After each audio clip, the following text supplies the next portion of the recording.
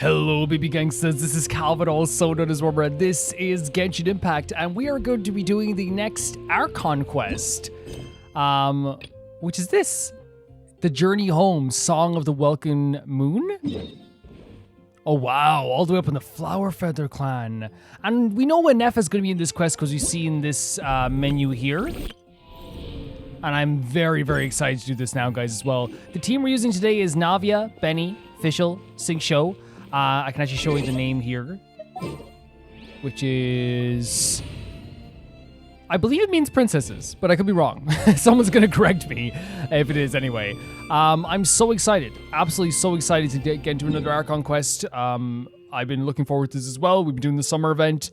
There's so much stuff to do in this update. It's been fantastic. Look how far we're going. All the way to the Flower Feather clan. I'm very excited. Let's do this. We know Ineffa is like I think she called herself a domestic robot, I think it was, in terms of like cleaning stuff, and they have like even like a vacuum on their hand as well, which is very funny to me. Oh my god. Oh, Aoife and Chaska, Uncle Cuckoo. Okay, she's all patched up. Where did you say you found her?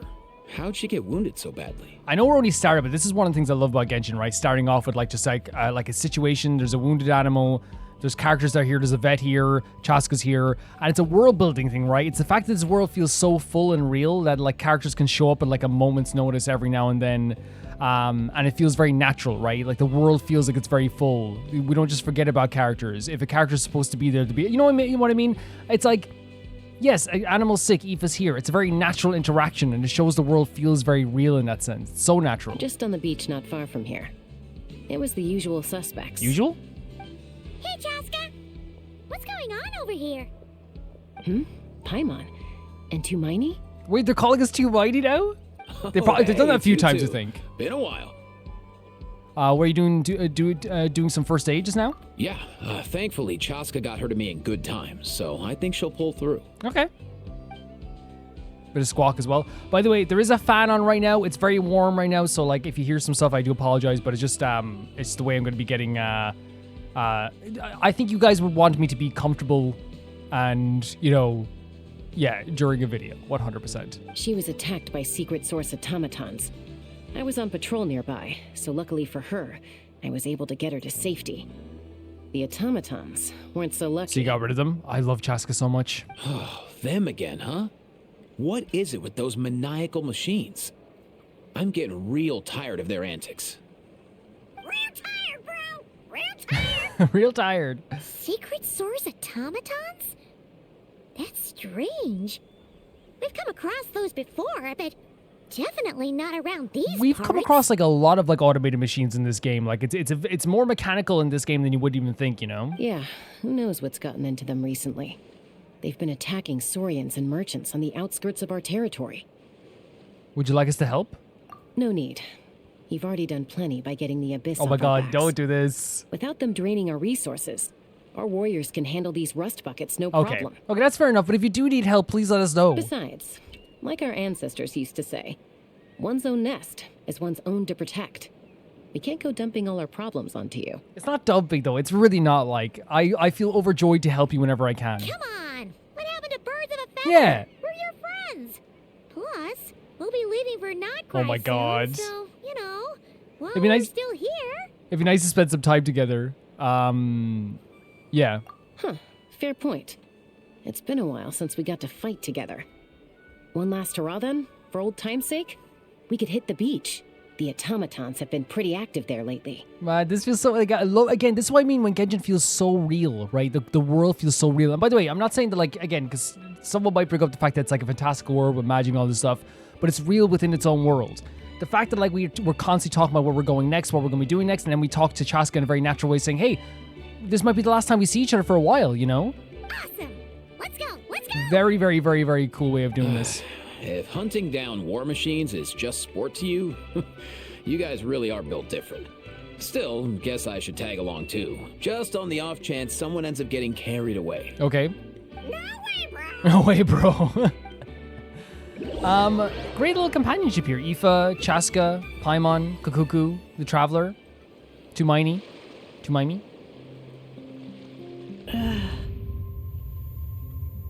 Is this Ineffa? Where are they? I wonder. Because I don't recognize the voice. Must. It's Ineffa. Find them. Oh my god, a new character. Beep, beep, beep. Traveler. Paimon. Wait, what? Wait, what did... Referencing us, by the way. Return home. Then afterwards return home. What is happening? They referenced us right away. We have to find them then. Takes me right back to the Night Warden Wars. What's going on over there? Oh no! Looks like she's passed out! And there's an automaton! Quick, save her! I'm not going to pretend I know how to use Navi, by the way, so it's going to be very haphazard. It's going to seem like I'm going to say stuff like I know what I'm doing, but you might not get an actual well-functioning version of Navi here, honestly. If you're looking for that, probably the wrong place. I can only assume it's building up those bullets to shoot them, right? I can only assume. Watch out! A proper send-down from the Stina with love. Odds revealed by... Wait, we get the extra damage here as well. Watch out! I built up the attack damage by a lot, actually. So I actually think it's doing pretty... Navi's doing pretty well with the attack damage, at least. You know, compared to like what my characters are. I know I don't build characters very well. But for me, Navi is well built. You know what I mean? She's my favorite character, so I'm just happy to have her. How's it looking? Is she badly hurt? Hard to say.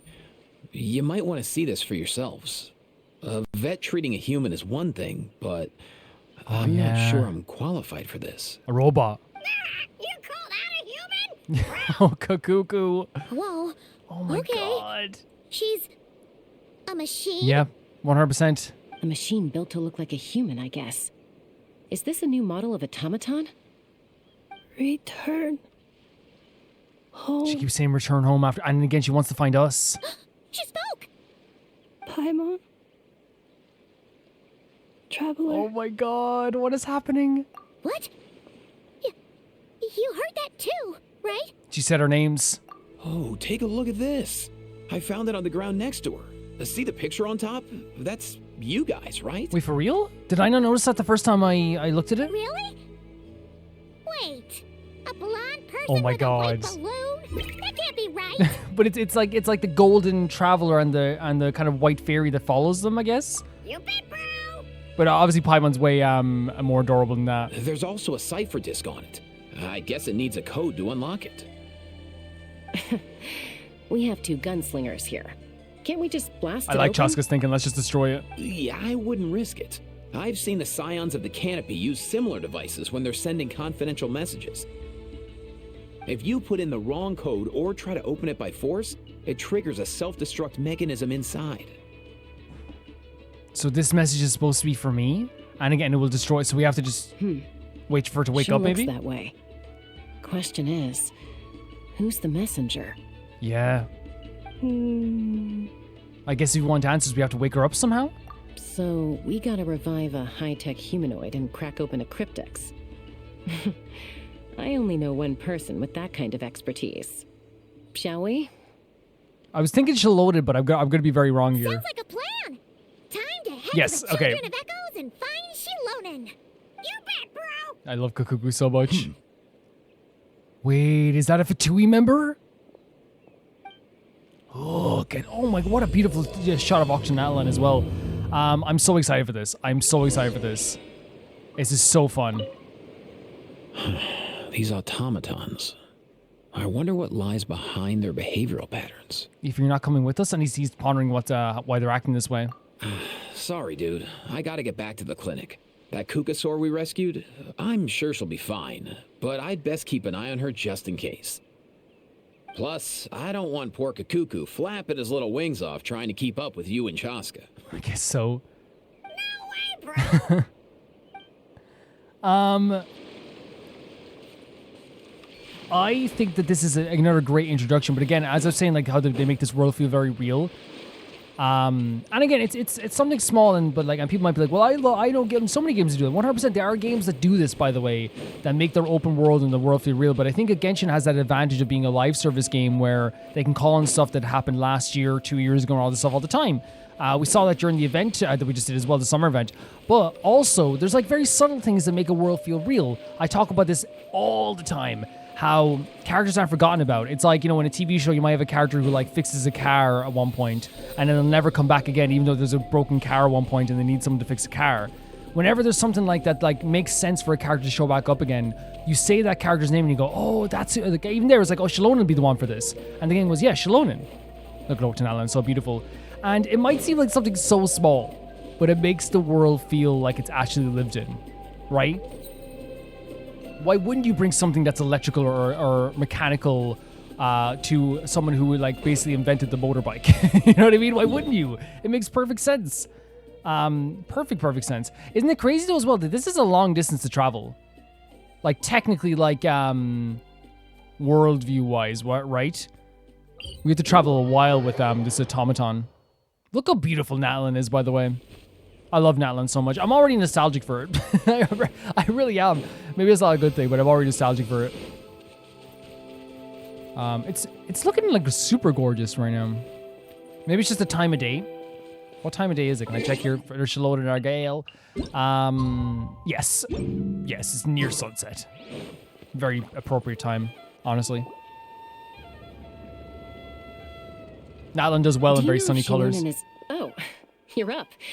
I figured you'd be taking a nap at this hour. I love Xilonen so much as well. Oh, yeah, perfect. First Mawika, now Chaska. Did you come all this way just to make fun of me? So Mawika was making fun of you?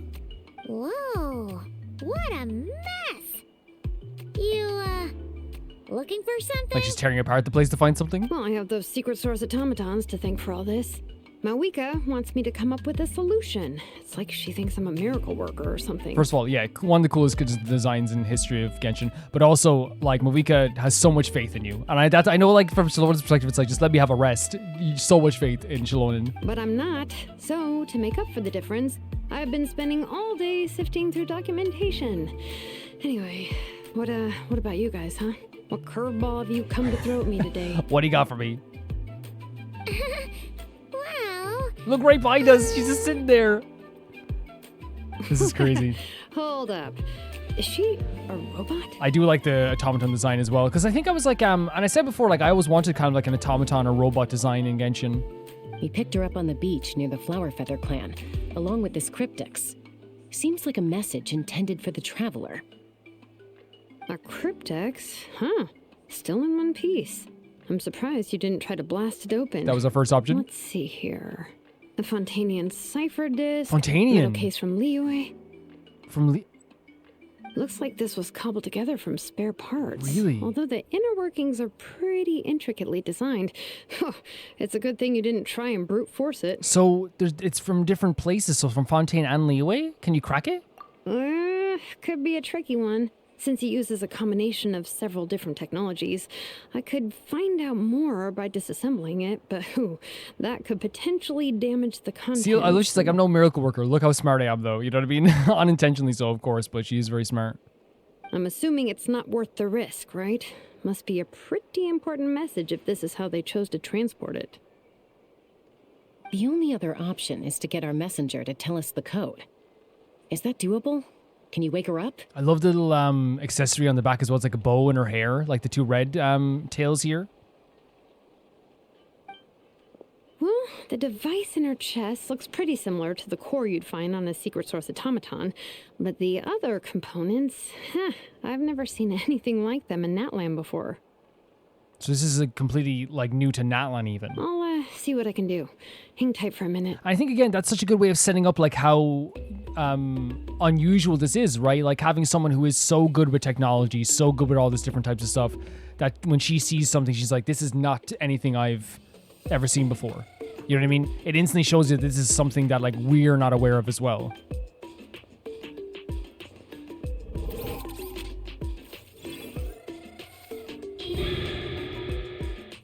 Is someone calling for her? Come home! Someone's asking her to come home. Hey, This is going to be so interesting. I mean, there always is with the introduction of a new character, but like this is like a new robot. All I did was stimulate the core. I did not expect that to work. Okay, well, it worked. Are you all right? White. Flying object. Flying object? Blonde. Traveler. Traveler. One of those things Paimon? is true. Wow. You recognize So we are us? her goal. Task in progress. Deliver message to Traveler and White Flying Companion. Message location confirmed.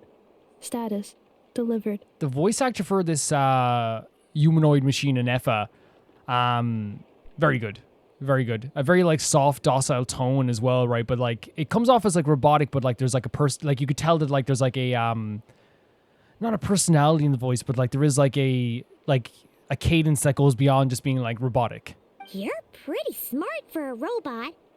Can you tell us the code for the message? The traveler looks so like his heart is beating fast right now, and it would be like someone sends you a message in this type of way. Code? There's no code. Oh, maybe not so smart after all. A code? You know, like a number that you put in to unlock the message? Paimon. Memory. Missing. Oh. What? Memory missing? So that part is just gone. Yeah, there's always a snag. Is there anything else you do remember? Besides these two? Your name, for instance. Name. Memory missing. And there's only maybe that's what was trying to happen in her brain as well. There's something trying to connect with her. She's trying to connect with her memory again. Oh, not again. Why would her memories be missing? Can robots even get amnesia? I think actually probably, I get what you're saying, but I think it's probably even more common with computers and robots to lose their memory because there's actually like probably a core function there that if it gets damaged. And I think the human mind is like that too, right? If there's parts of it that get damaged, you can forget stuff too. But like with robots, it's like a very direct, like, you know, one-to-one scientific explanation for why you would lose your memory, I guess. You said something about returning home earlier. Where's home for you? Any memories about that? Return home. Task in So progress. that's the next task? Oh, but something's affecting her for sure. Look at this like distortion as well. Memory missing. Oh, she doesn't even know where her home is. Oh, so that's it then. Her memories are gone for good? Is there any way we can repair her at all? Not necessarily. Judging by her reaction, it's possible that her memory integrity isn't compromised, just locked behind an isolation mechanism. Okay. Yeah, but what does that mean for us, though? In words we can understand. Again, I'm not into technology, and I'm not very good with this stuff either, right? Everything I've learned about doing YouTube and with technology to do with YouTube and capture cards and all this stuff has been like just on the job. But I'm guessing there's something that's isolating the memory of some kind? It means she protect it? hasn't lost her memories. They're in there somewhere. She just can't access them right now. So lack of access, okay. Like, when you know something, but the harder you try to remember it, the more it gives you a headache. Yes. Is that what's going on? Remembering a celebrity's name. And then, like, you know, have you ever challenged yourself then to not look it up? You're like, oh, I know this. You know, when you could just solve it in 2 seconds. Finding near synonyms for headache. Cognition module. Pain.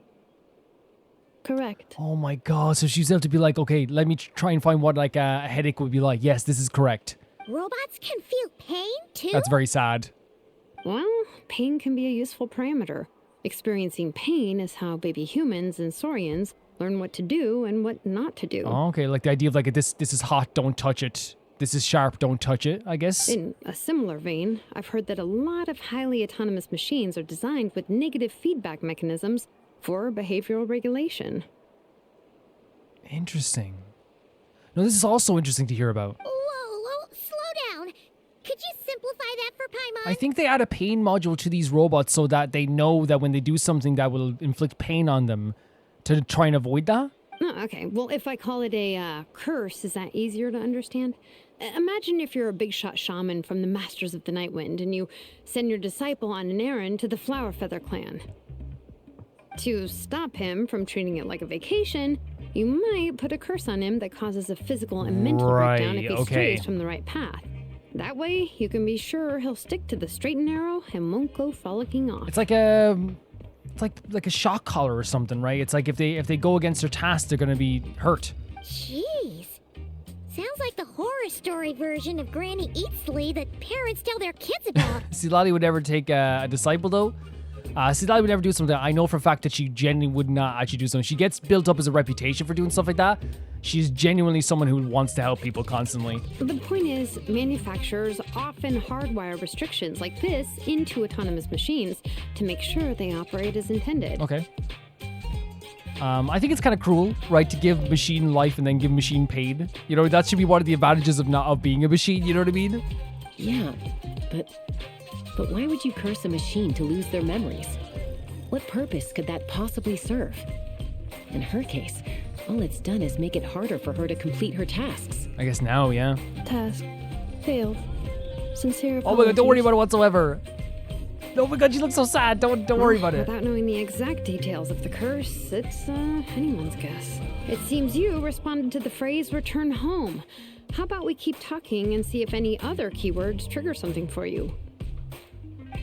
Sure.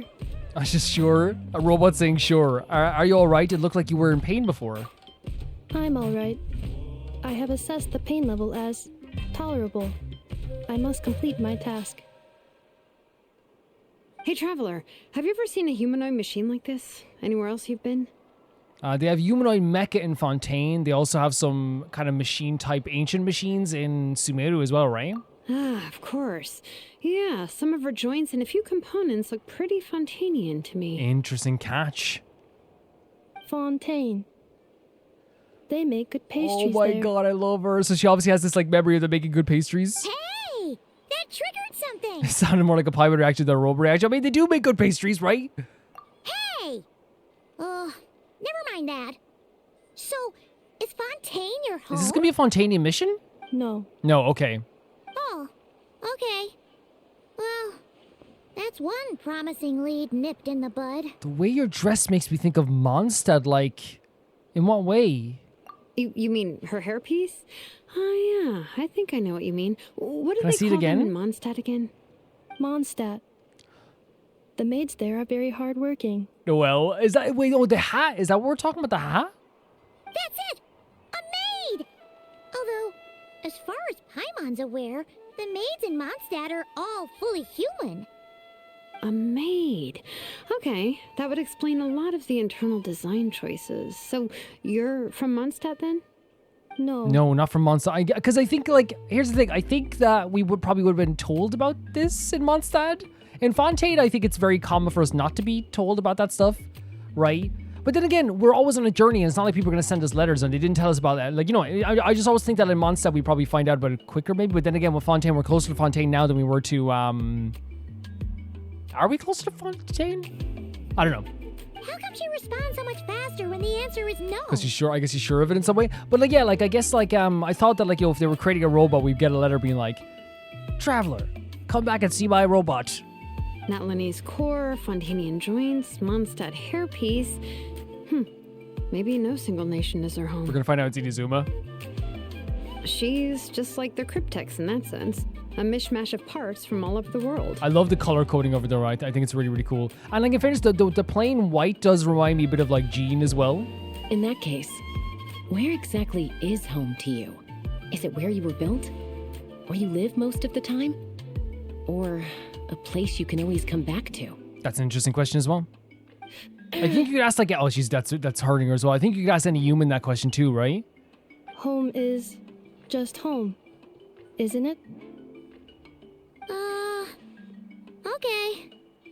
Feels like this is getting us nowhere. Any other ideas, Xilonen? How do we get her memories back? Again, just to be like, you know, the home is just home. That seems like such a very accurate answer, right? But it's also like a very emotional answer. So coming from like a robot as well, it almost feels just like it feels more simplistic in that way, right? If her cognition is impaired, maybe her body is the place to look. I found a lot of interesting things when I was examining her just now. Do you remember this little robot? Apparently, you were together when they found you on the beach. Oh, right, like the little one with the screen that helps during battles. Oh, she went right over to it. She knew what to turn on anyway. Oh, Oh my god, I think she's adorable. I really do. Nice. So you remember how to switch it on. Now, could you try doing something similar to your right arm?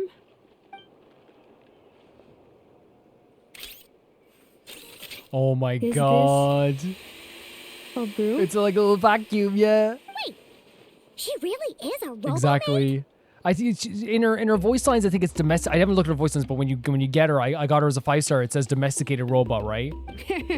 Wow, very good indeed. Now then, could I trouble you to tidy up my work? Xilonen always seen like the opportunity to like work a little less. You gotta appreciate it. Right now? Well, if she's a robo-maid, maybe doing some household chores will jog her memory. Yeah, just this area will do. Thanks. No need to tidy the whole workshop. Hey, come on! The poor thing's only just woken up. Don't you think this is a bit much? Yeah, well, I think Xilonen's just being a bit fun as well. Understood. Oh my god, she's gonna Commencing do it! What? task. Sorting large objects. She's really doing it. Well, guess this counts as progress. Let's see if it leads anywhere. With this music in the background, this is wait. Are we stacking stuff? Wait, no, we're just picking stuff up. This is so funny. They actually added a freaking like cleanup like mission to this. No way. I didn't expect them to do this at all. Because I thought like it would have been a thing where just like it would have been a passing joke. No, it's an actual game mechanic. She's cleaning up Xilonen's place. Stop. Oh my god. Cleaning floor. I actually like think she's actually incredible. Wait. Cleanup sequence initiated. Is that? It does! Oh my god, that's so fun! I never thought like, but then again, there are games like this on Steam, right? Like cleanup simulators and stuff like that. So like, honestly, I'm not like totally shocked that this is kind of fun. You know what I mean? I'm not totally shocked. This is pretty crazy. That they, well, it's pretty cool they did this. Sorting small objects. Red book? The good thing about being reincarnated as a hilly churl is that I only need to eat sunsetias to become stronger. Discusses energy acquisition from the sunsetia fruit. Category: nutritional science. I thought it was gonna be like one of those. I think she's adorable. I really do. I think I thought it was gonna be one of those isekai names. You know what I mean? That time I got reincarnated in slime or something. You know. Maybe I should keep a closer eye on what Nipika's reading. Outlander Brigade. When the wind of death blew towards the blonde samurai. Wait. Clear and concise descriptions of physical motions, but no plot. Category: martial arts instruction. By the way, I was just like, oh, that's nice, right? When she said this, she's still like Nevaeh's obviously still there with Xilonen, reading books with Xilonen. She's looking after like a little sister or daughter. That's so beautiful, really beautiful. Wait, isn't that a light novel that Seat Lolly left here by mistake? They're all like giving their input. Green book. Introduction of ancient machines. Grammatically elegant and rhetorically sophisticated, author displays a high level of linguistic mastery. Category: classical. Could this help us out in literature. some way? What in the world? That isn't classical literature. Okay, okay. So like, I guess it's a little bit messed up. Like there's one. The first book sounded like an isekai. The second one was a light novel, but they're taking it as like real factual information, I guess. So maybe there's something a little bit messed up. I find this so interesting. She's finally done. Huh? Is that a woven scroll down there? Oh, looks a little dirty. Could you clean it up? I love how it's like, do I ask her to do this at all? Understood. Cleaning woven scroll. She's actually adorable. I almost feel bad that she has to clean up all this stuff. I know like that's her function, right? Obviously, but like look, she's so adorable. The robotic eyes even, they look like atoms. Wow. It's like it's brand new. It's gorgeous. Hey, this looks like someone from the Children of Echoes. Xilonen, is this a relative of yours? Oh, a relative? No. That's Ishkik, ancient name Baraka, founder of the Children of Echoes and one of the 6 heroes. Very cool. Okay. It's a very pretty scroll. Wait, Baraka? Isn't that your ancient name too? Yep, she was the first recorded bearer of that name. She and her friends went on a mission to defeat the pirate Were you dragon. seeing this? She dismantled many ancient machines built by dragonkind, hoping to put them to use for the good of humanity. Can I say that, like, you know, with all the lore of Natlan and stuff, because I think I said, like, if it was right in front of me, I think I would, like, you know, like, and I saw, like, something triggered in my mind, I'd remember everything. But I think it's probably very normal since we haven't done, like, a big lore quest in a while, like, a big lore quest in terms of, like, the world quest we did, like, with the dragon lore and stuff, I guess. Do you think it's very normal for me to want to, like, maybe, like, go back and, like, look at some of my old videos and stuff? Because at least the end parts of the video so I can, like, refresh my memory. Because I think there's so much stuff that I'll be like, oh, yeah, I remember that. But, like, I kind of doubt myself right now, you know what I mean? Because it's been a while. But I think you'll always remember some stuff, won't you? For sure. But most of her research was lost to history. It's a real shame. I'm sure we'd all have much easier lives if we had access to all that tech. What happened? Useful stuff like that normally doesn't just get forgotten. Ochkon happened. An old friend of the 6 who ended up ruling Natlan shortly after the war and went full tyrant. He despised everything to do with dragonkind and persecuted everyone who showed any kind of sympathies toward their civilization. I can kind of feel when they mentioned dragons that something is just going to come up again. We learned all about Ochkon before, during the Mikey questline as well. Yeah, and they're talking about him going full tyrant, despising everything with dragonkind. Yeah. He even turned on Ishkik, one of his closest allies. Ultimately, she took her own life, bringing a once amicable friendship Jesus to a Christ. tragic end. We should remember a lot about this to our characters, right? Ochkon and stuff. Ishkik burned her workshop to the ground to make sure Ochkon couldn't get her hands on it. That's the reason most of her research is lost to history. That's a pretty insane way of doing it, right? So some of it survived. That's right. One of her friends managed to preserve a small amount of her work. The other person you see on that woven scroll, the same person I inherited the ancient name Vuka from. It was said that she was raised by a dragon mother, then went on to found the Flower Feather clan. Incredible The backstories. uncrowned queen who brought freedom to the weak and to the persecuted Saurians. That's such a beautiful. Imagine like you're on to be called an uncrowned queen who brought freedom to the weak and persecuted and to the persecuted Saurians. And like seems like Ineffa's looking at this like very interestingly so. Lianka, beautiful name. Malfunction. Wait. Oh no. Is she seeing something? Is this a memory? This is not the way. This is not where you belong. Malfunction who betrayed us all. You dare seek What? a place to belong? Is she saying Ineffa is a malfunction? Oh no, what the frick is happening? What was that? What's wrong? Are you okay? When she malfunctions, by the way, they'd make the screen malfunction. Stay. She has the wherewithal to tell Paimon to stay back? Of course, when someone says stay... Oh my god! Holy hell. So he saw that something was going to happen there. She didn't and obviously Ineffa didn't want this to happen. She said stay back. And he saved Paimon. Of course he did. This is their relationship. Look at that. Saved her. Holy hell. Look at this image as well, by the way. He jumped right into action because he knew something was going to happen and to save Paimon. Holy hell. It didn't seem intentional. She was telling Paimon to stay back. Oh, the scroll is gone. If she's a robo-maid, why is she suddenly acting like a lethal weapon? Yeah, she seems to have that power as well. Ah!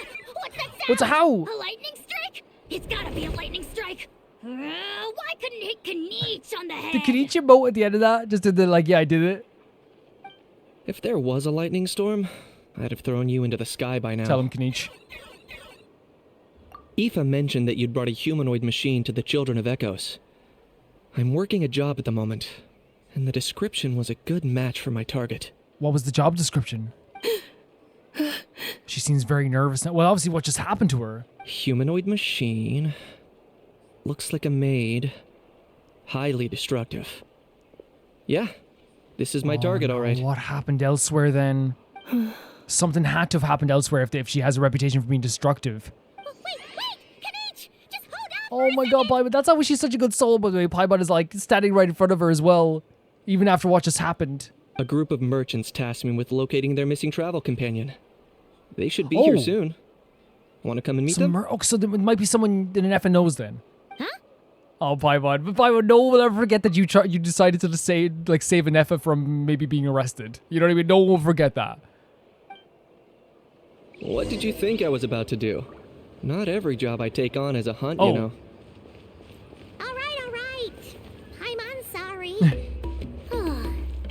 Let's go meet these Yeah, but like, you know what I'm saying? Like we can say like a lot of stuff, like, and people can say a lot of stuff about Paimon right there as well, and the Traveler and all the stuff like as well. But like, I adore them so much just because they're just generally good people. And like the Traveler here, like grabbed Paimon to make sure that Ineffa did not do any, like, because Ineffa like clearly like was aware of what was like that they were going to do something, maybe involuntarily so, and then when it happened, they when it happened, then that's when they kind of were like, that's when the Traveler stepped in because he saw something was going to happen to and save Paimon, because Paimon doesn't have those same instincts.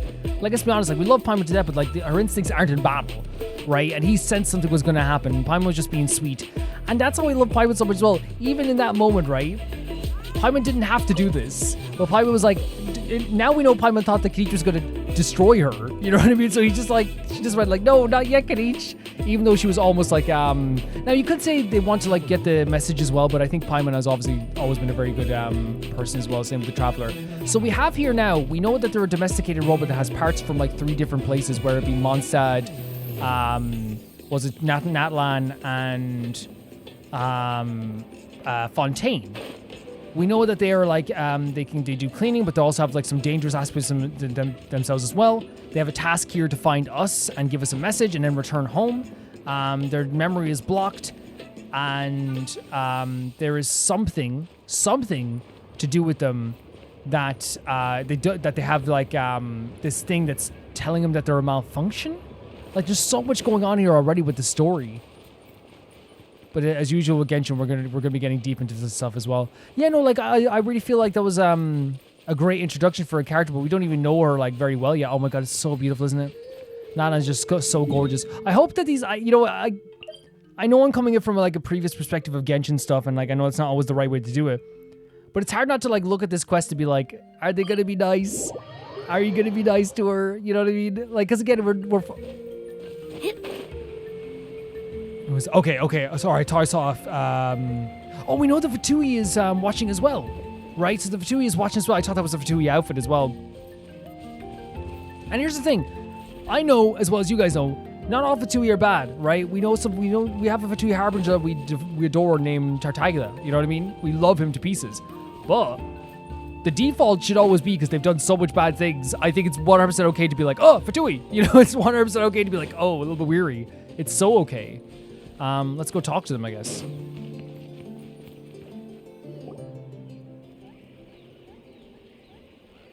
Hey, Ineffa! Ineffa? That's your name, I guess. It is. I mean, Ineffa! They found you at last! Thank goodness you're okay. My apologies. she Who doesn't are you? remember. There's some Fontaine outfits by the way here as well. Oh no, your memory's gone again. Even your name this time? Again?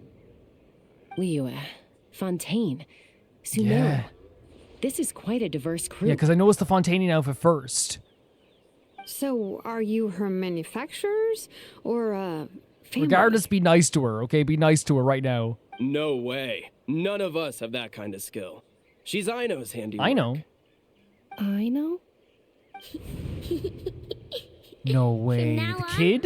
Your name's Ineffa. Oh my god, did you hear? That's so adorable. What the hell? Did you hear that? Ineffa. Promise me. Remember, you have to come That's the voice she home. heard in her head as well. Malfunction. It's hurting her to try and remember this stuff. Ineffa, are you Oh no, okay? this is I did. Sorry, I thought it was Ina. So it's Ina. Looks like she's getting worse. Is this all our fault? These outfits are very different, right? Can you guys tell us what all this is about? Where are you from? And what's wrong with with Ineffa again, probably catching herself as well. So sorry. I should have introduced myself. My name's Joachine, and I'm a merchant. This is my wife and daughter, and the rest are friends of the family. We're all from Nodcry. Everyone's from Nodcry. That's what the outfits are so unique, right? They're so different. Like the color tones, the stitching, the way that they're layered, it's all so different. So these must be Nodcry outfits. This is like I don't know, like post-war, like industrial outfits. Like it's very interesting. Nodcry? Yeah, where we're gonna be going soon. Wouldn't have been my first guess. How'd you all meet exactly? That's the thing about Nodcry. It kind of brings together the drifters from all over Yeah, the I mean world. Charlotte's going there too. Charlotte wants to go there also. Yeah, we're all merchants who ended up finding our feet in Nasha Town. Nodcry. It was going okay until all the trouble started. Troubles? Trouble? The Fatui. Oh, there it is. They came down from the north. 100%. And that's the thing, as we said, there's good Fatui members, but like the default should always be, what are they up to? Always. They've made some big moves in Nodcry lately. It's caused quite a bit of friction with the local religious We know groups. we've already heard they were there, right? We heard the doctor was there, right? That's one way to put it. You know what I heard? They pulled the whole moon down. That, plus the incident with the moon statues? Surely the Frost Moon Scions aren't going to take all this They lying pulled down. the moon down? Anyway, there us regular folks were just trying to make a steady living while getting increasingly worried that it's going to turn ugly. In the end, we figured heading back to our respective homes is probably the best thing for now. So we decided to make the journey together. But they pulled the moon down. So they're causing some real troubles. We know the Tory is supposed to like I have a base near there at least, right? And the Tory was like talking about exploring the idea of the fake sky. So was he one of the people responsible for this? And me?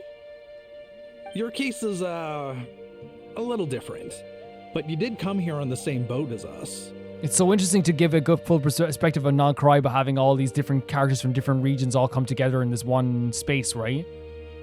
And showing us here before we even go to Nodcry. And it was smooth sailing until we got attacked by those weird machines as we were coming into shore. Weird machines? Secret source automatons by any chance? The same ones that attacked Ineffa. Ineffa saved us all. She jumped off the ship and told us to leave without Oh my her. god, what a freaking hero. What the hell? Really? I did She that? surprised herself. As soon as we'd found another place to dock, we looked around for someone to help us. We'd have paid anything to get her back. So she saved their lives. That's absolutely incredible. Hence why our price negotiation went so smoothly. However, the Traveler and party were the ones who actually saved But you could say Ineffa. you could pick it each. And Xilonen is the one who woke her up. I'll have to include their costs in the final I bill. mean, okay. I mean, can you just get us paid? I'm not going to argue. Oh, please. I barely did anything. All credit to Ineffa. She only woke up because of her build quality, so I guess I should say all credit to this. I know. I guess like to one mechanic to another. Her core is remarkably resilient. It's a rare find, even among Natlan's source mechanisms. Was Aino the one who modified it? Oh, if so, then we just need to get Aino to come here and fix her. Then she'll get all her memories back. Is that going to be so simple, though? I'm afraid that's not going to work. The core is most likely just something Aino picked up on one of her scavenger hunts. I doubt she did much beyond salvaging it. And as for the memory thing, Ineffa's whole reason for joining us on our journey was to come to Natlan and look for her missing So memories. she didn't even have her memories before she came to Natlan then. Please explain in more I think detail. there's something about her so genuine and cute, right? There really is. All right. Although I've lost count of how many times we've been through this, And I'm only telling you what you originally told me. Dude, why are you a bit... I don't like his tone. I don't like his tone. Your life was saved by this machine. Oh, you lost your memories again. I'm only telling you about this stuff. I don't like the tone, right? Let's keep the tone at a minimum to the person that saved your life. Although Aino built Please. you, she never could figure out where your core came from or how it works. The only thing she was fairly sure of was that it's not from Nodcry. So that would explain all the different scavenged materials, right, for Ineffa's build? Things were fine at the start. You'd occasionally forget to pay for your groceries or add salt to a dish you were cooking. But that was as bad as it got. You should be grateful. Until one day, you were sweeping the floor, and suddenly you forgot your own strength. Nearly took the entire wall down. Her eyes widened as well. Sounds similar to what happens now. She at some points doesn't realize what she's even doing. The worst part of that was, Ineffa had completely forgotten that Aino was on the other side of that she looks torn up about it. Aino was fine, of course, didn't bat an eyelid. But since then, Ineffa has been searching for a way to try and repair herself. That is a very responsible attitude. So the same thing that happened with Paimon is because of some malfunction, and this thing that's telling her she's malfunctioning inside of her head as well. And what's so like sad about that as well, though, is that like she's trying to make her. Aino told her to come back home because obviously Aino didn't bat an eyelid because she's like, okay, I don't care because I just like Ineffa. Clearly, that's what I'm getting from like the come back home thing, you know. But like it's so like it makes me like her even more. The fact that she's like, I have to go and find a way to repair myself because I don't want to be that robot that just like accidentally hurts someone like they did almost hurt Paimon today, you know. Anyway. A bunch of mechanical parts from Natlan showed up in Nodcry recently, and you noticed they bore some similarities to your core. Then you learned that a group of us were planning to return home, stopping off in Natlan on the way, so you tracked us down and joined the crew. Well, does any of that jog your memory? No, it's okay. We'll deal with whatever we can, right? In whatever way we can as well. I already am like endeared to this character. Didn't think so. No need to sigh. Has her memory loss always been this serious? No. When we first set off, she'd have the occasional memory lapse, but it only lasted a moment. Didn't really affect anything. I seriously doubt Aino would have let her come on this trip if it had been that bad. But then, the closer we got to Natlan, the worse her symptoms got. She was already in a pretty bad state by the time she went to fend off those machine things. And now, I wonder if that battle just made things worse. So the closer she got, so there's something definitely here that's connected to her, right? If the closer she got to here, the worse it got. Poor Ineffa. The outfits are so crazy, right? The layering of the outfits and everything. The hat is very adorable. My friends, I know we've only just arrived in Natlan, but from what I've heard, you're some of this nation's top It's very talents. true. Is there anything you can do to cure her? Anything Like, at and all? legitimately, like, I'm not even like trying to blow smoke up like all the characters' butts here, but like, it's true. Like, you know, you're literally standing in front of like, you know, like some of the most like talented and like incredible people in Natlan, you know? Like, legitimately so. Oh, poor Ineffa. Why is Ineffa breaking my hair? Perhaps coming to Natlan was a bad idea. Oh, and she just wants to repair herself. I swear to God, someone repair her right now. Well, it's too early to say. Don't forget that before I was interrupted by you guys, I just started my deep dive into researching the secret source of So we're still doing research. My job isn't done yet either. You wanted your travel companion back, safe and sound. Oh my God. I still have work to do. He's like, she's not safe and sound yet. So, why don't you all stick around here in Natlan a little longer? This is the Natlan hospitality. It's literally like, if it's literally, you want to be family, just come here. That's it. You want a new family? Come to Natlan. Your ship got attacked, and since then, you've been scrambling to try and find your missing crew member. Sounds like you need some time to catch your breath. 100%. Yeah, I was just thinking, we could do with a breather. But where would we stay? How about the Flower Feather Clan? It's cozy. In my tribe, weary travelers are always welcome. Flower Feather Clan. In the meantime, we'll try to find whatever information we can about Ineffa. After all, she has a message for our two Our Timimi. So this is as much our business as it is Fantastic. yours. I guess I'm talking about, Nalan treats people like family, right? Legitimately. Oh yeah!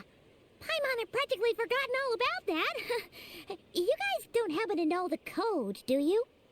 Oh, the code for the cryptex. Sorry, Ineffa wouldn't So tell us Ineffa even anything wanted to about keep it that. secret from everyone else here as well. You gotta wonder what sort of a person sends a robot with amnesia to deliver their By the way, that's not an messages. insult to Ineffa, by the way. Paimon is very upset. That's like Paimon saying, like, you know what it actually is? It's like when Paimon would be the type of person that, like, a delivery man comes to her door and it's like searing hot, right? And he delivers the package. He's like, this has been a tough day. And Paimon goes, you have to wonder who would send delivery people out in this heat. Let me make a call. You know, be nicer to your boys. To be fair, they couldn't have known things would get this bad. Also, Ineffa told me she had a backup plan to make sure she wouldn't forget the So code. there's something there we can figure out with that. A backup plan? Great! So what is it? Backup plan. Oh, missing. I adore her. If anyone ever hurt her, I would kill them. Huh. Well, as long as we get her memories back, that'll solve everything, right? Oh, yeah, okay, because it's that simple. Wait, you do realize I can't promise anything, don't you? I do. I also know that every time you say that, you end up getting the job done. It is true, though. Every day she's like, you think I'm a genius? Yes. She thinks I'm like the most mechanically sound person in all of Natlan. Yes. She is. I'm gonna get in touch with some other people who might be able to help us. Tumaini, Paimon. See you Whenever around. someone acknowledges Paimon, I adore them, by the way. Not everyone does it. They don't always do it. Thank you, Kanichi. Bye, Kanich! Oh, and bye, I didn't say Hal. much. Actually, that's weird. Why is a Hal so quiet, Very quiet. today?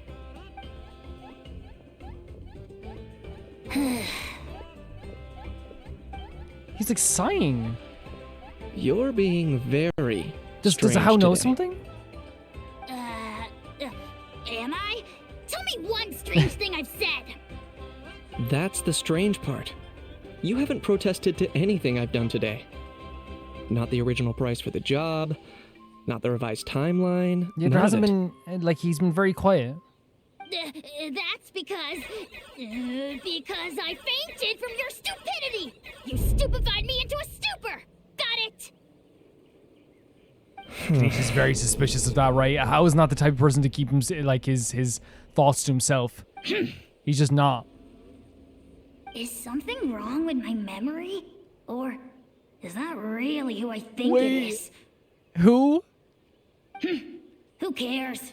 How? Of course, Hao knows something. Is it something to do with the dragons then?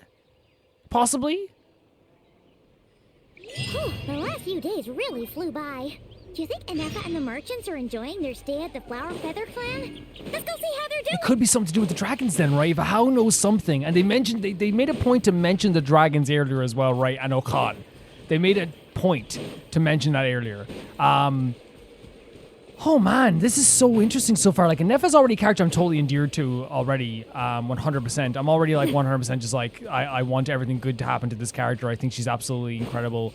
In terms of just being a sweetheart, right? And like, I love her. Her story's intriguing. Her backstory's intriguing. And also like, the thing that like I think endears me more than anything is this character who like clearly wants to help people and cares about these people that she was caring for and doesn't want to hurt anybody, but is being forced in some way, somehow by a malfunction into hurting people.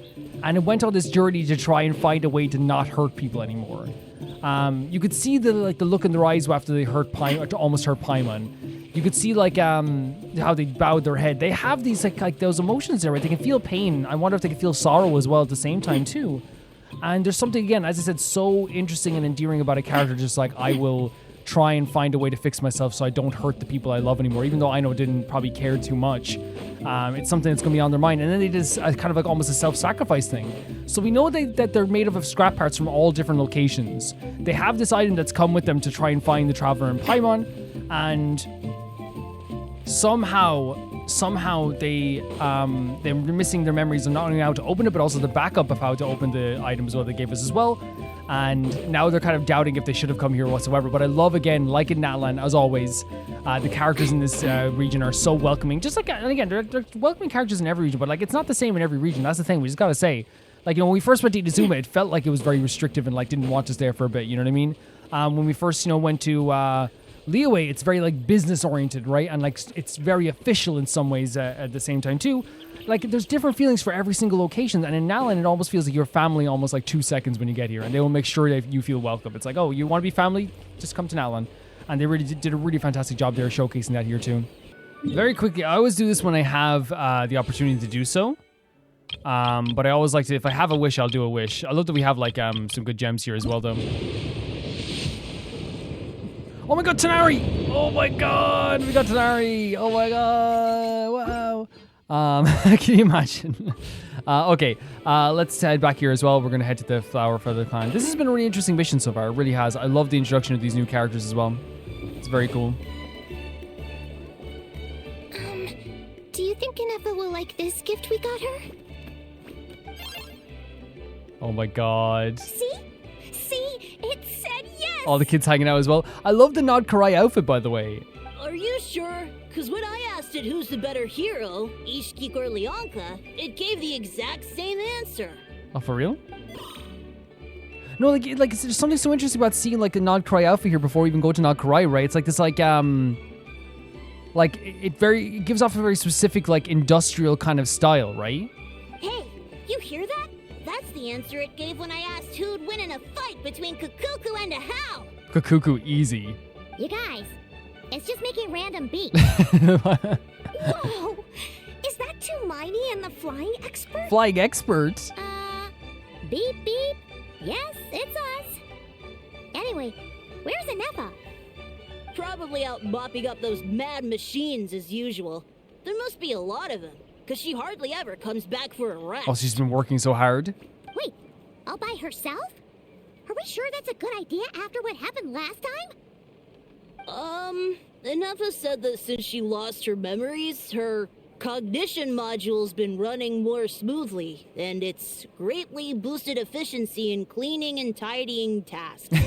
I think that was it. You remember that very well. Huh. So, losing her memories has somehow made her a better fighter? She's awesome! I saw her carrying a whole pile of beaten up machines in one hand! Oh my god, they are, like, and it makes sense that kids would think that she's so cool, because she is cool, by the way, but like kids would so look, like she's like a superhero, like, you know? All the grown-ups say that they feel much safer leaving the house now, thanks to her. That's awesome. So, we thought it'd be nice to give her a little gift. Little sweethearts. We've tried giving her flowers and feathers, but it seemed like she didn't like them very much. That got us thinking. Maybe robot people don't like the same things as us. Maybe. Uh-huh. So that's why you made her this flower out of mechanical parts. They made her a mechanical flower? Yeah. We still don't know if she'll like it, though. The thought of that already shows that you have so much, like, sweetness in you to think of that. Because, again, like, that's like, so much, so sweet, right? To be like, you're already thinking about what they could like, what they might not like. Thinking about their preferences, you know? It's okay, Arieta. She'll love this one. I'm sure of it. This is so adorable. But what if she doesn't? This might be my last chance. Yeah, what do you mean by last chance? Well, now that all of my mom and dad's other friends from Nodcry have left to go home, it's just us left. And they said today it's our turn to go home too. So they're leaving? Already?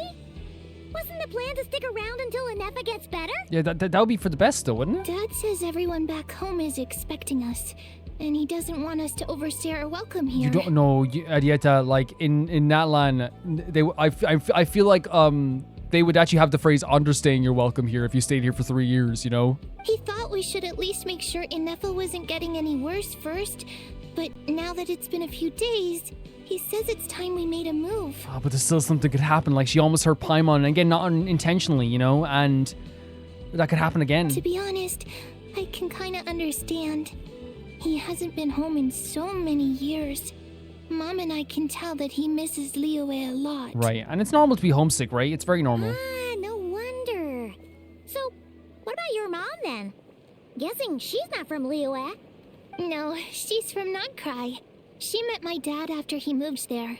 I was born there too. So we have like native Nodkarai people here. He's been there the whole time I was growing up, so he hasn't been home in at least 10 years. That's a long time. No wonder he's getting homesick. Don't worry. We'll write to you and let you know how Ineffa's doing.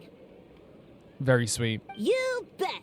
And when she's all better, we'll bring her to visit you and leave. But this is kids, by the way. Kids, like will literally make friends in 5 minutes and they're the closest people in the world then, you know? Yeah, so don't worry too much about the flower.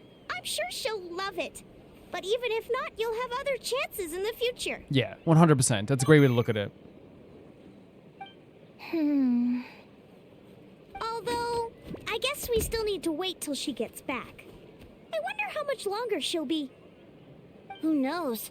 Seems like she takes longer and longer every time she goes out. Which means there might be more enemies every time she goes out? Can't we go take it to her? No, wait. The grown-ups would never let us do that. Way too many of those mad machines out there. What am I gonna do? If she doesn't get back soon, I might run out of time. Yeah, we can definitely deliver, right? Of course we can. Really? Thanks, Tumaini. Oh my god, the way they say Tumaini, like, I feel like they're really emphasizing it this time around, though. And it makes sense to give us a name in Nalan, right? Like, it's our hero name. No, I love that they're emphasizing it, though, as well. As always, guys, I say it all the time. I just want to reiterate for anyone. During this, week of recordings, you will hear probably a fan in the background.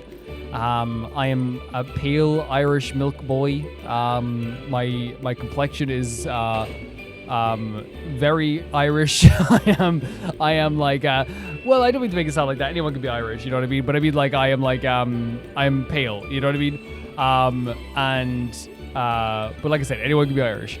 I genuinely cannot handle the heat. I love cold weather. Heat, not my thing. Oh god. We're gonna drown here. Oh, I forgot they do that, by the way. They give you a tiny bit of stamina when you go into the water. That's very, very kind. I love how this looks, by the way. But yeah, I just can't handle the heat very much. And it's one of those situations where, I'm not used to the heat. We get random bursts of heat every once in a while here, in random places around Ireland. And it usually lasts, in Ireland, it usually lasts, a few days, and then it goes away. But obviously the danger is that for people in Ireland is that we don't really have an air conditioning thing in Ireland where everyone has air conditioning because we our houses are also used to keep heat in, and that's just because for the majority of the year we can see the tree in the distance there. For the majority of the year our days are cold. You know what I mean? They just are, or at least colder. And after seeing another machine, oh my god! Threat eliminated. Yeah, she's getting rid of all these guys. Next target. Ineffa! Traveler, Paimon. Annihilation mode disengaged. Chat mode activated. That's actually very funny though. It's annihilation mode. She has a chat mode. Chat mode? Huh? You'd probably get along well with a Fontanian magician friend of ours. She does modes instead of moods, too. So, she's talking about, Lynette. Good morning. Nice to see you again. Oh my god. What lovely weather we're she's having. definitely doing, small talk. Good morning, nice to see you again, too. It is lovely, isn't it? Hey! Don't you start, too. One robot's enough. I want to reciprocate, though. She's being very kind. These are some standard greetings I learned recently. 3 greetings in a row equals thrice the greetment. Hypothetically speaking. She's so cute. Where did you get greetment from? Greetment's a great word. Never mind. You're doing a whole lot better than the last time we met. I adore her so much. I really do. Yes. My cognition and language modules are recovering well. I can now sustain fluid conversation. Fantastic. But I have still been unable to retrieve the memory containing the code to the cryptex. I will keep trying. Sincere apologies. It's okay. However long it takes. Don't put any pressure on it. Now that a convenient moment to change the topic has presented itself. What is that object in your hand? A new model of source mechanism? I love how she just speaks what everyone probably would think sometimes. When you see when you're trying to wait for a change in the conversation because you have something really to say,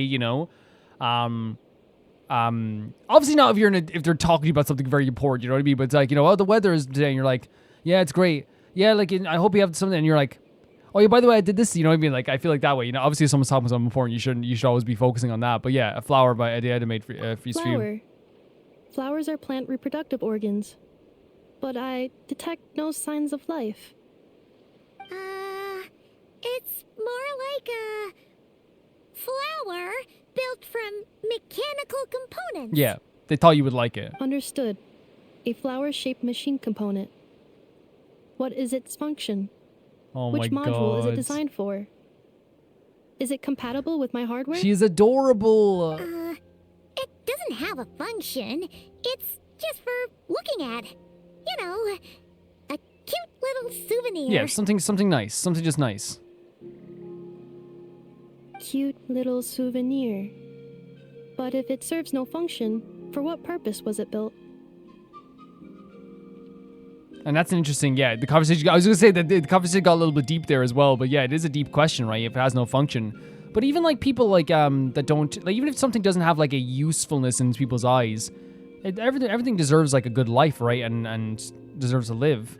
A cryptex is for sending messages. Machines are for performing tasks. What about this flower? What is it for? I guess it's to express gratitude. That's a good way of putting it, right? That's a good way of giving it like a meaning. Gratitude? Yeah. The voice actor first, so good. If someone helps you out, you help them back. And if someone gives you a gift, you get them something in return. That's how we show gratitude to other people. Paimon's so excited to teach as well. The flower Feather Clan took me in, so I'm neutralizing threats near their territory. Oh. Like that? I think she's the sweetest sweetheart who ever lived. Yes, it's kind of like that. Yes, exactly. Yeah. You got it. So, it all makes sense now, right? But is this not tit for tat? I heard Mr. Kenichi use this term. That's a very Kenichi thing to say, but he probably meant it in a different fashion. No, that's completely different. Tit for tat is for I mean, again, here's the thing, right? The idea of like grasping like dialogue and language is such a difficult thing, like for anybody. Imagine losing your memory as well. But Kenichi definitely meant that as in like if someone hurts you, you hurt them. Desire, will you accept this flower? I will. Gratitude. Gratitude. I'm sorry, she's the biggest sweetheart in the world. In terms of its purpose, think of it as a memento of your friendship. Yeah. Memento? An object that symbolizes an important memory. It's for remembering something or someone by. Important memory. Memento. Wait. Are we getting something? Here. Wear this flower. And this feather, too. Wait. There. Much better. Gotta look your best for your big journey. This is in Nalan, right? A flower white will only increase the total load? It's just a flower. It's not that heavy. Just think of it as a little souvenir from me. Something to take with you on the road. And again, she's thinking about the function of it, how it'll be too heavy, but then obviously, like, this unfamiliar lady is trying to talk about the idea of, like, how it's just something, like a souvenir. That's right, a souvenir. Sometimes when people have something important to remember, they'll pick an object to use as a reminder of that thing. So did this remind Ineffa of something? Even if you end up forgetting everything, this flower will always keep blooming. It could take 1,000 times, maybe 2,000, but maybe one day you'll see the flower bloom, and suddenly you'll remember the reason for your journey. Shouldn't I stay here and help you? But yeah, this is a really beautiful sentiment, honestly. Like, it is like I mean, we have this in life ourselves. We talk about all the time with music cues and stuff like that as well. Like when we go back to Mondstadt, we remember every single memory we had from Mondstadt, right? And it is this thing where, like, a memento can remind you of those things. It's the same with eating food. Like, if you ever had, like, like, weirdly, and this may be a weird thing for me, but, like, a bacon rasher sandwich, just butter, bread, and bacon, right? Always reminds me of, like, when I was a kid and my dad would make me a bacon rasher sandwich and a cup of tea. You know what I mean? I always remember that. And, like, that taste, it takes me back so quickly, no matter how many times I eat a bacon rasher sandwich, honestly. Yeah. No. Everyone's on their own path, and they have to walk it alone. Just as your journey is yours and no one else's. Besides, I have no plan to go to war against him. We both owe each other far more than our mere lives. Go to war with him? If either of us actually wanted to claim on that debt, all they'd have to do is ask. So this is right in the same spot that we are now, so go to war with him. If anything, I pity him. In a way, his situation's not so different from yours. But in his case, it's turned him into something neither human nor dragon. The more he chases the sun, the more it blinds him to the creatures who live by its light. What the hell? And that camera reveal is so good for this too, but... You were once, well, she was once the enemy of humankind. She? And Ochkan doesn't care to distinguish between you and her like Ishkik and I do. Wait. He sees you as the same being. Wait. Okay, so Okan is saying she doesn't distinguish between her and like Isha and I do. So at one point Ineffa was like, or at least something to do with Ineffa was the enemy of humankind, and Okan doesn't separate that somehow. So if you stay behind, and especially if you help me, it'll only stoke the flames of his blind hatred even further. Is she like a freaking dragon or something? Like, what is this? Come on, you have bigger things to worry about than me right now. You have a huge journey ahead of you. That should be your focus. Have faith. This tribe will kneel to no one. They will never be slaves. If they lose their leader, someone else will take up the mantle. Heck, even a child who's barely learned how to walk could do it. All right, time to go. Some things are destined to be forgotten. Don't let it get to you. In 1,000 years' time, you'll have a life far, far away from here. This person's very sweet to Ineffa here as well. Cross the ocean. Find a new place to belong. Is that what she felt then about, not cry? Malfunction who betrayed us all. This thing again, malfunction betrayed us all. Dare seek a place to belong. Stop this, what is this? Ineffa, what's wrong?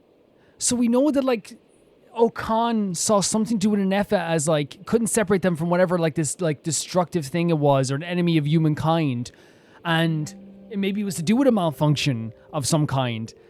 And this thing that keeps haunting Ineffa keeps saying like, you think you can find somewhere you can belong. Like, it's very cruel, right? Very, very cruel. I was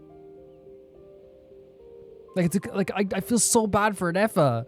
Sincere apologies. My cognition module crashed. Don't worry about that at all. It is now fixed. Don't ever worry about that. Is it because you've been fighting for too long? Oh, you need to rest. Come on, let's get you back.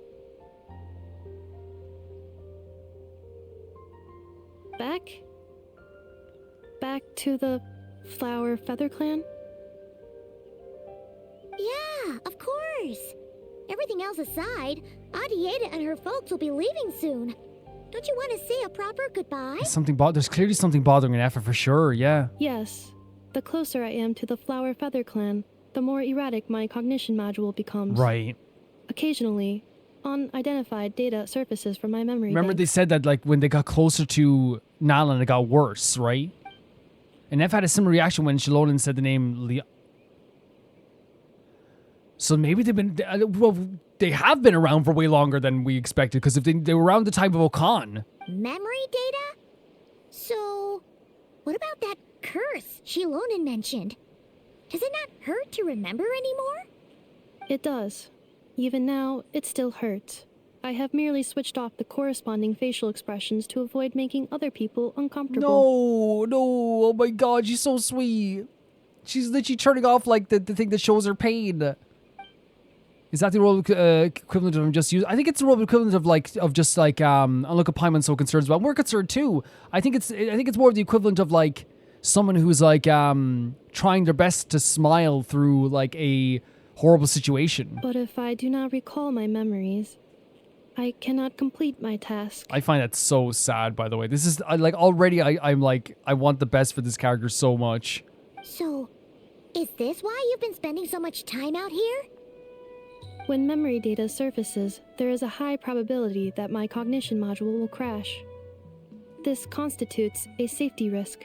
Therefore, I have been spending time away from the tribe. She's literally just been trying to reduce the safety risks. A safety risk, like what happened with the Children of Echoes? Yeah. Come back with us. No need to worry about safety risks with us around. Exactly. You're with the Traveler now. Yeah, exactly.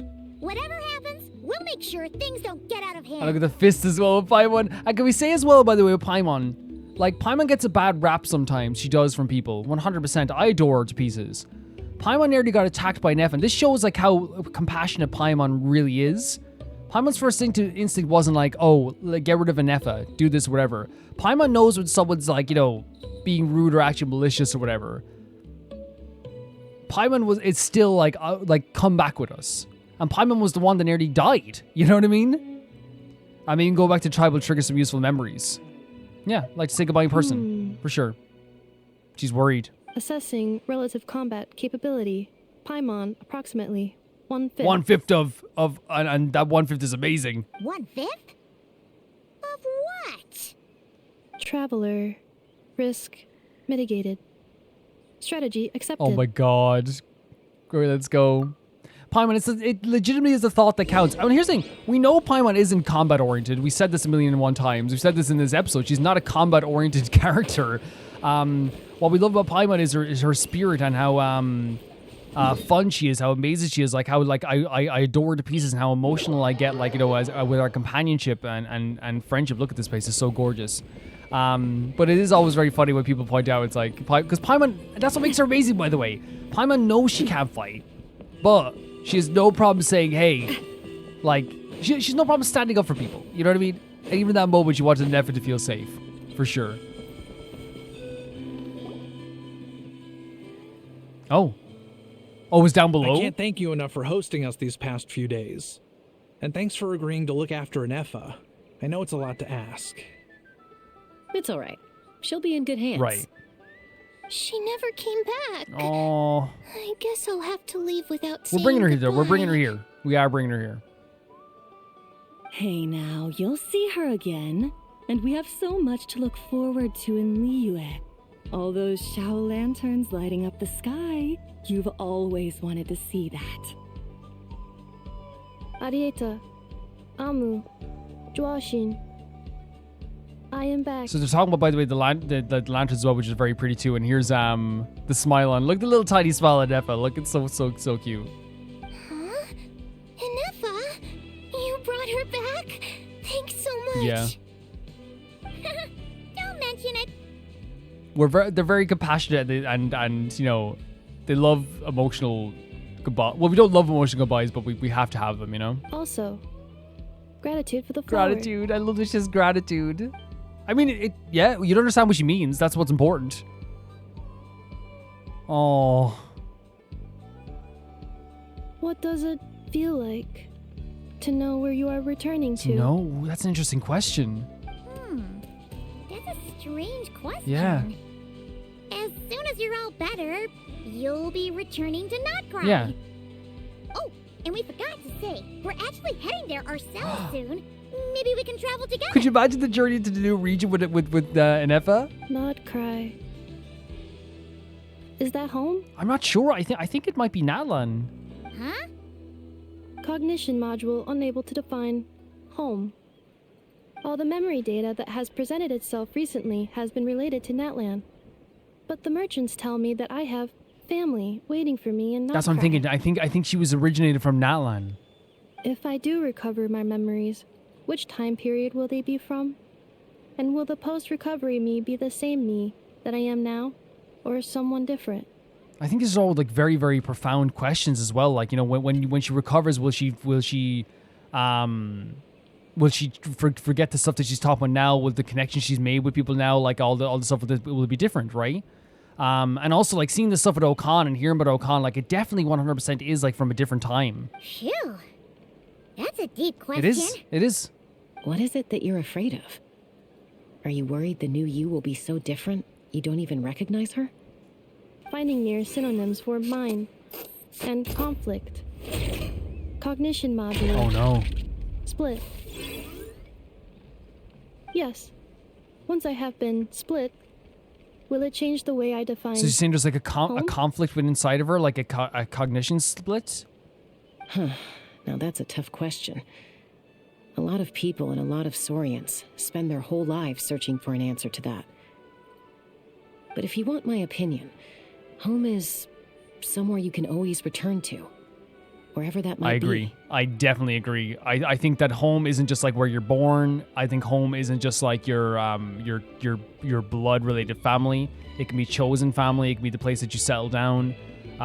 If you were born in Mexico, but you moved to France and you prefer France, and France is where you feel most at home and you have people that love you there, that is your home, and vice versa, you know? No matter how far you fly, there will always be someone back there waiting for you. Yes. No matter how battered and bruised you get, you can always go back there to rest and recover. That is home. And again, it doesn't matter if it's a friend, if it's a wife, if it's a husband, if it's a partner. It doesn't matter. It's that. I guess you could say it's somewhere you belong.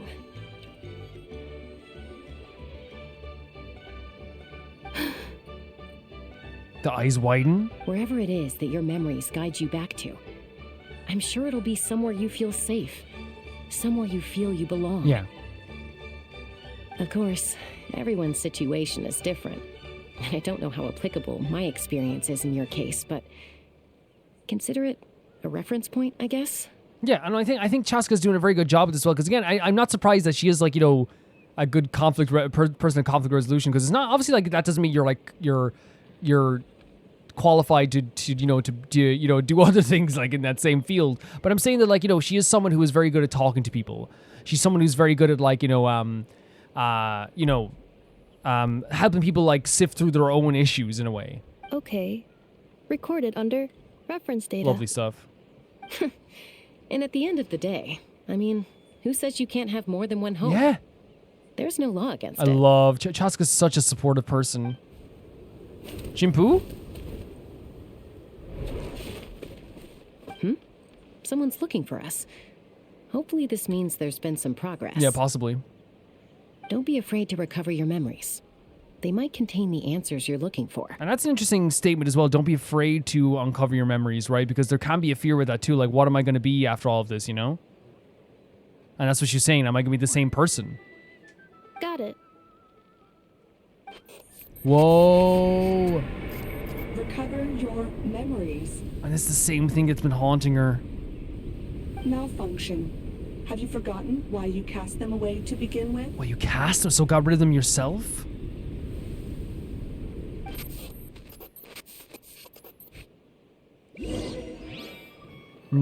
I don't want, you know what I mean? Like, I know it's like a weird thing to say, but I just don't like anyone feeling like that they can't, that they're tormented like this. And especially Ineffa, who clearly like something happened that has tormented them, and now we know that they probably casted those feelings away themselves, which means that we have a situation where they are like trying to blind themselves maybe as well, where they're trying to block it out themselves in a way. But it's clearly from a long time ago. Like if you're mentioning Okan and all those situations, it clearly is from a long time ago. And in this situation as well, we also have like this thing where like we don't know how they're feeling, right? We don't know how they're feeling. We don't know. We don't know truly what happened, I should say. But I'm so ready to support Ineffa in this situation. I adore her already, and I love that Chasko's being so supportive there and so great with the... Where do we have to go? Over here, is it? It's up there. Okay. Yeah, so supportive and so great. But there's something dark there. There has to be something darker within all of that. It really feels that way.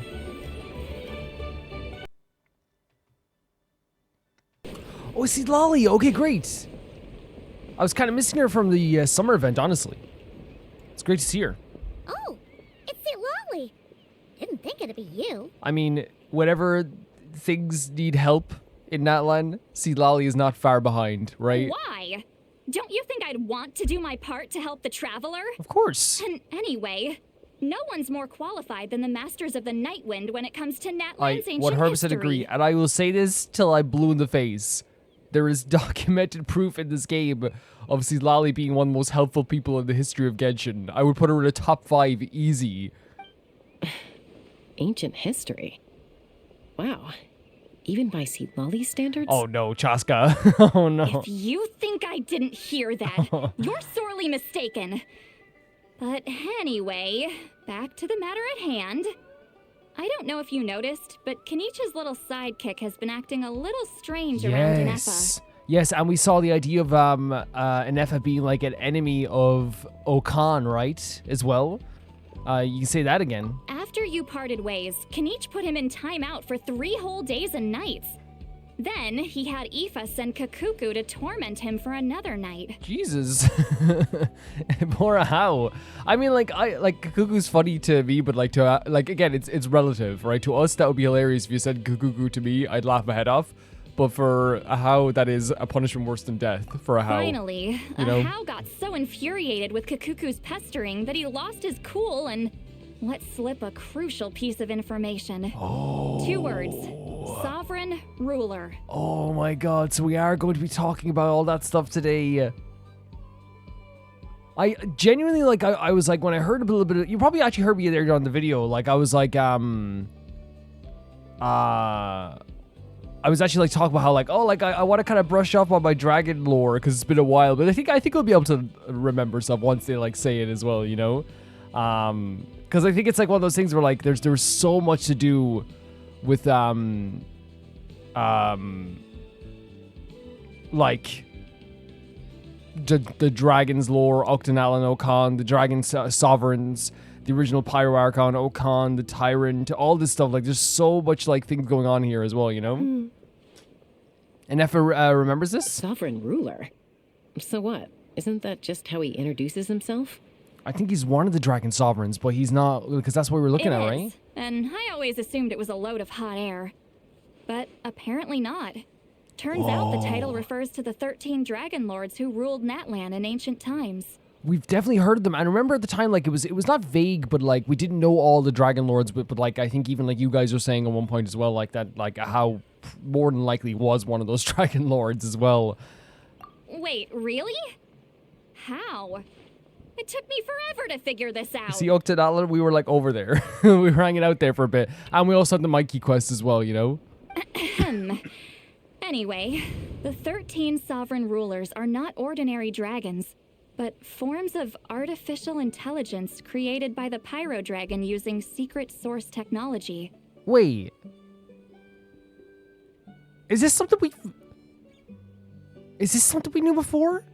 They're all artificial intelligence? They had superior intelligence and greater authority than even the ancient dragons themselves. Each ruled over a portion of Natlan's territory. Like, we knew that, but like, I guess maybe like the idea of them being like an AI, like, you know, maybe it's different to what I'm thinking of. But one by one, they disappeared during the war with the heroes. Yeah. Even most of their names are unknown now. Long since buried in the sands of time. Look at this representation of this, though. Very cool. I can't believe we're bringing this back up. If we had managed to pry that tidbit out of a how's mouth, I would have had no idea where to even start.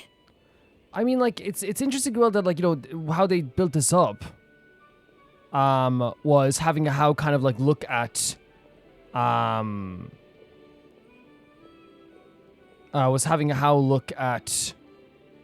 like, Ineffa and kind of be like, oh, is that, maybe not, maybe, that's not her, you know? Or maybe that's not who I'm thinking of, you know, and maybe they even don't know, they're saying, like, let's not even mention it. I always thought that little monster's biggest claim to fame was arguing with Kakuku for an entire day. He has quite a history then, huh? 100%, 100%. Not a clue. So far, he has staunchly refused to reveal which of the sovereign rulers he was. Well, we know... My guess is that he doesn't even remember. Remember, these rulers were supposed to be powerful forms of artificial intelligence. And a how? Well, it hardly seems like he's still in his prime. I'll bet he's lost most of his memories and power by now. Lost. Memories. Yet, despite that, a house seemed to sense the presence of a fellow sovereign ruler when you were nearby. Specifically, it's the core in your chest he was reacting to. So, the core is related to that AI, I guess? What? Ineffa's a sovereign ruler too? Which would make sense as well, because Okan would then have a problem with Ineffa as a sovereign ruler, right? Could be. Kenichi and Aoife have been keeping a close watch on Ahau, in case he reveals anything else. But so far, it seems like those two words are all So he interesting to remembers. bring this back up. It legit is so interesting. Darn! So the trail's gone cold. Not completely. There's also Lianka and the Flower Feather clan, both of which have triggered a response from Ineffa so far. Yes. And as it happens, out of the sovereign rulers that I was able to dig up information on, there was one who had a very close relationship with Lianka. You're so... Oh my gosh, she's so smart. She's so freaking smart. Her name was the Priestess of Floral Candles and Skyborn Feathers, otherwise known as the Eighth Lord. She ruled over what is now the Flower Feather clan's territory. Really awesome. Because you remember at the time, like the names that we got were like interesting names. They were like that. The Priestess of Floral Candles and Skyborn Feathers. It would be stuff like that. I don't remember all the actual names themselves. I remember there was like different like titles that would give them to like the idea of like, you know, yeah, like I think there was one with Jade. There was one like with the idea of like, yeah, there's different names. I'm not even gonna try to remember every single one of them right now. We might look them up later, maybe even. But yeah, there was different names of these dragon sovereigns. The records claim that she didn't die in the war with humanity, but was executed by her own kind. Her crime being betrayal of dragonkind by secretly raising a human. Lianka. Oh my god. Huh? Shasta, did you know this? Some of it. Our tribe's origin story has Lianka being raised by a dragon. And of the 6 heroes, she had the closest relationship with dragonkind. After raising her, her surrogate mother then encouraged her to leave the nest and seek her own path. This is the one in the vision. She traveled far and wide, settling disputes between humans Wait. and Saurians. She didn't pick sides based on past grievances between humanity and dragonkind. She stood up for the weak, protecting them from those more powerful who sought to exploit them. But if that's Lianka then there, the one who was talking to them in the vision, then who... What's Ineffa's core then? Gradually, a community of like-minded people and Saurians gathered around her, united by their desire for freedom and equality. Beautiful. Absolutely beautiful. And that was how the Flower Feather clan began. Love that origin story. I love this NPC design. But then this is Lianka who's talking to Ineffa. That's Lianka. But that's as much as the legends say. They never mentioned her dragon mother's name, or what became of her in the end. We know that Ineffa had a vision of talking to Lianka then. Ineffa? Oh, sorry. My cognition module is acting up again. At some point during this conversation, it started behaving very erratically. Understandably so. A lot of You information. mentioned that the Priestess of Floral Candles and Skyborn Feathers was executed. Might I ask how? Unfortunately, the humans of that time weren't privy to all the details of dragon affairs. The only records we have are vague references from after the fact. Right. And like we got into like the thick of things. We found documents and stuff like that as well. But there's even documents I missed. Like there's a whole load of like documents that are still around about this stuff. But again, you're talking about to get those documents, you have to like you have to go into grave danger. Like that's what it is. You have to go into a big, massive like, you know, pit of danger. It's very possible that this is mere speculation or complete fabrication, so don't give too much weight to it. But for what it's worth, it said that a curse was placed on the priestess by one of the other rulers. I think I remember the trial itself. I remember there was a trial again. I know I'm like, you know, coming at this from a perspective like, you know, it's been a while. The last time we did that quest was like literally the last quest to do with like those 13 sovereigns that we were talking about was like months and months ago. But I remember there was like multiple trials. They had a trial system. They had meetings. They had this. There was the feeling of betrayal amongst if you know you worked with the humans and stuff because as well. I remember that specifically too. If she truly harbors pro-human sentiment, then for every ounce of goodwill she feels, May her mind be flooded with pain of immeasurable proportions. It was really like one of the, like, when you read that stuff there about like the dragons and how they felt towards humans and how they felt towards people, like, you know, supporting humans over dragons stuff, I guess. Like, it was one of the most interesting things. I remember just like being so like enamored with that, like that text. In the savage conflict and chaos that followed, the priestess's mind was ultimately destroyed. Jeez, what a bizarre method of execution. Definitely sounds like the history writers used some artistic license there. I mean, like, I wouldn't be surprised with the way that, like, you know what I mean? Like, with the history of Genshin and Natlan and the dragons and the Archons and all this stuff here. I almost said Aeons. The Archons. With all that stuff in the history that they're like, I wouldn't be surprised if, like it's all real. You know what I mean? The idea of, like, that, like, to a literal sense even. Like, it sounds metaphorical, but, like, to a literal sense. You know what I mean? Are you okay? I'm fine. This didn't seem to trigger any erratic behavior. So, do you think that my origins have something to do with this sovereign ruler? Legitimately, yes. I think so. Well, it's hard to say what, if any, direct connection you have to the Eighth Lord. But since the name Lianka seems to ring a bell for you, why don't you look into it yourself? I think it's perfectly reasonable to try that. I brought some woven scrolls with me that might be useful. Oh my god. Have a look if you're interested. Here, take them. You mean me? Of course us.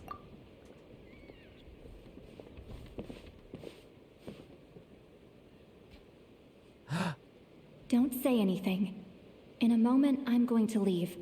I need you to join me discreetly. She made that connection with us to our minds. I just see a hand holding and I'm like instantly like, you know, oh. Am I hearing your thoughts? It's just a little spell based on our prior experience. I'll explain everything shortly when you catch up with me. This is so that she knows something more. Well, I need to get going now. If I find out anything more, I'll keep you updated. But it's something she feels like she can only trust with the Traveler. Which we know that, like, Xilonen has, like, a massive trust in us. Goodbye. Gratitude. I love when she says gratitude. Bye, Xilonen. We, like, look more and more like a hero every day. Look at our arms folded here. Phew. It's heating up out here. It's so draining.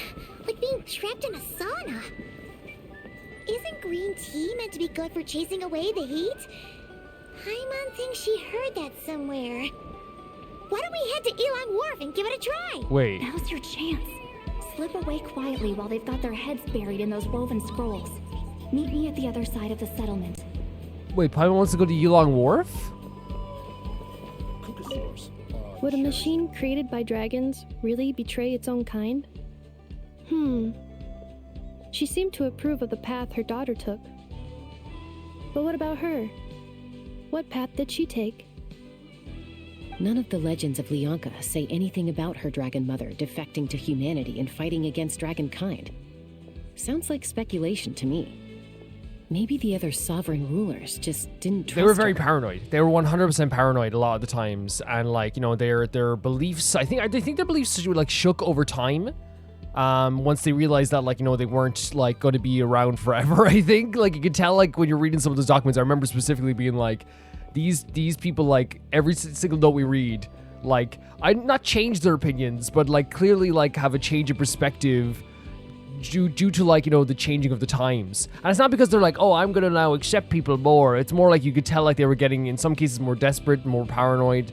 Some of them were getting more freely open with their views. Like, it was very, very, like, interesting to look at all this stuff. So mean. Do you think it's possible that Lianka found a way to secretly save the priestess of, flower feather something? Very interesting conversation here as well. Is that, like, to do with a... Oh, wait, what?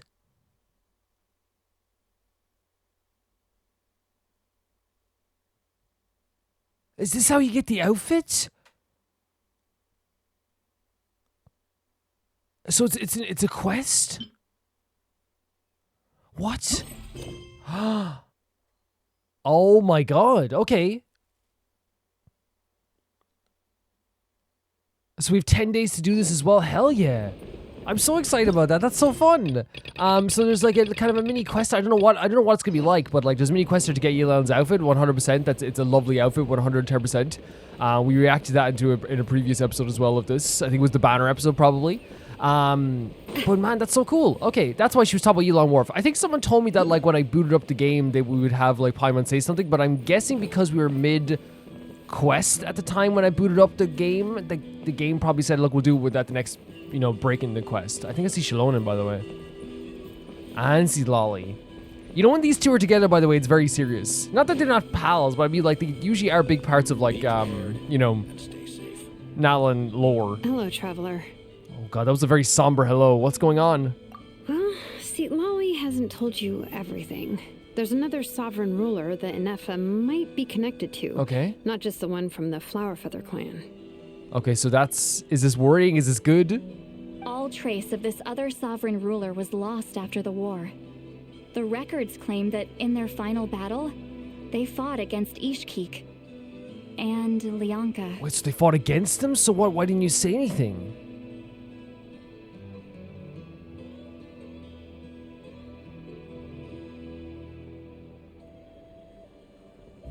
It was, my idea. I suggested we bring up the Dragon Mother first and see how Ineffa responds. And, well, see, Lolly has debriefed me on how it went. Right, okay. Apparently, she barely reacted, despite a very strong reaction to the name Lyanka. And to me, that says we need to tread very carefully when probing her about the 11th Lord. So it's the 11th Lord.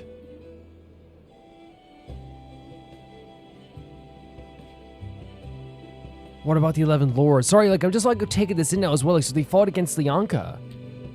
She's the one who went missing after the war. Said to be the proudest of all the sovereign rulers. And the most hostile towards humanity. Whoa. Whoa. Wait, so are they saying that the part of her core could be the 11th Sovereign? When the Pyro Dragon fell, she couldn't accept that dragonkind had been defeated. She sank into despair and insanity.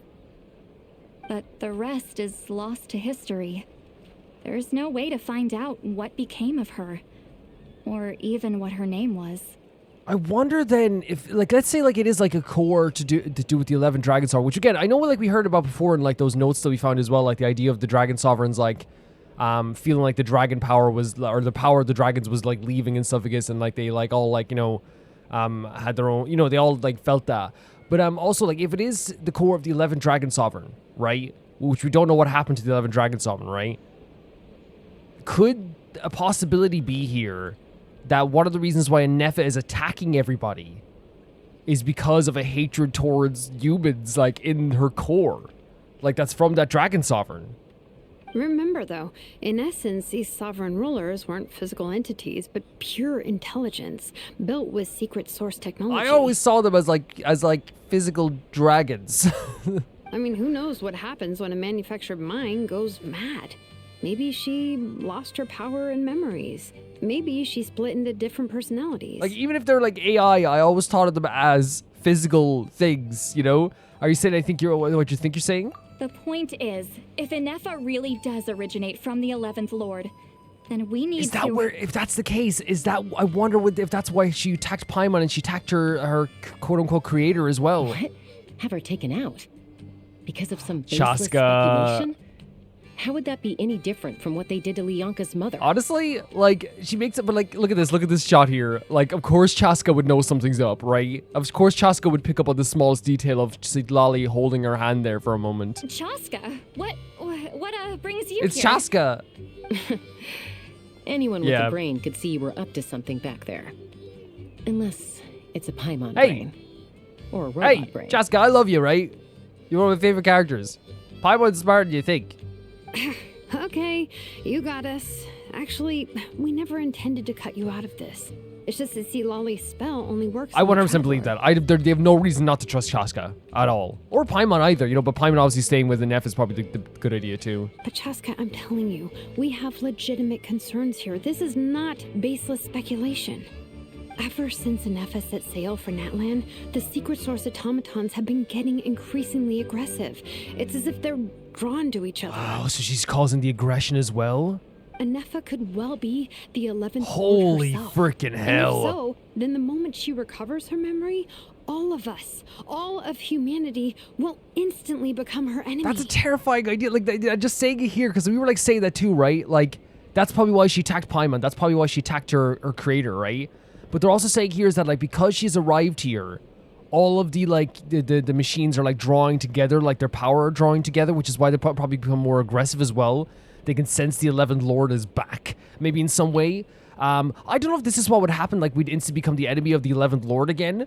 But what Xilonen is saying, and I love that they're bringing this complicated aspect to the story, right? It's not just like, you know, everyone being like ultra, you know, oh, we have to protect her no matter what. We have to do this, we have to do that. There's genuine concerns of like, what will happen if this 11th Lord, their memories come back, or if the hatred for humanity comes back in basically this machine that is built to like clean and be domesticated, but also can very much destroy things in an instant.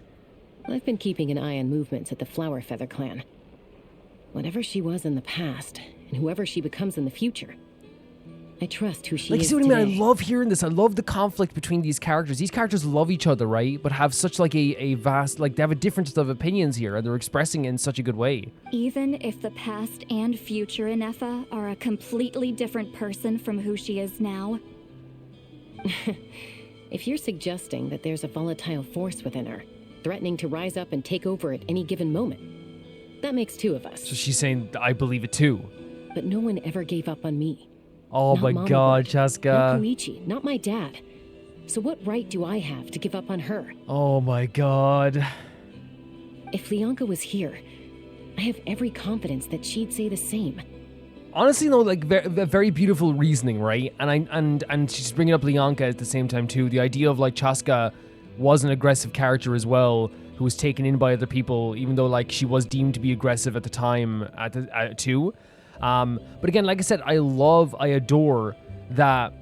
You know what I mean? Like this is like it's three characters who do adore each other, trust each other, care for each other's opinions, and they are having this like conflict amongst themselves of what to do with this character.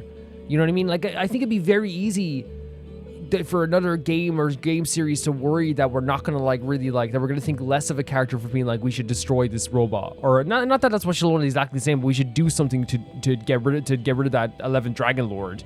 But instead, they have characters, like, you know, show some genuine concern, have Chaska disagree, have, like, giving each other the reasoning. Like, it makes for a much more interesting conversation rather than everyone at the same time just at the start being like, okay, let's protect her, you know? Besides, even if the 11th Lord rises again and declares all of us her enemy, the solution is simple. We defeat her. The heroes managed it, so there's no reason we can't too. I love that we're saying, so especially with Tumaini on the team, like that's us being very confident in herself, which I love. I like the Traveler deserves to be confident in himself. I don't care what anyone says, like he is amazing. But what's incredible about this phrasing here to me is that it is true, having Tumaini on the team is fantastic, but I totally get where Xilonen and Xilonen are coming. Not that I probably would side with Chaska just because like I want to like see if we can save Ineffa in some way, right? But if the 11th Lord rises again, you know, we'll defeat them. Sure, 100%. But what happens in between then? Casualties, you know, all this stuff. So there is like an actual conflict and a conversation that can be had here, and it makes it so interesting. Fine. I had a feeling this might be your reaction. I love that Chaska's like the one who's like the softest out of the three. Look, I get it. You're only acting like the villain here to make us realize how serious the situation is. You know how I know that? Because when I was a kid, they brought me to you for treatment, and you didn't give up on me either. Fantastic. I love this too. Chaska's like, hey, I know you. And we know Xilonen too, right? Xilonen is a caring person, 110%. So she's like, yeah, like this is 100% something that you would say, but I know that you would care for Ineffa too. Yeah, well, playing the villain is a force of habit for old Granny by this point. Just know you've been warned, all right? Watch out for any new developments and make sure you know where she is at all times. And this is so fair. This is such a fair answer to this. That really sounded like Granny talking to a rebellious teen, genuinely. Hey, the spell hasn't No, that's a compliment. She's so pretty, isn't she? She really is. Anyway, now that we're all caught up, you should get back on Ineffa watch, and we should get back to investigating. There we go. Help! Someone! Oh, Chaska? What do you Well, want I'm more doing worried about here? you saying help someone. Paimon, you were supposed to stay with Ineffa. Oh, right, Ineffa. Something weird happened. She got halfway through those woven scrolls and then Oh, flew no. off all of a sudden. Paimon tried to stop her, but she wouldn't come back. What is that? What? She found something then. Did something trigger a new memory? This doesn't make any sense. She barely responded when we were chatting. What could it be? Well, when she saw the Yonka thing earlier, she nearly attacked Paimon, right? No idea. But it must be something important, because she sure looked like she was in a hurry. Also, she said, Annihilation mode activated. Oh, that's probably the most important part. Okay, Chaska, you're our eye in the sky. Find out where she's gone. We'll inform everyone Yeah. else. Tell them to be on high alert. Like, legitimately, yes. Roger that. Annihilation, I'm coming with you. Wait, don't you want to discuss this first? Hey, but Honestly, there's no... in fairness, Paimon doesn't know what we know. There's no time to discuss what this is. Oh my god, are you serious? Take me up. We have a character trial for Chaska here. I haven't gone down in a while. Okay, there it is. Oh no, it's circle. Okay, sorry guys. It's been a while since I've like done this. It's been a while. I love that they gave you like an actual like travel avenue here for Chaska as well. Paimon's gonna puke. Again, Paimon, it's totally understandable that Paimon would be kind of like, why are you reacting so fast to this? You know what I mean? When in reality, like, oh god, there she is. Look at this. Who's she with? Oh, it's the kid from earlier, is it? Oh my god.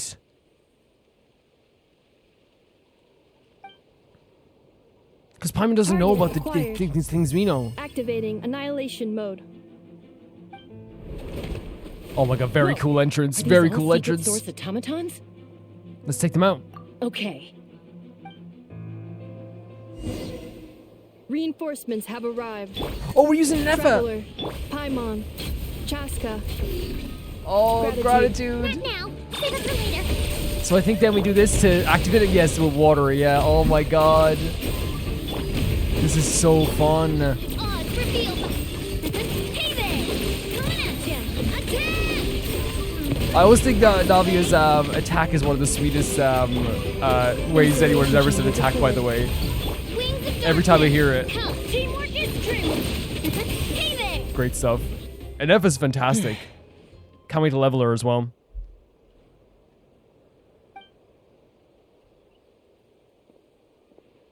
Threat eliminated.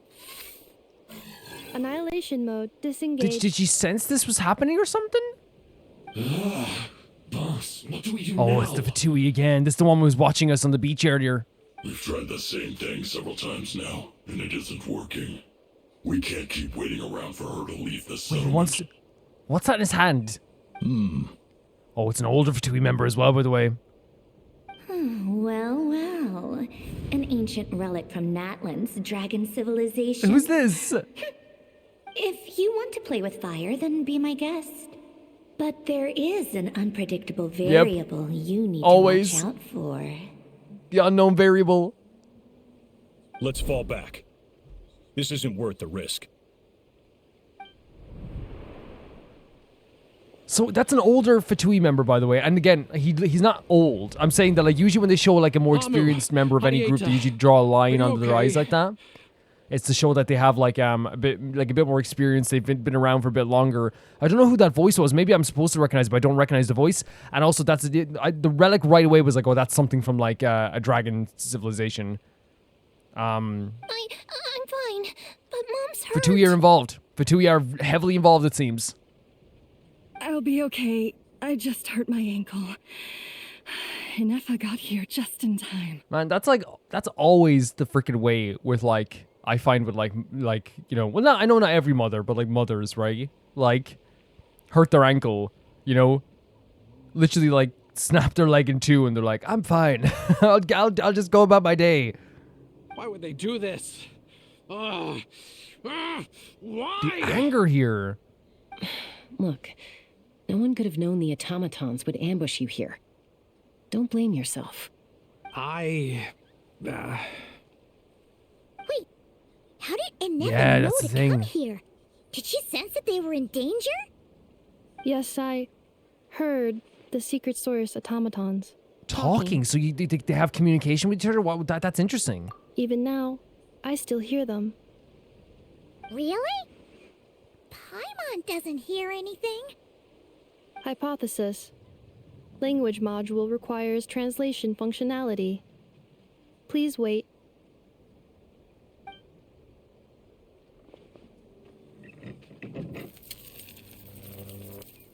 Finish. Wait, so she's building a try translator? again. Please try again. Whew, that was quick. How come you're so familiar with their architecture? There's two guys in the back just literally beating the absolute hell out of each other, by the way. I do appreciate Natlan people, like, they love fighting so much that they can't even read the room. You know what I mean?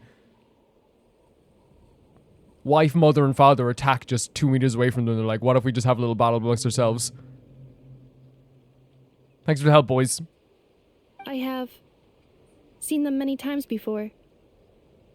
At least I think so. So yeah, there's obviously that connection there, right? For sure. More random memory data, I guess. Wait, it's like a dragon. Wow! It's actually It looks like a dragon head, right? Hey, what do you think you're playing at? Why did you attack us? We're under the Fatui's control. Oh, the Fatui are controlling them. Is that with the relic that they have? The Fatui. How is that possible?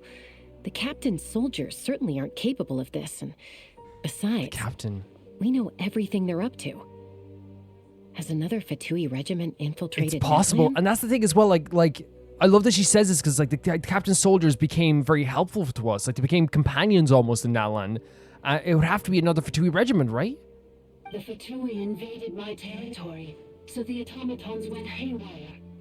Oh no. Why is it getting so choppy? Bad signal, maybe? Hypothesis. Distance to signal source increasing, transmission compromised. Combining these words with what I've heard so far, I believe the full message should be: the Fatui invaded my territory, so the automatons went haywire. Yeah. Oh. So all the recent automaton attacks, the Fatui were behind it all along? Wait, so does that mean that they're... I wonder if the Fatui then are after Ineffa, and that's why all the source automatons are like going crazy now that she's here, maybe. They stole my privileges and took control of the automatons. Stole your privileges? They stole my privileges and took control of the automatons. Jesus Christ, Fatui controlling automatons, by the way. No. No? So who are you? Mirror of the Dawning Morn detected nearby. Now sending request for Mirror of the Dawning Morn to restore my privileges. Mirror of the Dawning Morn.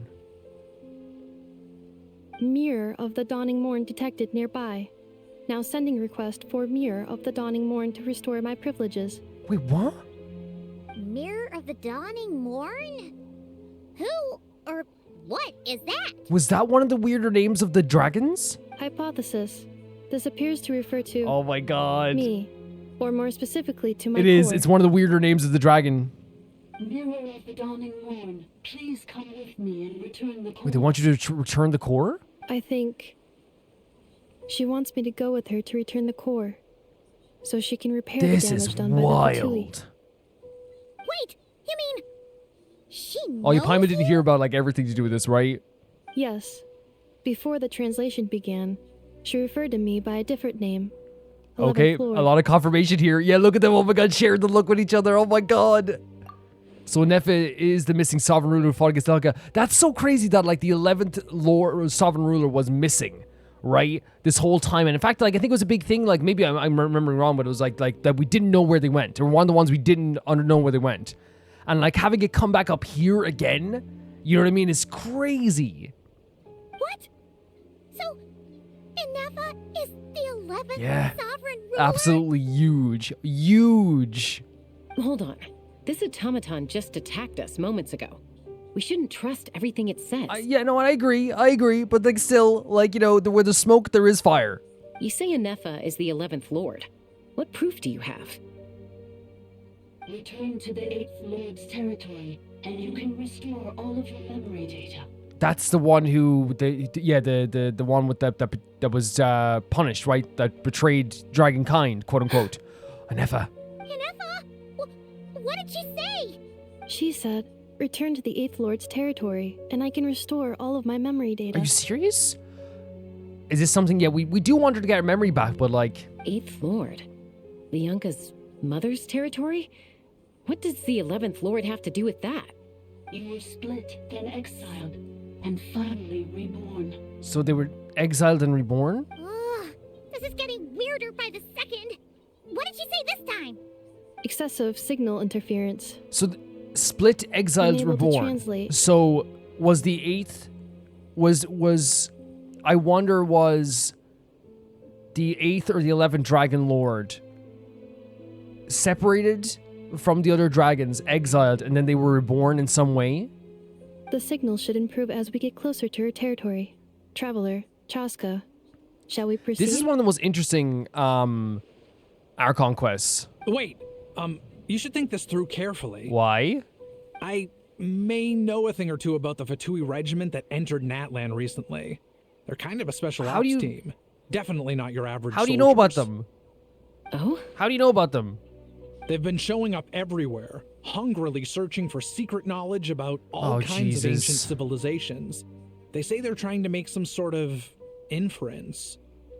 The leader of this regiment is a harbinger based in Nodcry, known as Marionette. Oh, oh my god. Marionette? How exactly do you know all this? Oh my god, guys. I am like so excited to even hear this. Right? So excited to even hear this. I heard bits and pieces at the market in Nashatown, but I figured they were just rumors. Didn't realize it was true. The Marionette is like, to me, like visually one of the most like unnerving and interesting Fatui harbingers. Is that right? How come I'm only hearing about this Yeah, why did you tell them? Well, tell your wife. I'm sorry. I was so preoccupied with getting ready for the journey, and like I said, I thought they were just rumors anyway. Didn't want to worry Whenever you. anyone says, I didn't want to worry you in games, in stories, I need people to understand, and fictional people to understand this. If you're already saying this, that means you've already worried someone. You know what I mean? So think about that in the future. So these Fatui are soldiers, huh? Who's stronger, them or Ineffa could probably wipe the floor with most Fatui members, apart from Harbingers. Ineffa, of course. But still, maybe you should tread carefully here. Ineffa's already had to rescue us so many times now. I'd be mortified if anything happened to you. Don't beat yourself up about that. You're right. First things first. Amu's injured. We should take her back to the tribe and get her checked out. And as for this 11th Lord business, we need to discuss this with the others before deciding how to proceed. So talk to Xilonen again, and Citlali. An 11th Lord with her memories back will probably see humanity as our enemy. Xilonen and Citlali's worst fears might come true. We need to tell them. Yeah, that's 100% fair to go back and like, look at this. Oh my god. Look. To go back and tell them. I know the news about the 8th Lord and Marionette is very concerning. But we should probably come up with a plan before checking things out. Yeah, and like, as much as my body wants to run towards this Marionette and talk to them, you know what I mean? Like, my spirit is obviously like at the same time wanting to go and talk to Citlali. Understood. Destination cancelled. Don't lose hope. There's still a big breakthrough. Yeah, we'll follow up on this soon. It won't be long. Yes. New destination. Flower Feather Clan. 100%. Traveler, Ineffa, could you check that the coast is clear? I'm gonna patch up Amu. Then No head out. problem whatsoever. Understood. Commencing task. Arieta, I need you to go keep Mom company while the doctor takes a look at her. Dad has some things to take care of, so I'll be staying out here a while Bro, you longer. clearly know more than you're letting on, I feel like, with all this Fatui stuff as well. I think that what you should do is go with your family. That's what I think should happen. If I'm being honest with you. Some things to take care of. Like, I think you should stay with your family for a bit. You're not coming back Legit, with us. I think you should stay with your Why family. not? Dad's got to pack up the luggage and make sure all our goods are safe. Don't forget, they're our ticket to a great new life in Liyue. That's perfectly great, right? But please, like, understand you have a wife, you have a daughter here that love you very much. Okay? Just understand this. Don't worry. Dad will be back very soon.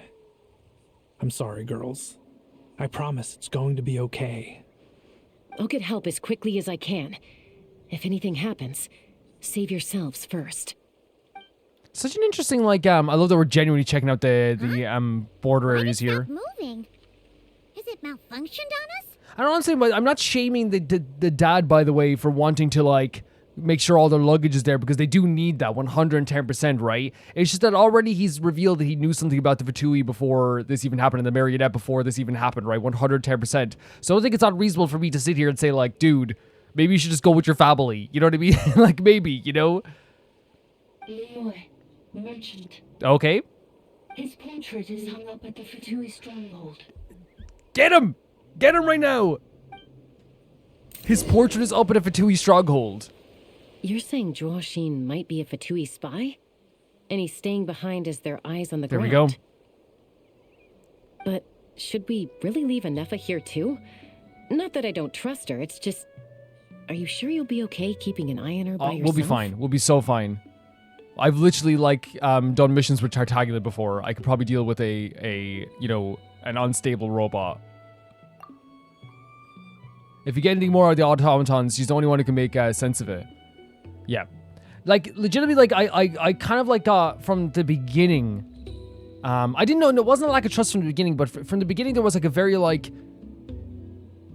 would you say, like, from the dad, there was, like, a very, like, forceful tone, a very pushy tone, and then now it's like, okay, he knows more, he's letting on, he's doing this and that, and like, it's like, yeah, there wasn't, it became this lack of trust a little bit, you know?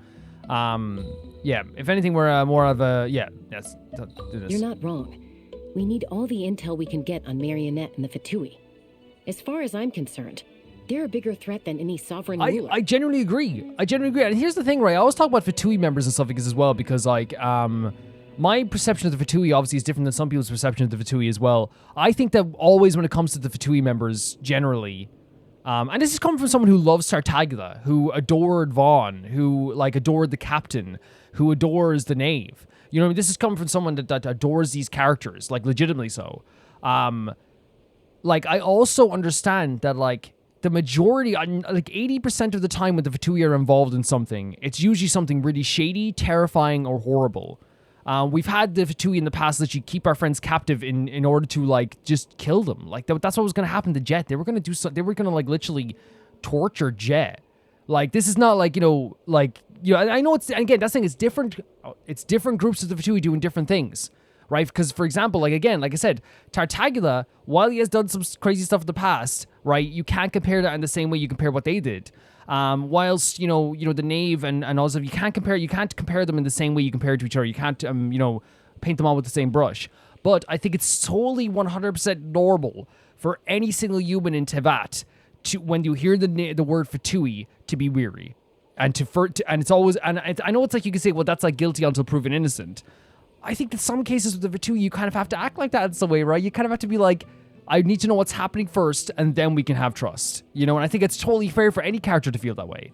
And then once we do have that relationship, like we did with the captain, the knave, Tartaglia, I know Vaughn isn't a Fatui member anymore, but you know, once we have that relationship and have that codes conversations, we can then honestly then have that relationship, right? Still, even with your abilities, be sure to stay on your guard. And not just because of the Fatui and the 11th Lord. It's that automaton, too. I'm still not convinced we can trust it. Why the sudden request for assistance from the 8th Lord's territory? The mic, sorry. Are we supposed to believe that Lianka's mother survived? Surely there'd be at least some mention of that in the tribal legends. I don't know. Something just doesn't add no, and again, being weary is so normal here. It's so normal. Hey, Chaska! Almost ready to go! This poor little family. That's my cue. I'll be back with the others as soon as I've gotten Amu and Adieta to safety. If you have to leave the area for any reason, be sure to leave a trail. I will. Chaska will be able to follow that as well. This is one of the most interesting quests, and that says a lot for Genshin, right? But I feel like also like they're very good at like writing different conflicts. They're very good at writing like they're always good at writing personalities. That everything here has made sense. You know what I mean? It really has. What are you doing now? He's like, time for my evil plan. Ha! He's on the move. Huh. So much for keeping the goods safe. Do we think he's going to meet someone? Should we tail him? I think so. He won't know he's being followed. This could be our chance to get our hands on some really useful intel. Either about the sovereign rulers or this I'm not against it. I am not against it. Shall we follow him? Let's do it. Make sure you leave a trail so we can be traced. Got it. No, like legitimately so like it's like I want to say like, oh, what happened? Stealth mode activated. Oh. Would it not be even stealthier to just not say that out loud?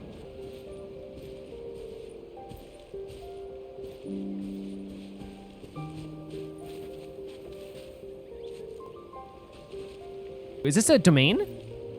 Look at it's a domain. The smoke, the wind that comes out is usually a domain, right? Why would someone dig a random tunnel in the middle of nowhere? Unless it's the entrance to one of the sovereign rulers' That would be terrifying. The territory was sealed by Leonka. This was once one of the Wait, really? access tunnels. This is legitimately like an access tunnel to one of the territories? Hey, that was pretty clear this time. We're getting closer. Changed? Getting closer. Yep. Increased activity and language module. What do you mean by sealed? Leonka sealed the territory to stop Ochcon finding it. Something Okan finding? Huh? You're breaking up again. Oh, looks like the signal's still Is it pretty Leonka choppy. sealed it up so Okan couldn't find it, possibly? Leonka sealed the territory Yep, there it is, yep. to stop Ochcon finding it. Yep. Later, the Fatui found a Of course they and did. broke in. Of course they did. If the Fatui were stopped at the pearly gates in heaven, you know what I mean? Like you'd have what's the name of the guy at the door then again? I forget. He'd be like, okay, sorry guys, I can't let you. And he'd look around and the gates would be blown open, and they'd already be sitting inside causing havoc. Sounds like those Fatui have made this their stronghold.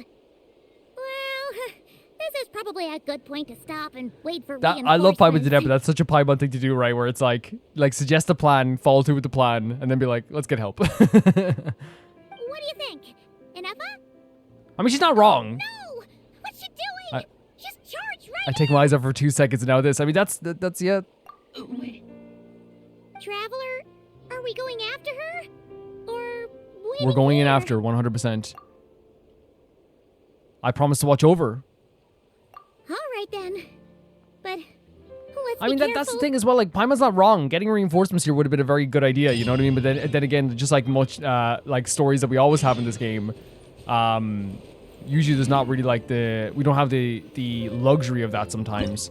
So the Temple of Cascading Colors, quickpocketing Tashi. Oh my god! Oh my god! The source of the servants once offered up flowers and candles to the eight. But now all the flowers have been withered and the candlelight has died away. The empty winds still whisper unheard of stories past. So, this is a place where they used to offer up flowers to the 8 dragon sovereign? That's pretty crazy. That is pretty crazy. Let's head in. This scene should be fine. We have water and we have electric as well, and we have all that stuff. Yeah, I think it's fine. I think it's perfect. You know, honestly, it's perfect. We're going down? Oh. This is very... Oh my god, this is very Mikey Quest coded. You know what I mean? This is very like Dragon Civilization under Natlan style thing, isn't it? For sure. Holy hell, guys. You okay? Huh? Where is this? Are we inside the territory? Gorgeous, isn't it? There's a Fatui freaking camp. There's a Fatui camp. Yeah. Did you black out or something? You just took off. It seems like some part of her just it like pushes her forward in certain situations, right? Cognition module unstable. Attempting to refresh. It appears that it was accessed by an external source. Wait, someone pushed her into here? Sorry, it was me. I summoned her by similar means to those used by the Fatui to control the automatons. No, stop this. Why are you doing this? Currently, I am but a lowly service bar. But in the distant past, I was known by another name. The 8th Sovereign Ruler. The priestess of floral candles and skyborn fire. What? You're the 8th? The 8th Lord? You're Leonka's dragon mother? But weren't you, We're literally been like looking at the 8th Lord this whole time. 8th Lord. Were you not executed? I think we're about to find out something very interesting here. Look at that door. Moments after I was cursed, Leonka rescued me. Just as she tried to rescue you from the ruins of the battle. This is crazy. We are literally on a quest with the 8th and the 11th Dragon Lords. Leonka rescued me? Oh, it's hurting her. Missing. Yes, Leonka changed your memory settings to make you forget. But she did it to protect you. It is the only way our kind could escape from the curse. Wait, so the curse was to... You had to change your memory? How does forgetting everything protect me? This camera angle, by the way, it's like slightly tilted. Because the curse placed on us is a pain triggered by certain memories, hardwired into the depths of our minds. What? A regulatory program that cannot be removed. Wait, so the curse is literally like... Oh my god, so when you remember stuff, it hurts you? Manufacturers often hardwire restrictions like this into autonomous machines to make sure they operate as intended. Where is she standing? Each time you yearn for a new place to belong, each time you feel yourself turning your back on the past, the pain tears you apart, doesn't it? What the hell? So she can't ever truly move forward? Is that the curse? If she truly harbors pro-human sentiment, then for every ounce of goodwill she feels, may her mind be flooded with pain of immeasurable proportions. Oh my... No way, that's the curse? Every time she feels any goodwill, anytime she feels like she belongs somewhere, she will be flooded with pain of immeasurable proportions. It destroys your mind. That's horrible. Swallows your soul. Prevents you from finding a new home. That's one of the most dark curses ever. If you try to find a place where you belong and a place where you are loved, you will feel immeasurable pain. Malfunction who betrayed us all. You dare seek a place to belong? So is that the curse inside of her?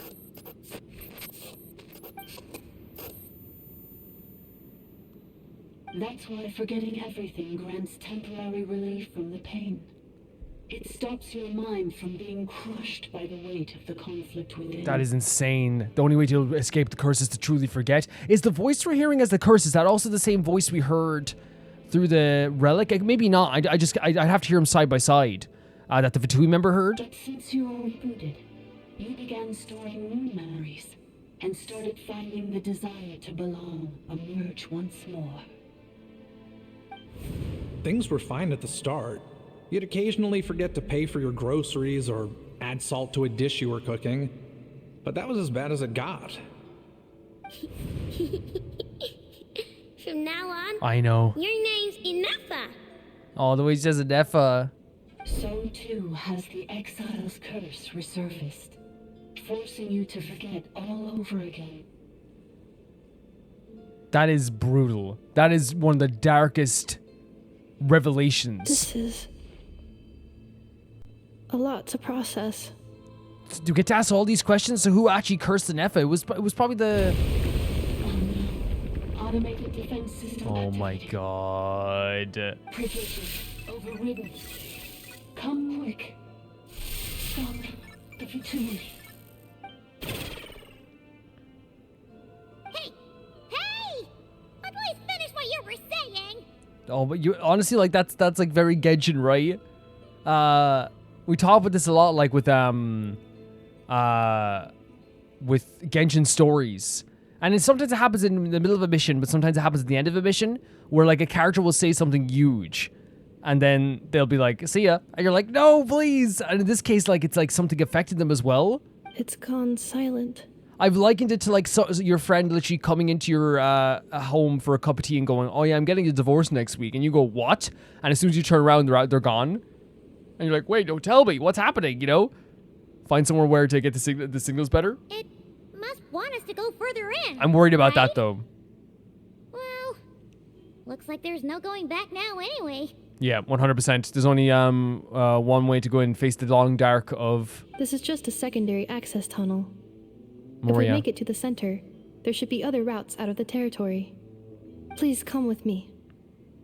It is my fault that you're trapped here. Do not worry about that. I must ensure your safe return. And if we blamed everybody for getting into sticky situations forever, we would have a My Name is Earl length of a list of people we had to, like, you know, get revenge on. You know what I mean? Oh, don't look at it like that. Yeah. We gotta make sure you get back safe. Exactly. Whether that's back to Natlan or back to Nodcry, you have people waiting for you in both places. And we know our characters, the Traveler knows the pain of like, forgetting, of remembering, and also as well of losing someone and being apart from the people that a person that you love. You know, we know that. Yes, I too must return. Incredible stuff here. Like, what I think it's really... Oh, yes, we're playing as Ineffa again. I have Ineffa as a character, by the way, so this is good practice as well. But can I say as well that, like, one of the great things that they're doing... Oh, wait, she... Oh, no, I thought she didn't have a... For a second, I thought she didn't have a wing glider. Can I say that, like, one of the things I think Genshin's doing really well with this quest is that, like, whilst, like, I'm someone who played the... all the world quests, I guess. And yeah, my memory isn't like always gonna be fully fantastic. As you see here, I think what's happening like with this quest, like I said would happen, is that they say stuff and I go, oh, I remember this part, I remember that part, I remember this part, I remember the stuff with Okan, I remember that stuff here, you know? Because I'm not someone who like interacts with like the story constantly outside of Genshin. I'm not that, you know, I don't do that. The same with all games I play, like, you know, it's the same way like I play Deltarune. And one of the things people usually find out from me, and people say they like it that way, because then it make, you know, it's like it's a different perspective, I guess, sometimes. But like for me, it's like I don't really like, you know, interact with the games I play in terms of story outside of it, beyond my own community. But one thing I think they're doing very well with this is that you wouldn't have had to play the world quest to understand this. You would not have had to play this. It probably helps 100%, right? It definitely helps to play the Mikey world quest. 110% it helps. It helps to read some documents, 100%. But I think what they've done really well with this is they've had characters like Citlali, Xilonen, Chaska, even us as well, you know, use their shock and fear to kind of explain how serious this would be, and also explain who, about the idea of like, and I think almost instantly, like you hear the word Dragon Lord, and you probably would be kind of like, oh, interesting, you know, and like I think by now most people probably have heard of that stuff as well. But I'm saying, like, even if you didn't do those world quests, I still think that you could play this quest and be like, and understand the importance and the weight of this and all this stuff as well. Especially since, Do you really trust her, Lianka? This malfunctioning part of the sovereign ruler's mind. I trust not in her, but in the path that I have chosen. I believe that every conscious being, whatever its origins may be, has the right to freedom. Oh my god, beautiful. Every conscious being has the right to freedom. I agree. I agree. You know it's not a world quest, by the way, because like they actually like we don't have to like rush to read the text. You know, that's always been like, and I've said that a billion times. It's always been like my one critique about world quests is that you have to like rush around to read text in this game. Like it shows up and goes away really quickly. Okay, Priestess Records 1. Aj Awa Kumlai's Khan stored into the laboratory to fit a rage. He interrogated me, demanding to know if I taught the humans how to use phlogiston. I assuaged his fury with the Quenipa berries and asked what happened. According to his account, so phlogiston, by the way, is an ancient form of like energy. Like it's like can be traced back to the idea of like the energy that any vision wearer uses. According to his account, it seems that human colony near the Kamaraja has mastered the power of phlogiston and begun to expand. In the last 3 months, they've raised over something villages, sacrificed roughly, oh my god, and clogged the river so Lazam's very flow with discarded. Wait, what? Their leader claims to be the successor of Chak, swearing to the end of the age of dragons and to unite the people of Natlati under a single banner.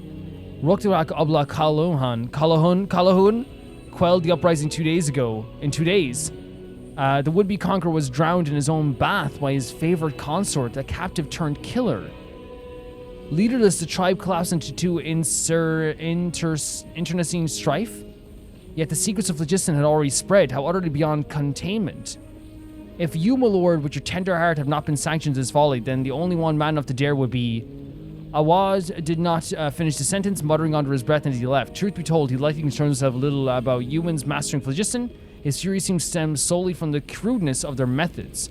That's interesting, right? Because we do know this at some point too, like some of the Dragon Lords, like, they didn't care too much about, like, the idea of, like, oh, betrayal and humans and this stuff and that.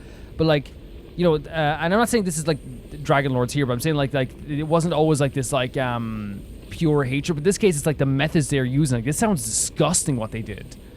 Awad did not finish his sentence, muttering under his breath as he left. Truth be told, he liked concerns of, yeah, sorry. But I care. I cannot comprehend why Kukulon, for it must be him after all. No other would do such a foolish thing. Would hand phlogiston over to the humans. I can understand his antipathy for these, for these tiny life forms brought by the usurper from beyond the sky. But I cannot comprehend his use of this method to lure them into destroying themselves. It's like handing a rusty knife to a wailing infant. So they're saying that, like, why would you give... Why would you give, like, these people, which, by the way, the sage of the Stolen Flame, who they said was the sage of the Stolen Flame, was Wasukula-Khan, you know, from the World Quest. But yeah, why would you give them this power when it's going to end up, like, being more detrimental to them as well, right? That's definitely, I think that's what they're saying. The music here is absolutely stunning, by the way. The idea of usurper comes up a lot in Genshin, doesn't it? The idea of, like, you know, what a Pep called an usurper, like with the 7 Archons and stuff like this as well. You could talk about the shades themselves as well. I guess the people that came after the dragons as well from beyond Tevat. So it's all too vicious and cruel. What outcome could possibly have? Expect save from suffering and death. I messed with Kukulon in private and asked him about his intentions. As usually, he remained enigmatic and aloof. He coldly denied all accusations. He claimed that I was not truly concerned about this matter and harmed the interests of dragonkind, and that an opportunistic attempt to grab power drove my belief in such an absurd slander. So infuriated that I burst into laughter. After refuting these accusations with a few choice words, and without even finishing my Quinepa berries, I departed. He is always like this. He scorns his kin, mocks his bloodline, and never shares his thoughts with our dragons, and yet he resents them for failing to understand him. But if he refuses to speak his mind, how can anyone fathom his true intentions? So they're saying that, like, with Kukulon, it's it's very clear he's frustrated, but he won't speak to us. Our sovereign's indulgence towards him knows no bounds, so much so that I can no longer distinguish right from wrong. When those actions were just or misguided, the sovereign would always respond with gentle agreement. And precisely because of this, his unease only grows deeper. No matter which path he takes, he is always met with the same tender light, leaving utterly lost to which road he truly walks. In the end, his suspicions towards his kin are nothing but reflections of his self-doubt. I pity him. So they're saying here that the sovereign would always, like, treat them with, like, kid gloves then, I guess. And be kind of like, hey, like, you know, it's kind of like this very gentle response to no matter what actions he would take. And because of that, they felt that, like, he wasn't able to truly find the path that he could walk on then. Because, like, you know, you need kind of, like, true guidance and then too. And obviously, they're also saying that Kukulon wouldn't speak up. Like, he had his issues with his own dragonkin, but he wouldn't speak up as to what his issues were, so they couldn't fully understand those. This is great visual storytelling, by the way, as well, having this here. But yeah, they mentioned there the idea of, like, you know, again, I love that they're having this stuff here too, because some of the stuff is already stuff we already, like, you know, kind of heard the idea with usurpers and, you know, people giving the power themselves, like, but here was the disgust that was brought on by the humans and how they acted with those powers as well.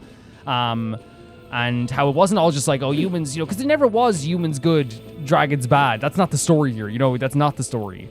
But it is like a disdain for the idea of, like, humans, like, using this power as well, and sometimes just for their actions of using this power too. And they talk there about the usurpers as well, which, like, you know, I believe is, like, you know, again, like, you know, heavenly principles. You know, we know Nouvelette, for example, and a Pep, they have a problem with, like, the Archons because they picture them as usurpers as well, right? Even though they're kind of like, you know, the modern day version of that, I guess, as well. So yeah, there's, like, a lot there. I love this location. Another barrier, just like the one back at the entrance. Whoa! Careful! Don't touch it! It's coming to it. Wait, so we have to, like, avoid it?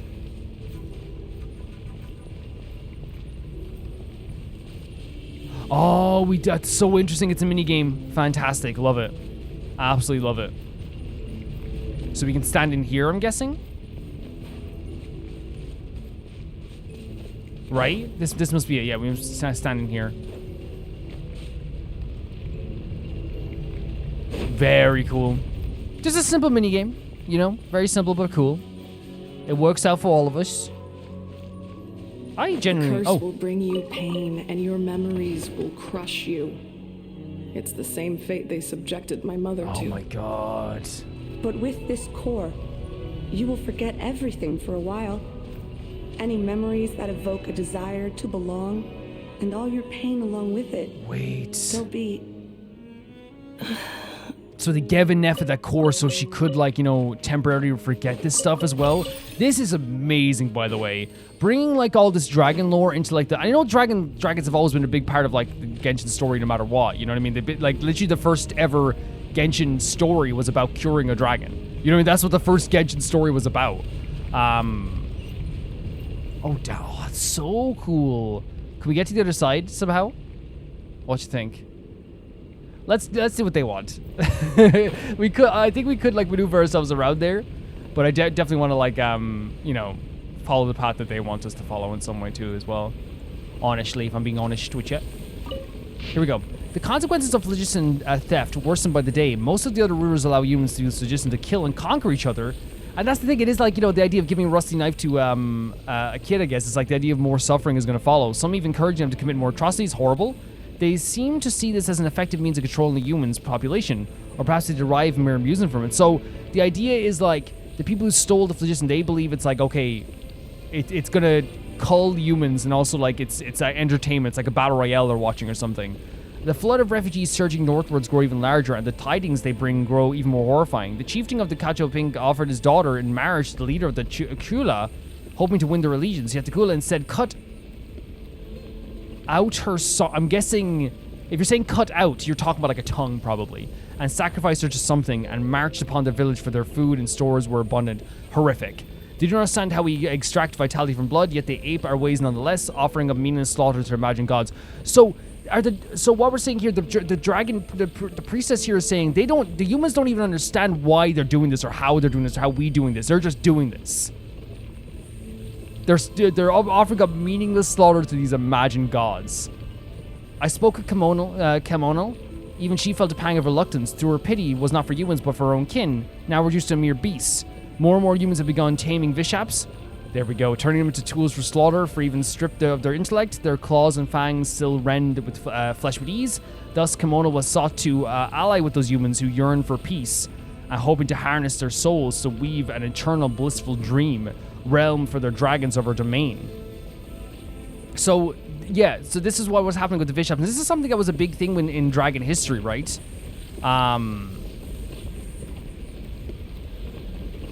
It's interesting, like the idea of like creating a domain for dragons. Is that the one we were in before? But like, this was a big frustration point for a lot of people, was the idea of Vishaps, and like even now it's like this idea of like they become one with like it's all, then people kind of look down, the dragons look down on the Vishaps sometimes too, right, as well. But this was a big frustration because it's not about like, oh, the poor humans, it's like, oh my god, what are they doing to our kind, you know? It's not an unfeasible plan, but our approach would inevitably weaken our oversight of human settlements, inviting greater suffering upon these frail creatures who would have come from beyond the sky. So that's people who come from beyond Tivat. But she's saying that like, if we do this, they would be kind of left, if we have our own domain and we leave this world, then the humans would be left to kind of like just do their own thing. The sorrow of humankind stems from the lack of hierarchy. Okay, dragons are born to submit to their superiors and command their inferiors. Even if I appeared before them in human guise, they would instantly catch my scent, recognize my station, and obey my orders. For it is law carved into their blood, their path of ordained by nature. For the weak to revere the strong, offspring to follow the sire, and subjects to serve their sovereign. So they're saying here that like, if I just showed up, they'd be like, oh yes, master, yes. But humans are different. Humans are born to deceive their betters, torment the weaker kin, and even betray their entire clans, or slaughter the very blood that gave them life, for nothing but selfish gain. Their eyes reflect no path that belongs to them. Or if they did, they shall doubtless invent endless excuses for this to forsake this path. Interesting. Without proper guidance and restraint, they repeat the same atrocities, never learning from the past misdeeds. This is true for humans in our lifetime too, right? It's 100% the case. Like, this is so accurate to, like, humankind. Like, you can't deny that the dragons are describing humans. And again, it's not all humans, right? Like, we have so many beautiful humans in Genshin, for example. The humans are born to deceive their betters. By the way, I don't agree with that thing where it's like, you should follow the king, the sire. You should, like, always follow the bigger... I don't believe in that stuff. I don't believe in monarchies, personally, right? But what they're saying here is that, like, it's like the humans will betray people. They will kill people. They will kill their own. They will, you know... They don't have... And it's like the eyes will reflect no path that belongs to them. They don't even know where they belong in that sense as well. And... The big thing is they will invent endless excuses to forsake their said path. Humans will constantly justify the horrible things that they've done to make themselves feel better about it. This is why I did this. This is why I did that. Insane description here as well. All defilement of life is blasphemy and unforgivable stain upon our sovereign's honor. Thus, only by elevating humans to stand on equal footing with dragons, forcing them to learn necessities of the weak and kneeling to the strong, and immune their ordained path can the capacity of violence be already purged. So they're saying that they have to have a hierarchy to stop this violence. It is an idea that is yet to come to pass. If the Reaver from beyond the sky can seal off an entire planet to force humanity if the Reaver from beyond the sky can seal off an entire planet to force humanity under their imposed order, then why might I not seal off my domain in turn? Let it become impervious refuge. Let nothing within it depart. Nothing without enter, a closed order system where life's future may be sculpted without flaw. So they're saying, like, if we have, like, a separate civilization here. Now, we know they did have, like, a separate civilization, right? We know they did. We were in, like, one of those as well.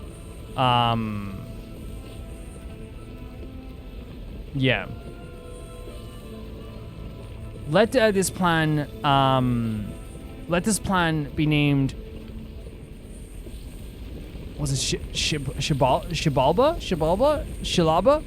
A title borrowed from the humans of my domain. The primitive myths whispering in an underworld.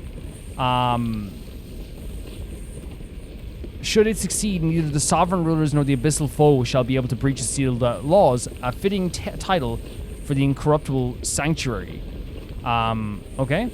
The king's waking days grow rare, and so do our chances to commune with him. He approved Kimono's plan as well as my own. So this is the idea of, like, Kimono's plan was to give them to ally with humans yearn for peace and hoping to harness their souls to weave an eternal blissful realm. So that's the idea of making a realm, and also maybe the idea of hierarchy as well here. Like Kukulon, I grow perplexed. What path may bring true joy to our sovereign? What kind of path may allow this land to prosper for 10,000 years to come? I do not know. The Shibalba project is progressing smoothly, but even if they were progressing perfectly, I couldn't convince myself if the hierarchy of power has failed to ease our sovereign's suffering. If I cannot, by the wisdom granted me, fathom how truly to please him, then by what right do I dare to ordain a path for all of our other lives? Perhaps I need to observe the humans more, humans who have yet to be tainted by their laughable traditions, if there truly is hope then. So they're saying here as well that, like, there are some humans who haven't been tainted by this idea yet, right? And we need to, like, find them, I guess, as well. Because the king is soon going to die. So they approved the idea of, like, becoming closer to the humans and also building in, like, a civilization for a land to prosper that was separate, I guess, from the humans too.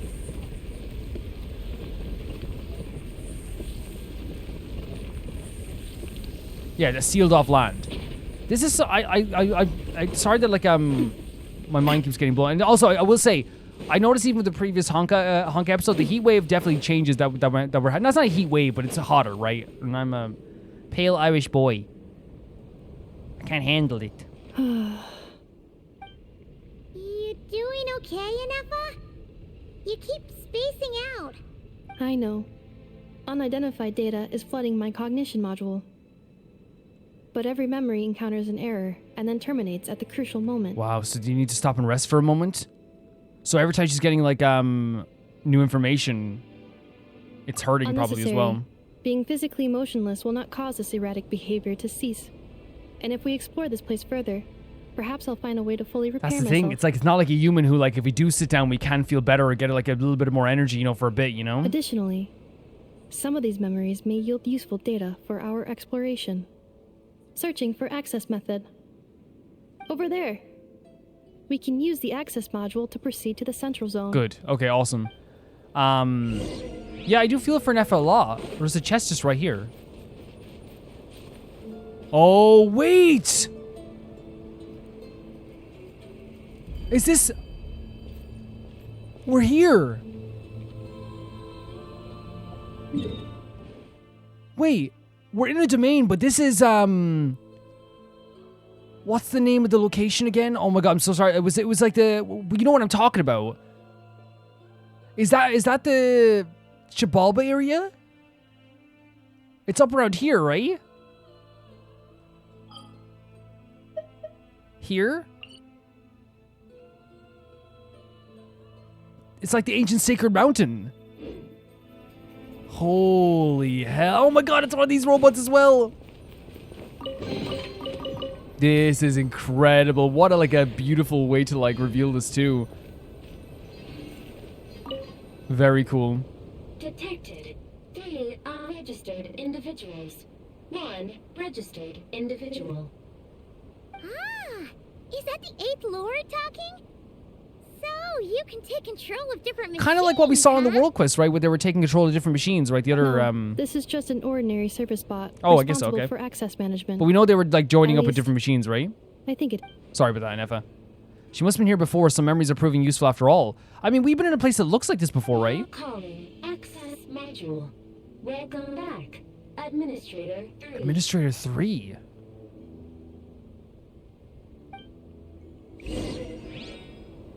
Administrator 3.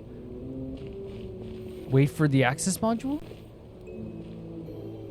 Man, it's such a cool location. Look at the lighting. Oh, these guys are kind of scary, but I like them. Let's go. Jump on. Oh, okay. I didn't have to jump on. I didn't have to do a trick. Benny should see this, honestly. Exploring. What do you think, Benny? The Temple of Cascading Colors.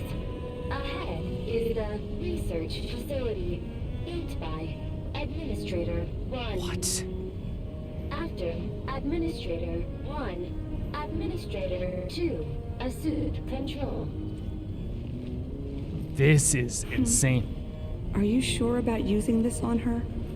It once belonged to your mother. It's just one of the many things she researched. I'm not precious about it. Administrator 2 sealed the facility. It has been locked down to this day. Examining. Seal status. Danger. Danger. Danger? Look at this location. It's so incredible. It's so breathtaking. Things are looking really bad for the Children of Echoes. Oh no. This might be where I have to say goodbye. You're a good friend, and you've already done more than I could have asked for. There's just one seal left. She and I can handle it. So they're focusing on the seals? There's another the Fatui camps are here as well. So something was happening with the Children of Echo, so they had to leave, I guess, at that point too?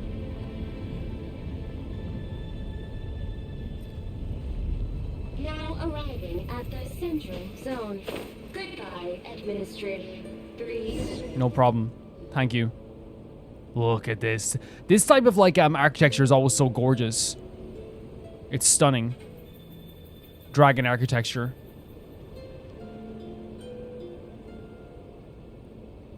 There's the Fatui. They're standing right there. What was that? Get over there and check it out. Uh-oh, they're gonna find us. Let them find us.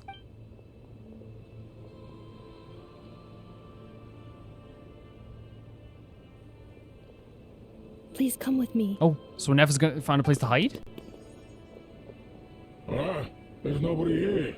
Probably just some server spots chattering away again. Probably is the wind. Okay, very cool, Ineffa. Very good. Like, very smart. Very smart.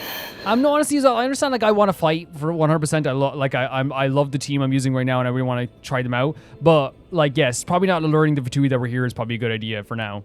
Phew. That was too close. We hit just in time. Also, the Fatui being here is know where to go, Ineffa. Is insane, right? It's insane that the Fatui are here. I think Ineffa probably has memories from here, right? Maybe, like, a muscle memory? I think I've been this way before. Let's head through here. It'll take us to the other side of the square. Yeah, so she has some muscle memory about this place, which would make sense. You want me to break apart this?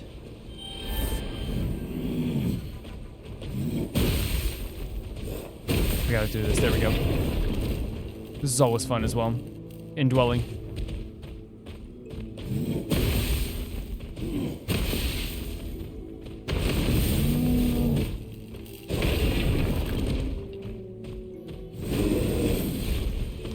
More of these automatons.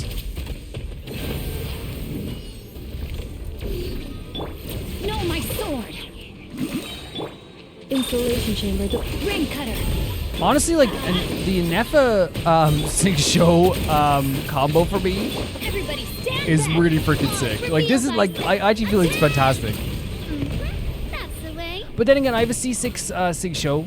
So, like, as you guys know, it's just like, it's one of those characters as well. Like I talk about this all the time.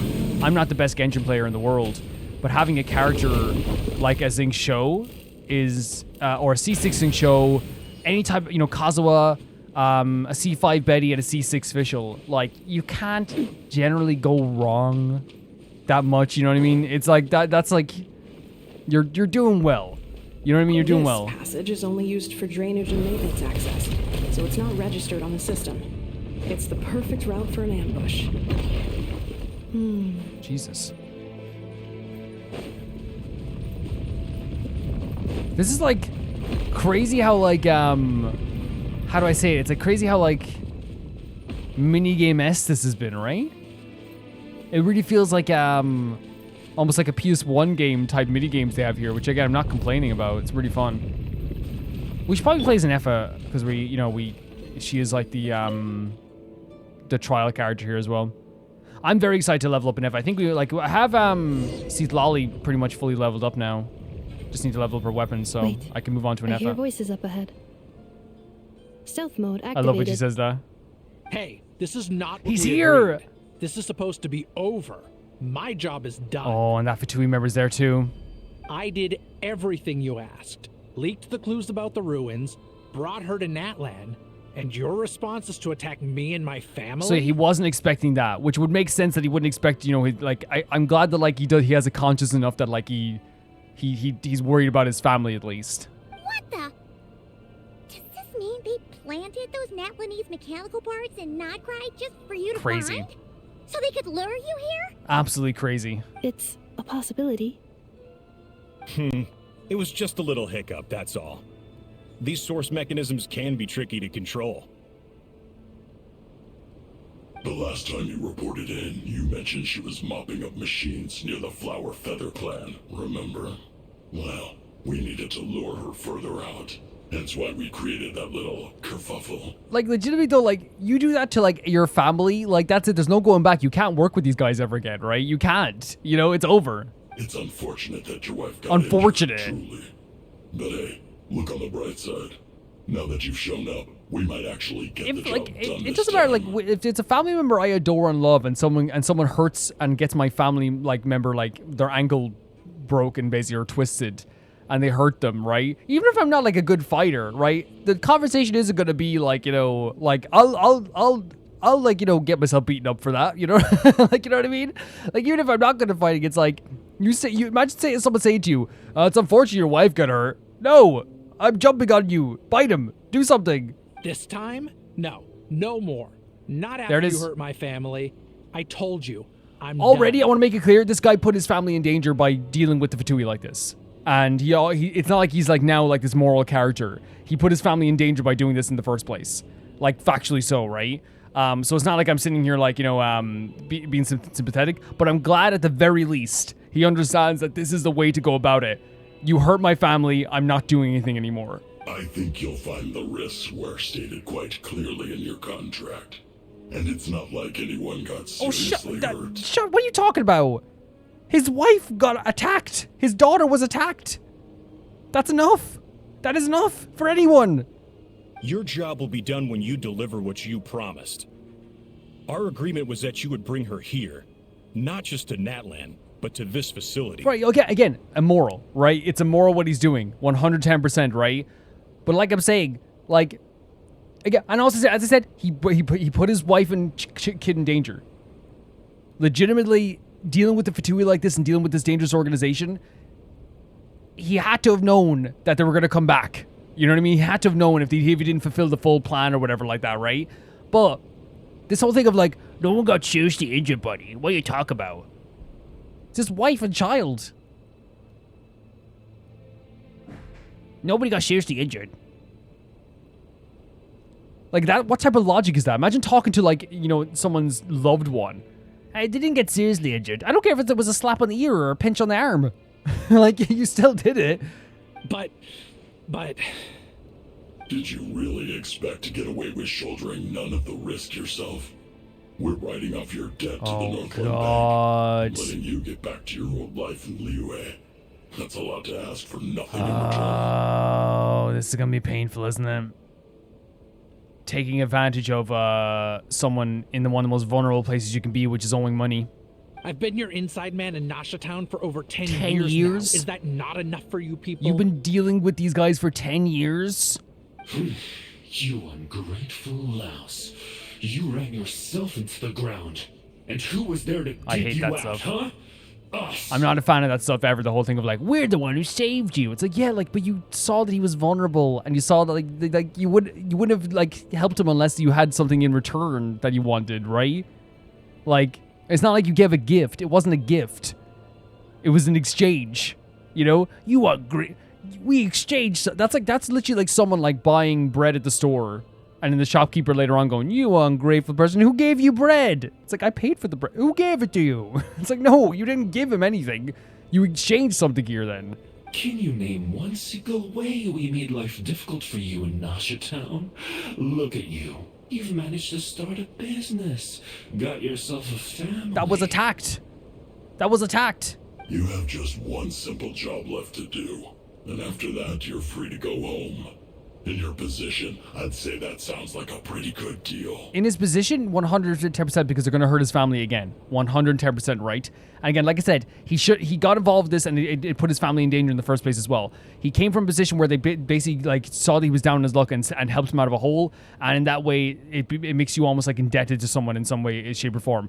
But like, I will always go against the idea of like, well, we loaned you money, and that's why you are now. Look at you, you're all okay, you know. It's like, no, it was an exchange. Now you're having him work for you. He did a few jobs for you. Don't act like you're like these morally justified, like, oh, we were so good to you, buddy. His wife and child got attacked. This is the final hurdle. Our attempts to capture the 11th Lord have been derailed every time. But there's only so long until our luck runs out.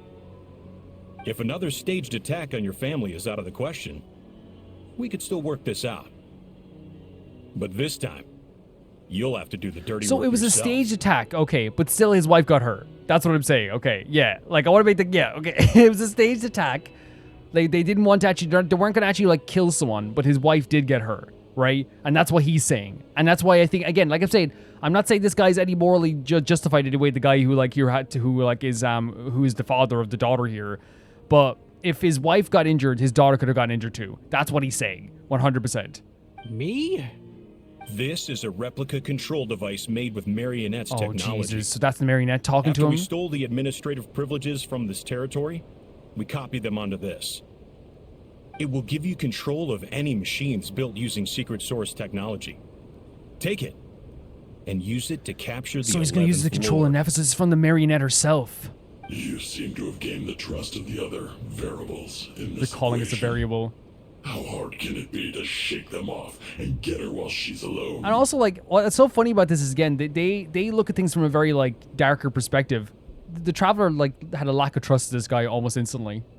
And before you think about disappearing, don't think we won't be watching you. I can't do it. Can't do it? I'm sorry. What did you He said say? he can't do it. I can't. I won't do it. She saved my life so many Ineffa? times. It would be the ultimate betrayal. And he saw this here as well. Like, his wife got injured, and the only reason that maybe it didn't get worse is because Ineffa was there. How could I look my daughter in the eyes and act like everything's still okay? Yep. So he's coming to this realization. Very passionate voice acting there, I guess. But he's come to the realization that, like, and again, there's nothing. I don't think there's anything wrong with the voice acting. I think, like, again, it portrays a passion there of, like, how can I do this if something's okay? I just think that maybe, like, whoever like when they were matching it to the actual animation, like, he probably wasn't told what the animation was. Maybe this, which is strange because usually, like, they're very good at the directing stuff there. But yeah, but I think what he's saying here is, like, yes, now he's realizing I wouldn't be able to even look at my daughter in the eye, and that's an important aspect of any type of conversation like this. Would you be able to look your daughter in the eye? Your family members in the eye. So you're gunning for the world's best father now, are you? A guy like you. You're fooling. He's not the world's best father. He put his family in danger 100%. But I'm glad that he's doing this rather than, like, you know, like he's finally realizing this. This is our mistake. We let you have it too easy. Oh, shut up. Town. And now you've forgotten the most important detail in your contract. The termination. These are the type of guys that would literally, like, boot you in the face and be like, I didn't boot you twice at least. You know, it's like, okay, buddy, thanks. I think it's time we parted ways. Huh? Oh my god, like, oh, it's so much better that they just did it almost instantly, because it shows how quickly they were like, okay, something's gonna happen here. They understood this. Let's do this. Ineffa, traveler. You have a lot to answer for it, but that can wait. Exactly. I 100% I agree. 100%. The 11th Lord and the variable. We were hoping you might show up. By the way, it's interesting because, like, they calling the traveler the variable now as well, the unknown variable. I think they only did it like once or twice before. It's like very sparse. I think only one character ever said it as well. Because I think it's actually like how they refer to a character in Honkai as well, right? Yeah. Wait, the controller. Without that, the smile. You thought we'd hand over the genuine article to you. The smile on his face. He knew he had everything. Oh my god! No! Another barrier? That's just a beacon used to set the location for this cage. We've been monitoring your movements ever since you entered these ruins. No way. Congratulations, Joshin. Your job is finally done. With you here, it was far easier to infer their location. So they didn't believe at all that he had their trust. You were playing me for a fool this whole time. Don't waste your energy trying to break out. We've commandeered at least half of the systems in these ruins. All available power sources are keeping that cage intact. But what are you going to do to us? No one needs to get hurt today. We aren't looking for a fight. Especially not with... I do love that, by the way. Like, I say it all the time. I adore the fact that this game doesn't shy away from making our character confident and and it makes sense to everyone be like, we shouldn't fight this guy. You know what I mean? It makes sense. Like, and that's because how, like, hollow would it be in a live service game that lasts so long, and we've done so many things. We fought gods and dragons, Fatui harbingers. We've done so many crazy things in this game. To have characters still be like, I'll fight him, you know, that have intel. And we still will have that characters don't know us, but, like, to have, like, characters be like, yeah, I don't want to fight him, makes perfect sense. It makes perfect sense. All we want is for your friend here, the former sovereign ruler, to lead us further inside. How about I lead you into the ground? Further inside? But we seem to have reached the center already. There is nowhere else to go. So it appears. But there's far more of this territory than meets the eye. The dragons possessed vast knowledge, and we've barely scratched the surface. That's where the sovereign ruler comes in. If our supposition is accurate, she has in her possession a secret key that gives access to the core. Is that what was given to her? I will cooperate. Let the traveler Ineffa go. You never know! These are bad people. Don't trust them! You are only here because Stop. of me. Besides, this is what I want. I need to see the rest of this territory and find out who I am. We know that, yeah, this is, she wants to go deeper in. Finally, a voice of reason. Gotta hand it to the dragons and their advanced artificial intelligence. But unfortunately, there's no way we can agree to those terms. Oh my god. How do we know you won't just attack us the moment we let you out? Because Ineffa's not exactly like you. Yeah, so settle down and get ready to go hungry for the next 3 days. What? Even you, robot, you'll need charging. They're gonna starve us for 3 days? Before I go, they may have left a trail on their way here. Send someone out to cover our tracks. Oh no! The last thing we need is reinforcements. They're actually they're much brighter than some of the other Fatui members we meet sometimes. They're much brighter.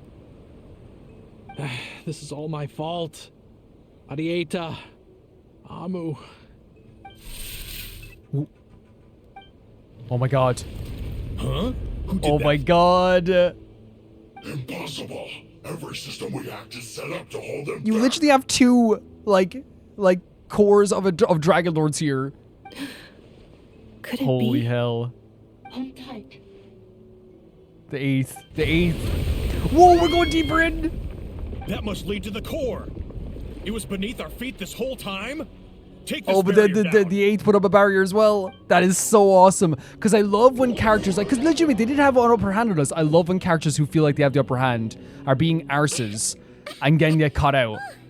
That was a long way down. Traveler, Ineffa, are you okay? We seem to be fine. Look at our determined face. No damage to report. But This is such an incredible quest. I think I broke a leg. Ah. Hey, you! Thanks for the rescue, but could you have been a No. I am 100% grateful. I'm sorry, but again, I know. Here's the thing. Paimon is just again. I'm never gonna badmouth Paimon. As I said, Paimon would literally have an argument with a broomstick if it woke her up. I always say this. She's that type of character, and we love her for it. Wait, what? Oh, and we're back to beep beep again? Well, isn't that Paimon's like, get out of here, fight me. Paimon literally picking a fight with what she thought was the 8th Dragon Lord. That is because I no longer need to communicate via that Oh. machine. Down here, I can talk to you directly. It's that voice again? When the Fatui put all their resources into keeping you trapped, it gave me a brief window to seize my privileges back. In my haste, I was not able to prioritize Don't worry about your it. safety. Don't worry about it. I'm more worried about the fact that, not worried, but I'm more amazed that we're talking to, we're hearing from a freaking Dragon Lord right now. Don't worry about me. I'll just rest up here. After everything I've done, I have no right to hold you back. But the Fatui may follow us down here. Even Ineffa is still thinking about him. We will be ready for that. My god! These ones are protected. They don't look hostile. Are they saluting? Down here, all is Incredible, under my incredible. control. They are not your enemy, human. They will take you somewhere safe. This is legitimately so good. Ineffa. Traveler. Oh, he's able to walk now all of a sudden. 11th Lord. Do you now recall the path you once chose? Which, by the way, I hope it doesn't sound cruel to say, I do think Genshin intentionally did something very poetic, by the way. Having a character who basically led to his wife getting injured was a part of his actions and what led to that, right? I'm not saying he's the one who did it, but it led to that. And him injuring his leg then, it's weirdly, I think, intentional, you know what I mean? Do you recall the path you once chose? Not yet. Although, I think this is where I was born. But why? This is your territory. No, 11th Lord. You were not born here. Rather, this is where you were We heard the word reborn earlier, right? Human, you once asked who placed the curse on the 11th Lord. The answer is herself. What? It wasn't the other Dragon Myself? Lords. After a long and bitter war, our kind was defeated. You survived, but you are now stranded, with nowhere to belong. This is after the war with the dragons as well? Gone was the pride you once had as a member of dragonkind. Gone was the territory once under your dominion. All of it gone, with no hope of We've read about this before as well, by the way, that like the hope and like the pride that a lot of dragons had no longer was there. What were you to do? Strike back at humanity and exact your revenge? Or search for a new home, a new place to belong? Your mind was conflicted as this irresolvable question ran endlessly. I'd imagine through. so. Finally, your mind split into two. One, the sovereign ruler who swore revenge against humanity. The other, a malfunction who longed to seek a That's new what they're calling her home. malfunction. So there was a split, and we saw the word split earlier as well, right? So when she split, the split in her mind is that one side still has swore revenge against humanity, the other is a malfunction, so a new home. These are the two paths, right? I mean, who knows what happens when a manufactured mind goes mad? Maybe she lost her power and memories. Oh. Maybe she split into different This is what personalities. Xilonen was saying earlier. The sovereign ruler would sooner perish than suffer a downfall. And so she placed the exile's curse upon herself and upon you. So this is the split part of her personality then? It's not the full sovereign's personality? Meanwhile, the malfunction struggled through the pain to seek assistance from her former enemies, Leonka and Ishkik. That is why you came here, praying to be reborn. So wait, so the dragon, the part that has revenge against humanity is still in here, but they separated the part that wanted to seek a new home, to be reborn.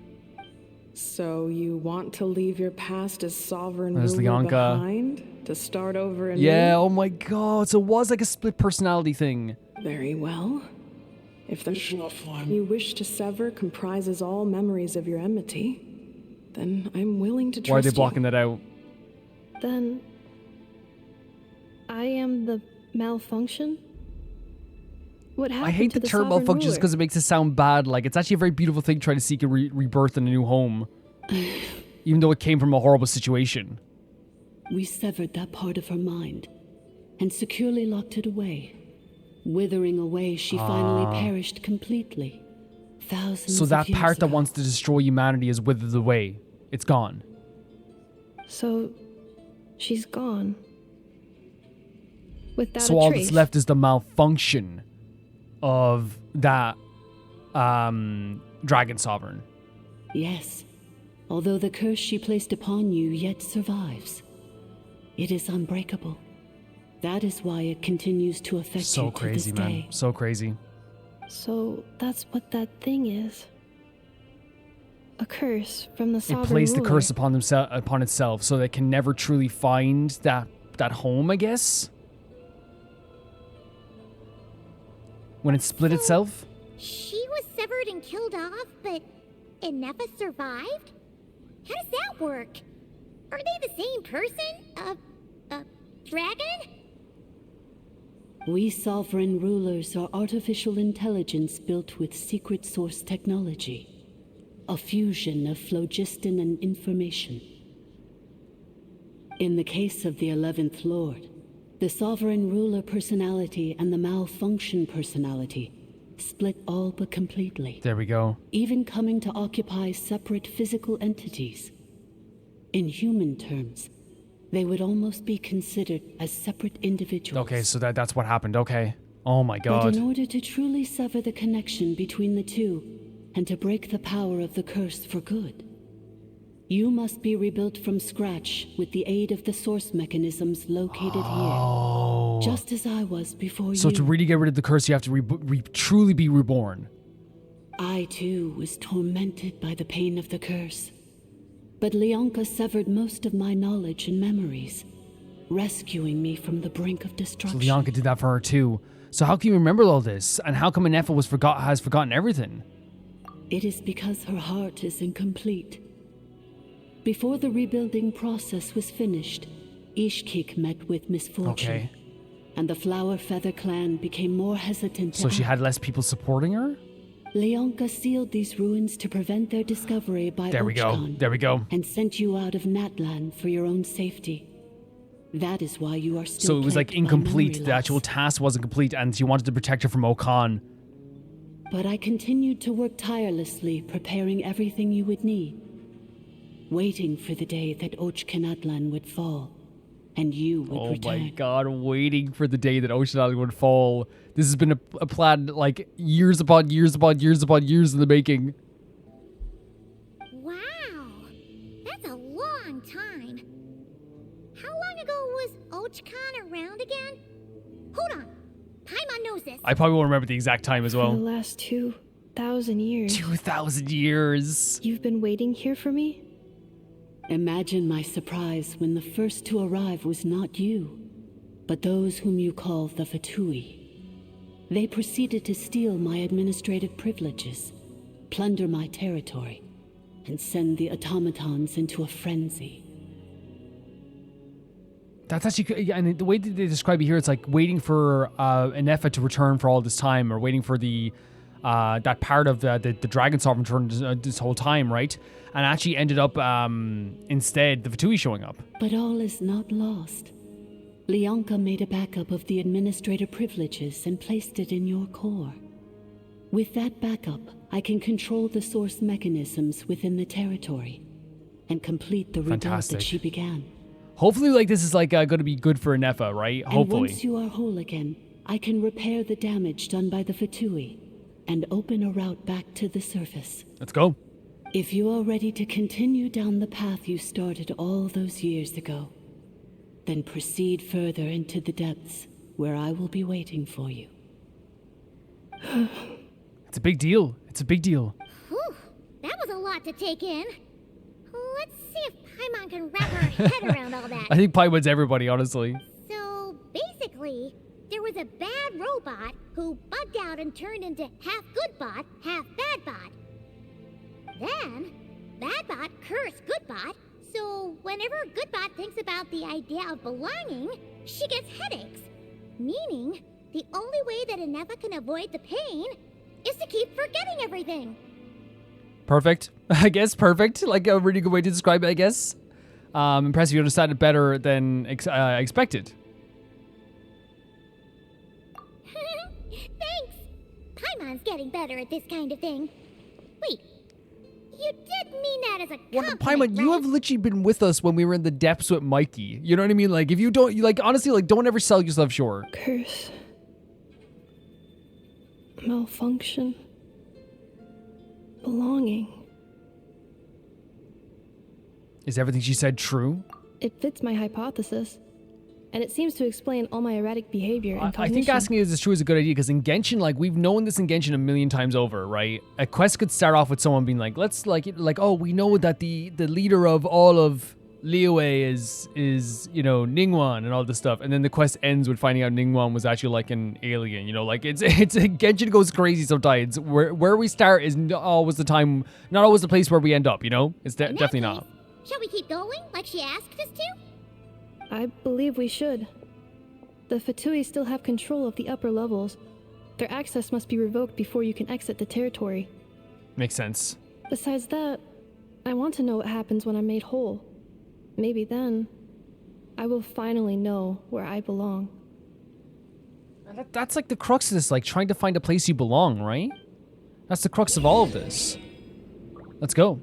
Yeah, like it's to me, it's such an interesting. Oh, here he is again. I'm so sorry. This probably isn't the time or place for apologies, is it? I don't think this question of why you refused to cooperate, it makes perfect sense. It was his wife getting hurt. Although, like, again, it shouldn't have happened in the first place. His wife getting hurt is what made him realize that he didn't want to cooperate, even like on a fake level. It says in my contract that all terms are to expire in the event of my death. That means my family would no longer be at risk. They would not want that, though. They're hardly the most scrupulous people in the world, but they do keep their word when it comes to I believe contract that. stuff. I believe that. And in any case, with me dead, it wouldn't be worth them going after my wife and daughter. Not worth the risk of getting on the wrong side of the flower feather clan. Yes, 100%. The feather clan would then protect your wife and daughter 100%. Or maybe the real reason I didn't play along was I'm tired of pretending to 10 be years someone of pretending I'm you're not. someone you're not is crazy. I'm gonna rest here for a while longer, then get to somewhere safe. Please, just go on without me. I've been enough of a burden to you already. Not to mention Ineffa. Oh, and I grabbed some supplies before I set off. Oh, this is supplies? They're just over there. All yours if you want them. I was just gonna take them, if I'm honest with you. If I'm being honest with you right now. Thank you so much. Yeah, this is a very... No one's gonna ever say that these stories aren't complicated or hard to figure out how you feel about these situations. With this character over here, the way I genuinely feel about him is this. Is that what he did led to his family obviously getting hurt. But the Fatui clearly, those members of the Fatui clearly preyed on the fact that he was definitely down on his luck and was in a very dire situation. They did that 100%. And I'm glad that in the end, it took his freaking wife getting hurt, obviously, to realize this. Because sometimes you can't see the forest trees to be like, I'm not working with these guys anymore, right? I'm not. The way I look at it is that he should feel bad in some way, 110%. But I'm glad for his family's sake that he's trying to get away from this, right? But I will say him dying wouldn't have made his daughter happy in any way, shape, or form. It would not have. That wouldn't have made anyone happy. But he was trying to sacrifice himself in that sense for that, which is very dark. These locations are beautiful in terms of architecture, aren't they? Oh, well, if it isn't a Gracie Big Rock. Hey! Gracie, it's not like you. Stop this. Let's light it up! Gracie, come on now. Is the cloud there? It is, okay.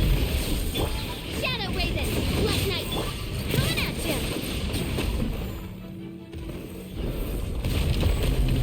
you. Gracie Big Rock is a great name for a character. Gotta remember that. You guys can take it. It's fine. You guys can have Gracie. They're saluting. Oh my god, this is incredible. They're saluting. So freaking cool.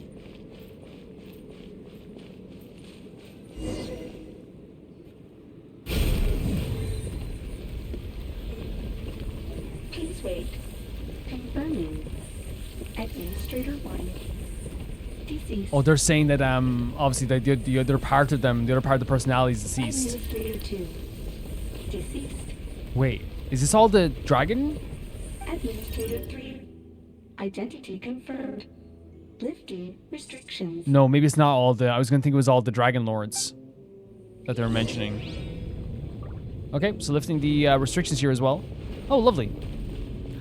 I'm sorry, no, like, they go all out for these Dragon Civilization stuff. They do in this game. They go all out for this stuff. Holy hell, what are we... Oh, isn't there a crack in the sky? After 2,000 years, we finally meet again. What? 11th Lord, Mirror of the Dawning Morn. So that is the Mirror of the Dawning Morn. And you? You're the 8th Lord? Yeah. The priestess of floral candles and This is so incredible. Again, it's hurting us. Oh, we gotta do something.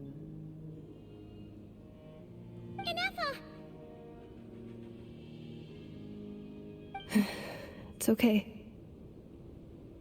I've recovered now. You're too like calm about this, honestly. I see the curse haunts you greatly. I cannot fathom how difficult this must have been to survive this endless cycle of pain. And all alone for 2,000 years. It is painful. For sure painful, right? I wasn't alone. I have had company every step of the way.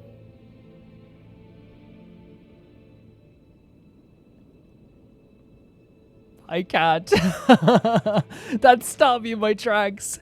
Like, I love Ineffa, just like obviously thinking about all her friends and stuff as well, but then also at the same time, then looking at us, right? She had friends every step of the way. In any case, a few moments from now, your pain will be no more.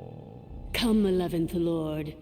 Stand before me. Am I right to be and weary? Rid of this curse. Am I right to be weary right now?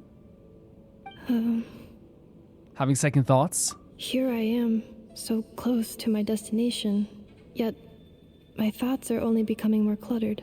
It's that before they talked, right? This part here. Sorry, Ineffa. This part here. That part there. That like, and I know it is like it's a dragon lord, so of course they had looked down on humans in some way, right? But still, that worries me. I am the way I am because the 11th Lord encountered a memory data conflict and split into two. If I regain all of my memories, will I not encounter the same conflict again? My cognition module cannot produce a reliable prediction. So they're saying that, like, if they remember everything, will that conflict still happen? Returning home was what you've always wanted? Promise me. Remember, you have to come home. This is, again, the emotion. There's so much lore, but there's so much emotion in this quest as well, honestly. It is. But if my memories turn me back into a bad robot... No, don't say that. Do whatever it takes to stop me. Do not say that. Please do not say that. If that is the case, I cannot be allowed to make it back home.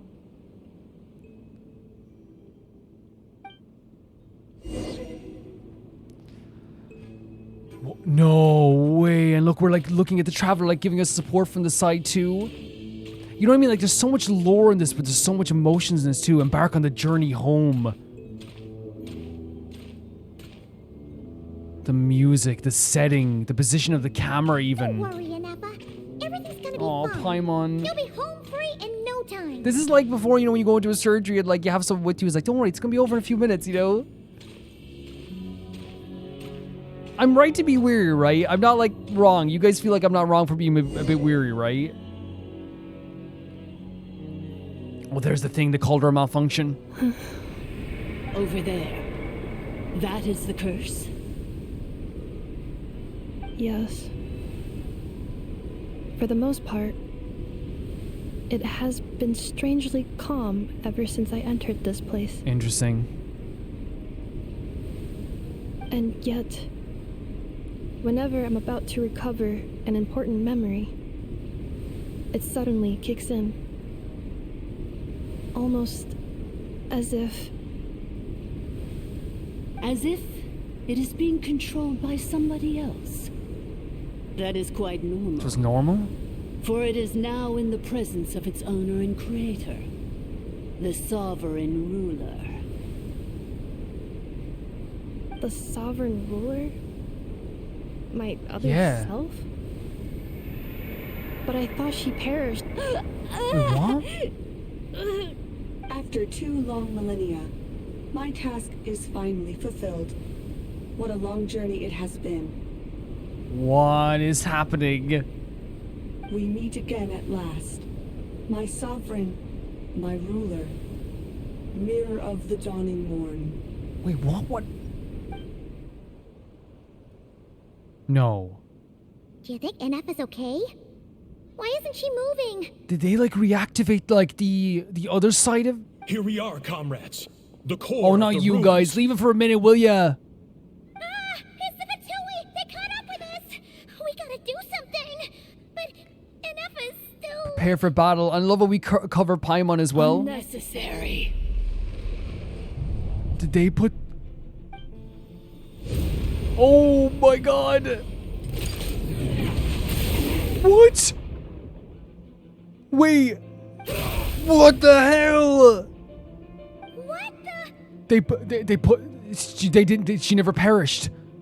She's been waiting for Ineffa to come back. Is she just gonna be another vessel for the 11th? Did Ineffa do that? Don't show me. Please do not show me what she did. What? Oh my god, and to attack Wander as well. This music is gorgeous. Oh my god. Missed by a hair's breadth. But now you are wounded, and this time you will not escape. I think it's the 11th. I think this was all a plan to get the 11th back into a vessel. Look at this image. It's here. Holy crap. What are we going to do?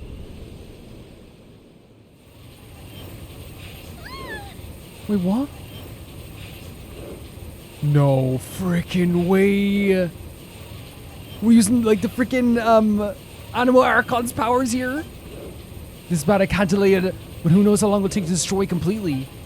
We're still Paimon's here too, of course. He's thinking about Paimon. I think this is all a plan. That's not an Ineffa. That's the 11th. Then whose voice is that? The 8th Lord? But why would Leanga's Wait, actually, did the 8th Lord take over the... Wait, oh, I got it wrong. Leonka's dragon mother?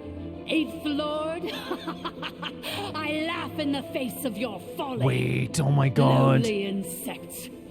Did you humans really think that by forgetting the past, the curse could be escaped? Wait, I keep saying wait, but... And did you really believe that by simply being rebuilt, that traitor could avoid destruction? And this corrupt malfunction could regain her memories? What? Please explain. Please explain fully. The priestess is long gone. I and the other sovereign rulers executed her 2,000 years ago. For that is what becomes of all who betray us. And now this malfunction will meet the same fate as she. Wait, what are they saying? Are they saying that they did execute the 8th before? Who they believed was a traitor. And now they're saying the same thing will happen to Ineffa now? The malfunction of Ineffa? There is no dragon mother here, and there never was. Only one lord has dominion here, and that Which one? is me. Which one? For I am the almighty dragon Oh my lord, god! mirror of the dawning morn, 11th of the 13 sovereign rulers. Kneel before me. Wait, so they pretended that we were this whole time that they were the 8th? And they brought us on this journey with them here, pretending that the... Oh my god, how much did they make up? How much did they make up this whole time that the 8th was the 11th? And they made us think that they perished, that they were gone. All as a way to get them the core of their core back. And now they've reconnected with that core? You tricked us. Yeah. It was you talking to us this whole time. You The smile. Ineffa here, and you who placed the curse on her. It was you. Holy freaking hell. This whole freaking time. Ever since that moment with the Fatui there when that was the 11th talking to us.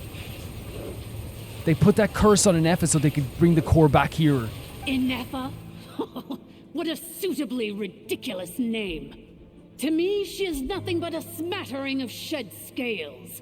An operational malfunction that must be destroyed. This is one, because again, I thought there'd be something to be weary of. I didn't expect this. I thought the 8th would just betray us. The 8th was never here.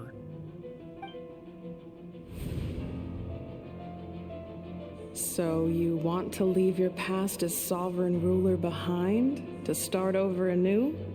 And this is Leonka, of course, who is her mother was the 8th, right? I applied the curse to curb her resistance, shut down her mind, and silence her lies. Now all that remains is to borrow your privileges and see that she is severed for good. Wait, so she wants to sever that part of her? Very well. If the malfunction you wish to sever comprises all memories of your enmity, then I'm willing to trust you. Wait, so sorry for looking back in this as well. So so they're saying that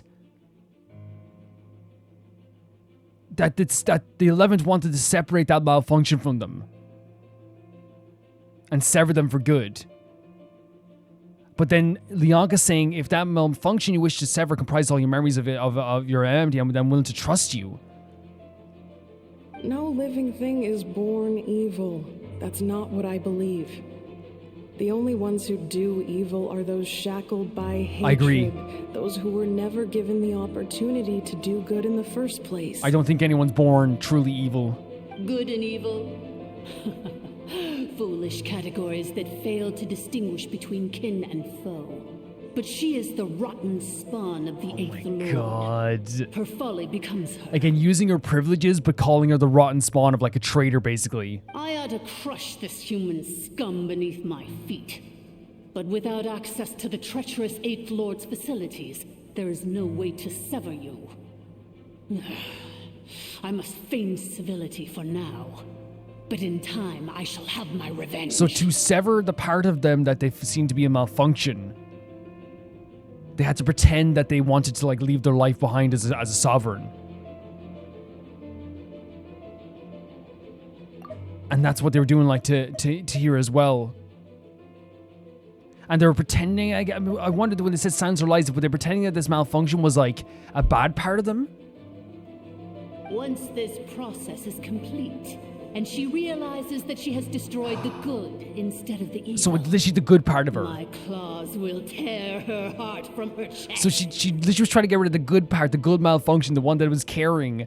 So I'm guessing that Leonka then saved the good part somehow? Do you really trust her, Leonka? This malfunctioning part of the sovereign ruler's mind. This is crazy. So Leonka realized that it was probably like a good part? You're a good friend, and you've already done more than I could have asked for. There's just one seal left. She and I can handle it. My heart is pounding right now. This passage is only used for drainage and maintenance access, so it's not registered on the system. It's the perfect route for an ambush. Malfunction? Human? Oh my God. You conspired against me? So yeah, Leonka realized that this malfunction wasn't bad. Consider this getting off lightly. If Lanke was here, Shablanka? or if this was me 20 years ago, you wouldn't have survived long enough to realize you'd been conned. So she tricked her as well. Especially since you tried to con us first. You tried to have this poor child killed off in your place, didn't you? 11th So so they wouldn't be killed. They're basically like, get rid of this malfunction instead of getting rid of me. But Leonka realizes this is such a heavy reveal. Wretched worm! This is unforgivable! How dare you imprison me! You're being imprisoned. And you, malfunction! Your curse shall endure until the sky falls and the ground crumbles. You will never know peace for the rest of your days. So basically the timeline here is that the 11th Lord wanted to get rid of the good part of them and to save their own lives, to make it seem like there was the bad part of them and leave their past behind. But in reality, they just wanted to get rid of the good part of them and so they could save their own lives. Leonka realized this and instead returned with the good part of them and imprisoned the bad part of the Mirror of the Dawning Morn. It is time to correct the injustice Oh my of the God. past. I would have severed and destroyed you on that fateful day, but instead, That's what they wanted. I was locked away by that human scum, Leonka. So all this time they've been waiting for the part of themselves to come back so they could sever it and destroy it this whole time. 2 millennia I have been a prisoner in this place. I have spent that time slowly seizing control. That is insane. That is insane. Until my reach extended to every inch of this prison. Now, one last step remains before I can finally break free. Imagine for 2,000 years waiting for this. The final secret key is embedded in your core. Look at the pose. I had to work patiently and methodically to lure you here, posing as the 8th Lord who once ruled this domain. But at last, it is within my This grasp. whole time, even that time there we were talking to the Lord, and honestly, I thought we were talking to the Lord. My thought was that what was happening there in the moment when we first saw Ineffa come back out, I thought it would the 8th Lord had taken this to power for themselves. You know what I mean? So even the malfunction that was talking to Ineffa, all that was an attempt to bring Ineffa back to this place here so they can get the core. Mirror of the Dawning Morn, please come with me and return This whole time. But all is not lost. Leonka made a backup of the administrative privileges, and placed it in your core. This is such a crazy reveal. Like, and again, it's one of those things where, again, with Genshin, they do this all the time where, like, something amazing happens and a big, gigantic reveal happens, a big twist happens. And it's like, yeah, tracing it back, that makes sense. She tricked us. She was Ineffa's, she was after Ineffa's core all along, yeah. Which memory did that human scum embed the key in? I will So she's find still it trying to find eventually, wherever it's hidden. But we're still trying to block this thing that will rip us apart, basically. And again, this is how good the writing in Genshin is. They built us up through a mechanical minigame. Do not touch this. They told us not to touch this through this whole time. And then also earlier on in the world quest, we saw this thing too, right? Where if that touches you, it's game over, basically. In the meantime, now that my resurrection has begun, so too shall my Holy vengeance! hell, the vengeance of a dragon lord. Oh, Paimon. We gotta do something. Oh. And he hugged her right away. Of course he did, by the way. Is Ineffa fighting back? Is the good part of her fighting back? Wretched malfunction! Let's go! Do not impede the inevitable! Oh my god, Ineffa! I cannot let you get away with this. She's stopping her. Oh my god. You fool! In a matter of seconds, I will be able to overwrite your. But she's still fighting back. She's still fighting back against her. Seconds. Look at the way they're doing this. All I need. I just got chills. Seconds is all I need. They're doing this like with two separate sides of the face. What's happening here? No. She ripped out her core. She ripped out her own. What? No, but what happens to Ineffa now? She ripped out her own freaking core. She ripped out the core of the 11th and destroyed it. Ineffa! Zach. What? Wait. What do we do now, though? Ineffa! Oh, and the broken pieces as well? We better be able to save Ineffa. Oh, she's so lifeless. She's gonna be okay, right? We can get her repaired. We have to, but we have to get out of here and find help now. She destroyed her own core? Oh, they're not dead. That's an unusual move for a machine. Look what you're doing here. I wonder how Marionette will react to this. Delight? Or disappointment? Shush. The Fatui? How are you still Yeah, that sounded like it was destroying you guys. Don't act so surprised. I'm just one of her many projects. Project? Wait. The Marionettes projects? As reconnaissance missions go, this outcome is a little underwhelming. I don't think I'll be getting any commendations if this is how my report ends. Is he saying he's one of the Marionettes projects? So let me reignite your flame one last time. Sovereign Ruler, Mirror of the Dawning Morn. What are you doing? Show us one final glimpse Stop, of your glory. you fool. The glory of the ancient dragon's technology. He's using the power the Marionette gave him as well. You fool. Don't even try. Yes! This guy isn't made of flesh and blood, so it's a creation. No wonder. Marionette told us to watch Oh my out god. for you. She said you were an unpredictable variable. We know the other two members know of us, by the way. They've sent us messages before. They've cut out people's tongues before. In reverence to us. Like they know about us. But if you think you're getting out of here alive,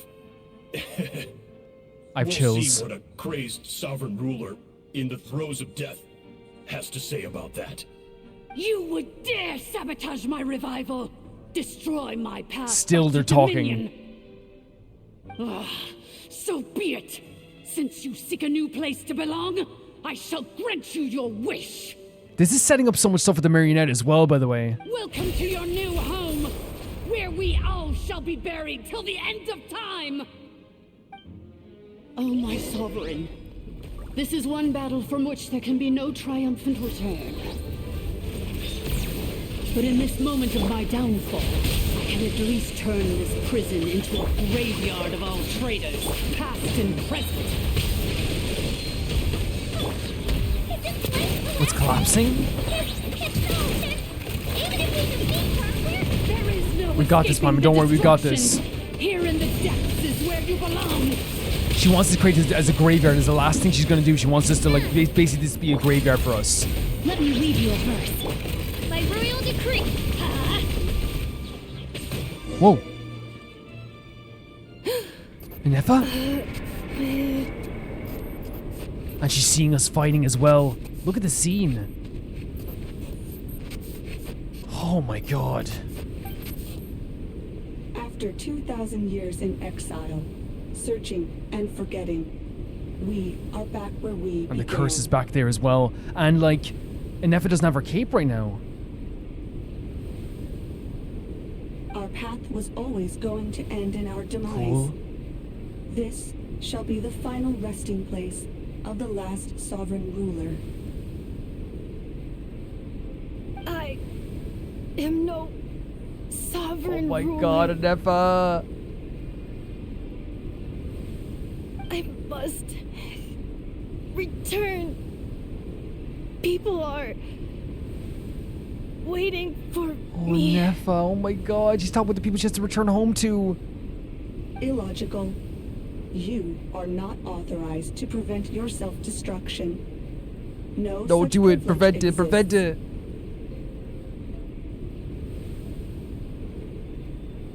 We are back where we belong. Now, No. perish in the rubble of No. these ruins. Last of the sovereign lords. Do not. No. No. Yes, come on. Go on, Ineffa.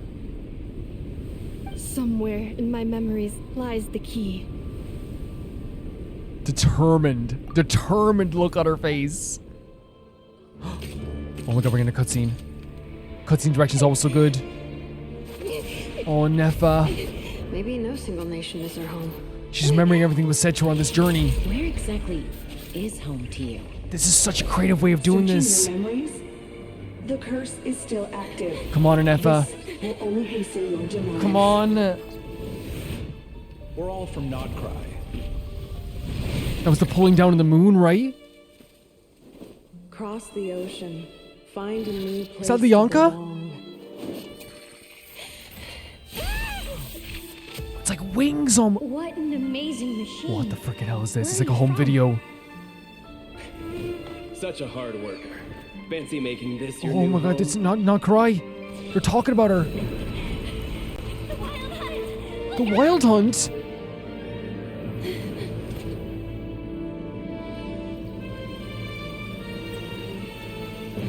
This music as well. What the hell is this scene? Impossible. Where is this data from? It's your memories.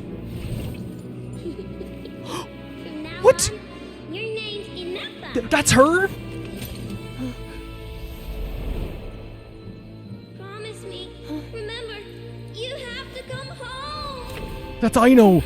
What the hell? That's what's a named character. The cracks in her skin is oh my god. Come on. Turn. Data. Overload. Let's go, whatever. Capacity Let's go. exceeded. As long as this gem's around, the heart that Ishkik built you should keep beating Oh away. my god. It may take centuries, even millennia. But one day, may your new memories transcend your pain and rage. Your new memories transcend to the pain and conquer rage. The curse that shackles you. That freaking shackles you. What kind of That's the gem gem is inside the core. Nothing special, really. To quote my mother, it's nothing but an empty shell Jesus now. freaking Christ. I'm But if you break free of the curse, then maybe Oh my god. nothing. An interesting idea suddenly occurred to me. Holy freaking hell. Let's make this the final secret key. The final That's what secret she pulled it out as well. is It literally. Oh my god. A vision. Oh my god, a vision. Look at her. Oh my freaking god. Look at her face. The gem. It's reconstructing. I am going crazy right now. Open those eyes.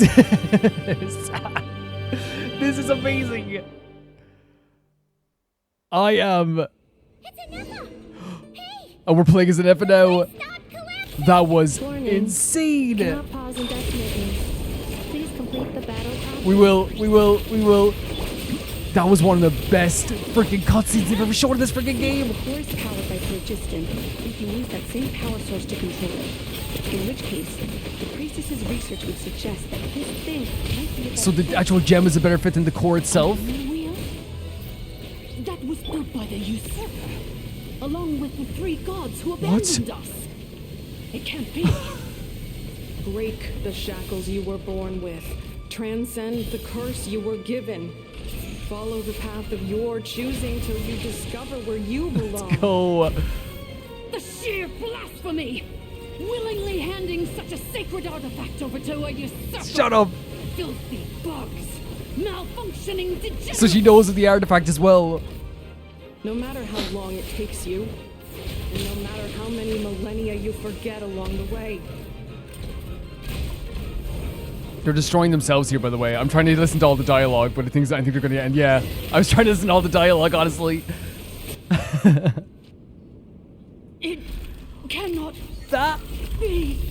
Was such a good cutscene. That is such a good cutscene.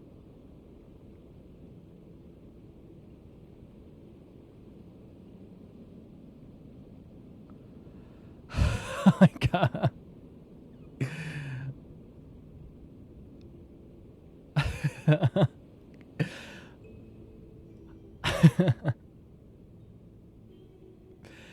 So in that cutscene, by the way, I want to save it, if I'm being honest, and like look back on it a little bit later. Before we go any further, that was Ineffa using this item, this gem that was given to her by her mother, like by the quote unquote traitor in this sense, and was given to the humans as well, in order to, I guess this could give her a new awakening, a new beginning, and was reconstructed into a new core for Ineffa. And in that moment, she was remembering all those things he said. And there's also a new, that has to be like a playable character, right? Too well designed to not be a playable character. That gal in the cutscene. Ineffa, that's Aino. So Aino is a playable character? Holy hell.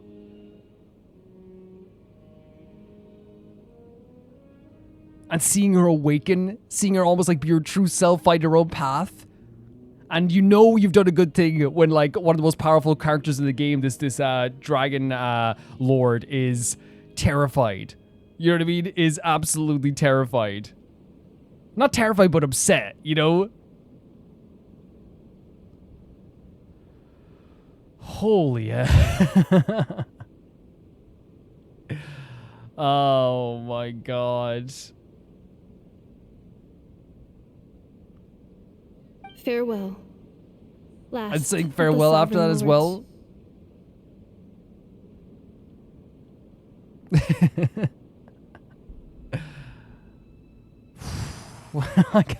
I'm like so overjoyed that I even got to see this. Honestly.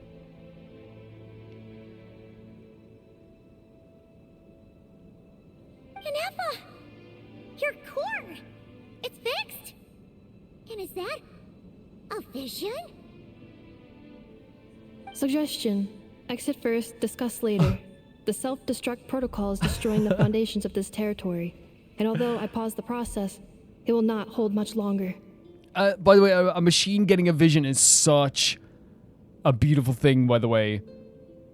Like, this automaton getting a vision. And it's all I ever wanted. Like, when I said this before, like, obviously I wanted it to be more of a rune guardian or something like that, but I said it before. You can look back at the video as well. I said it. I wanted, like, a playable, like, automaton, or I said robot. Playable, like, machine or robot. Like a rune guardian. It's not a rune guardian, but it's, like, along the lines of something I wanted here. How long do we have? Calculating. Remaining time. 30. 30 minutes? Huh. Oh no, I think I get the punchline to this joke. I think I get the punchline to this joke. I think it's gonna be like 30 seconds. 29. Yep. Oh god, I can feel it. I can feel it. Hey, are you guys he's all here. right? The automaton suddenly stopped moving. Then there was that earthquake, and now the place seems to have sprung a leak. Save it till we're out of here, genuinely. Estimated time to Foundation cave in. 20 seconds.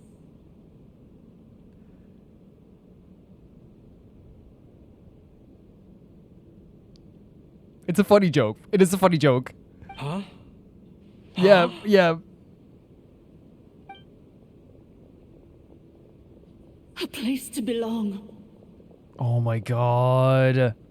I too once yearned for it.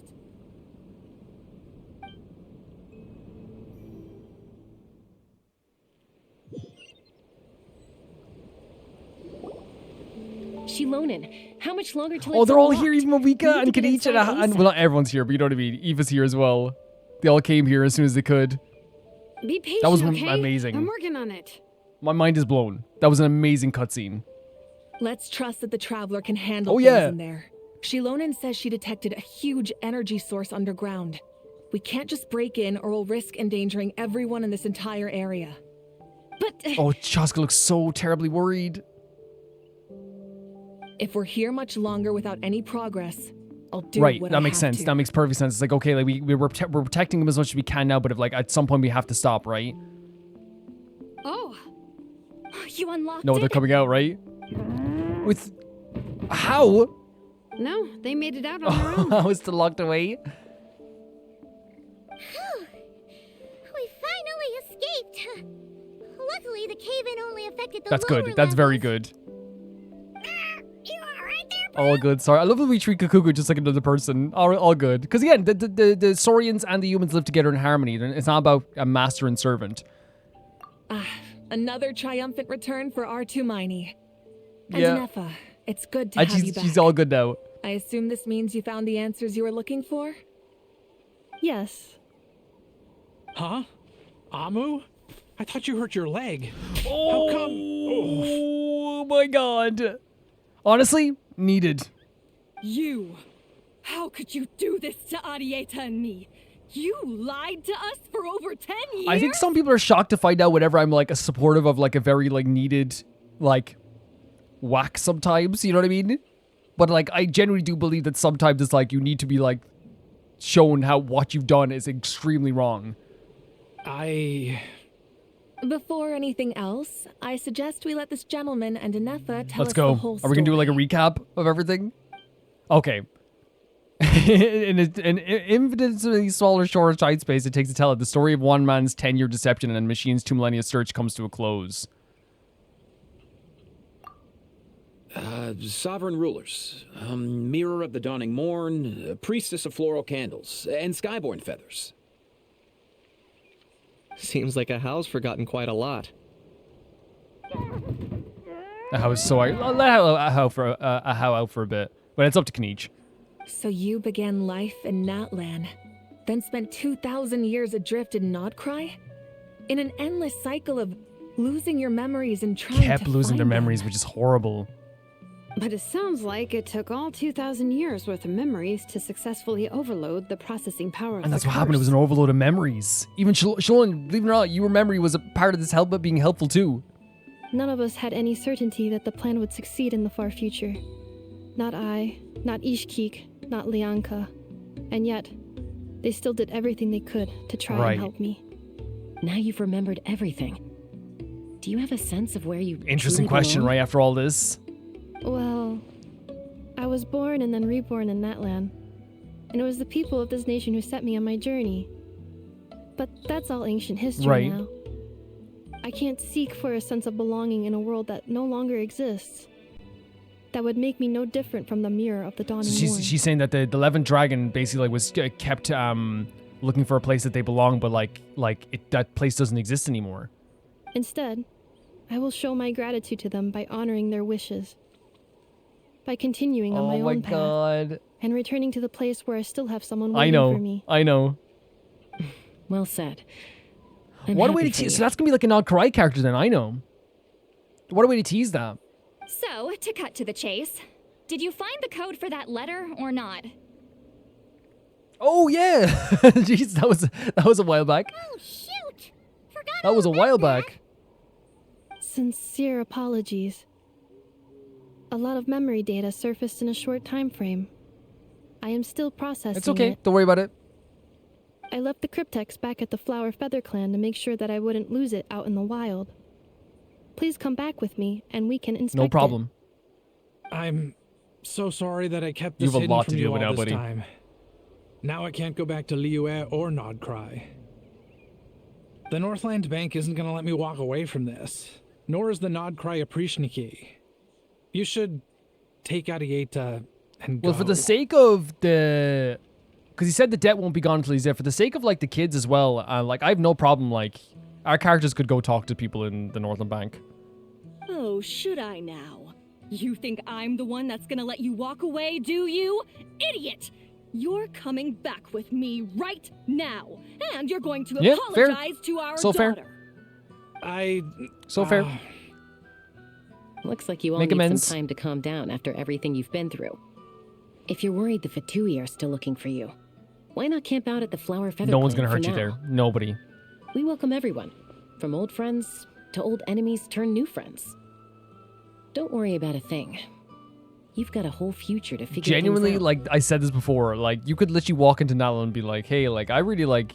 Yeah, it's like, "Hey, could I borrow a cup of?" You go to any clan in the Nala and be like, "Can I borrow a cup of sugar?" And they're like, then all of a sudden you're there for 3 weeks and have a new family. Go and find where you belong.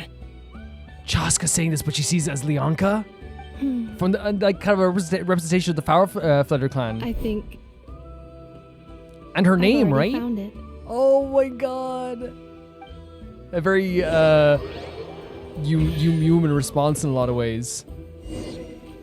Open the... That's the next thing we have to do. Open the letter. That was one of the most amazing... We're going to be watching the cutscene again, by the way, at least like going through it like with you guys. Like I like doing that. I think those cutscenes are really, really important as well. We have a new character there, but she was able to, through all the memories she's had over 2,000 years of a cycle of like memories going back and forth, back and forth, back and forth, she was able to overload that malfunction, and she was able to like protect us in the end. And finally, like, I guess, like, in a way, understand where she truly belongs in a lot of ways. Here it is. The cryptex. Look at this location. So pretty, isn't it? So pretty. So then, what's the code? Or what about that backup plan that Arieta mentioned? Please see the casing that holds the combination code discs. The sender had me etch the code onto the casing so that I would not forget it. But I still forgot it. It's okay. Don't worry about it. Wait, hold on. 1, 2, 3, 4, 5, 6? It's a very easy code. Seriously? You've been hiding in plain sight all this time? That's lovely. Honestly, that's a very funny outcome. Yes. The sender said, the most secure code is one that you can write down, and no one would think True. it's a code. I used to think that was very true, but I generally think that a lot of people, if they're trying to like get into someone's thing now, they will try password right away, or like password 123, right? That's one thing they will try right away. Who is this person? She's like, who is this? The sender said, surprises are best saved to the end. Don't. Who is? Okay, now your memory's getting a little too good. Surprise! Who is that? Let's open her up. I love she did a freaking impression as well. What? The firecracker. I must had enough of this whole letter debacle. Just read it already. Violet's even getting angry at the fire. She's like, what the hell? Stop it. Dear Honorary Knight, I've heard a lot about you. Huh? Eugene's always singing your praises. Huh?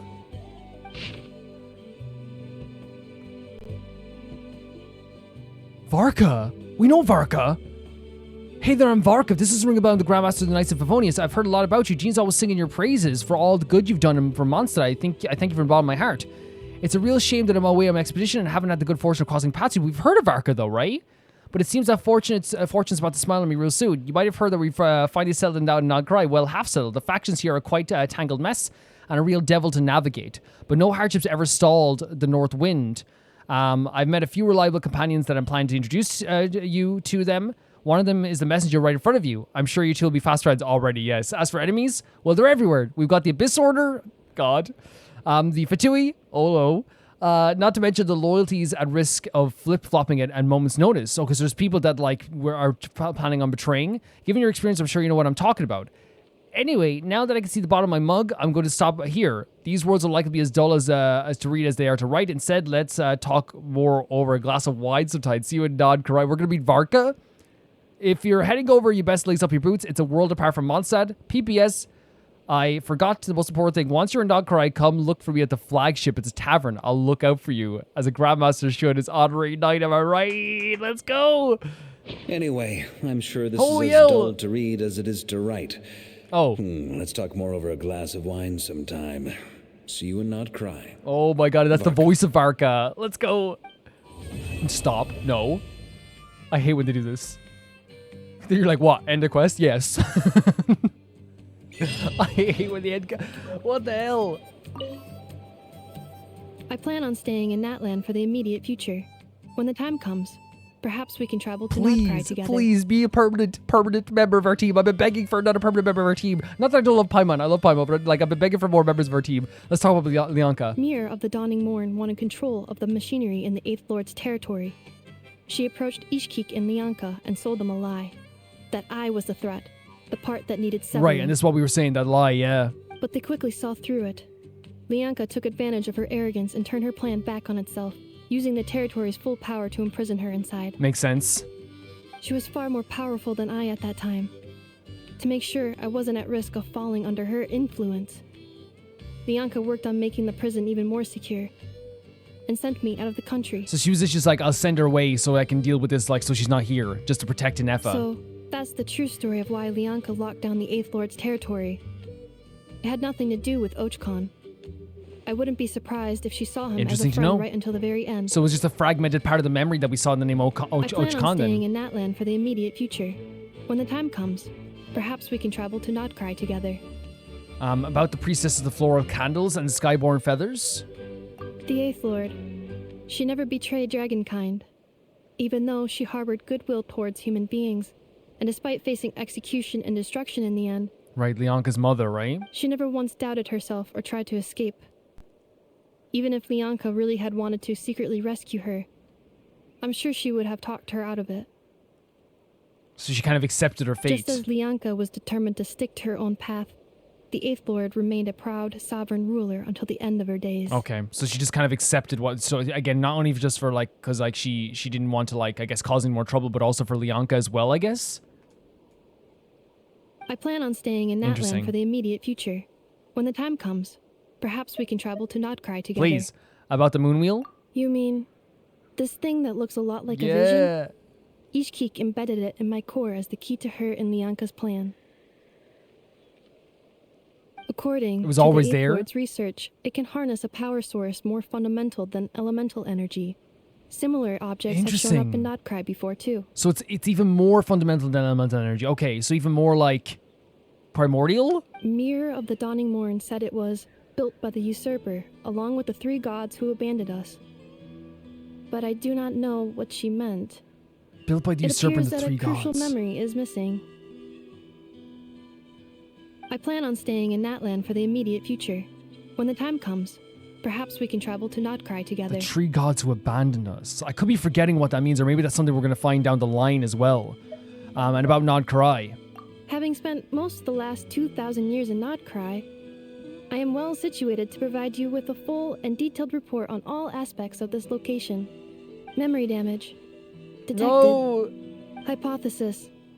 Most of my memory data was damaged when I used it to overload the curse.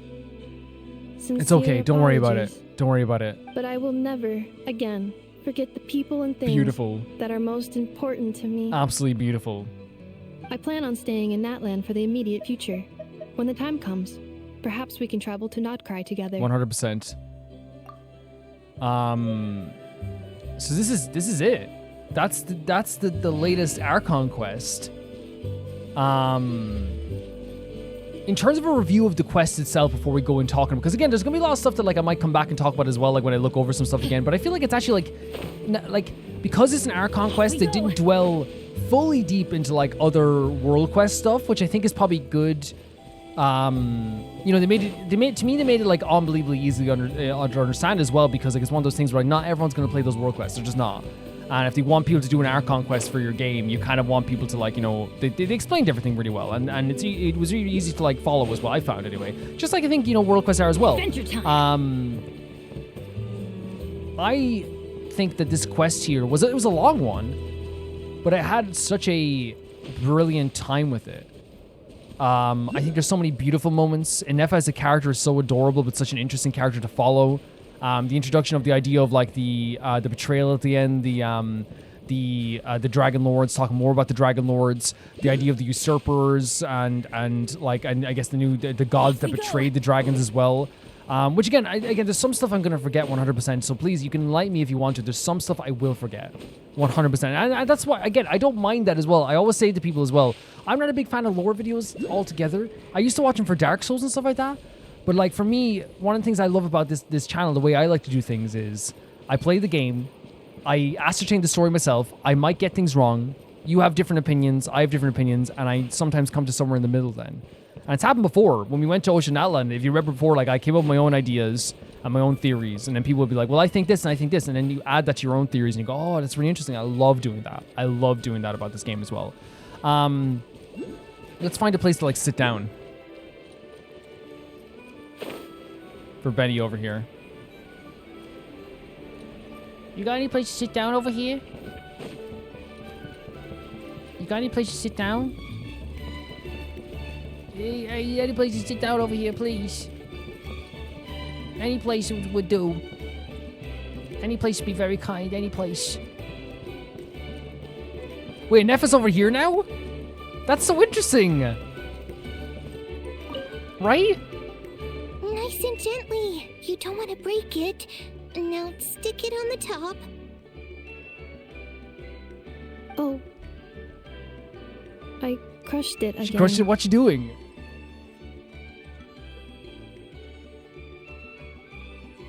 So she's trying to like assemble something? Hello.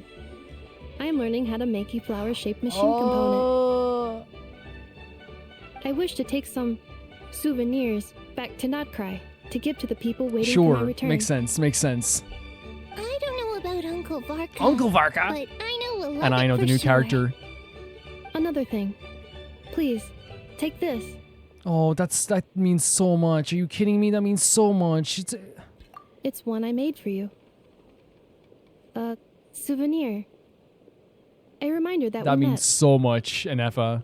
Also, thank you, oh, you're traveler. I already had like a melted heart. You're rebuilding it and melting it again. Beautiful stuff. Absolutely beautiful. Again, that's so cool that they do that sometimes, and sometimes I miss that stuff, because so many times when I do these quests, like I will literally like hear from you guys then like a few minutes later. It's like, oh, by the way, like you could have done this and you could have done that. And it's like, oh yeah, that's true. Okay, so let's talk about like this quest then, right? Let's talk about like all this as we're trying to find a place to sit down for Benny. Okay, I've chosen the library as a place to sit. That's nice, right? Okay, so the story of this was that we found an Ineffa who was this machine that was basically that had the core of the 11th Dragon Sovereign inside of her. Dragon Lord inside of her.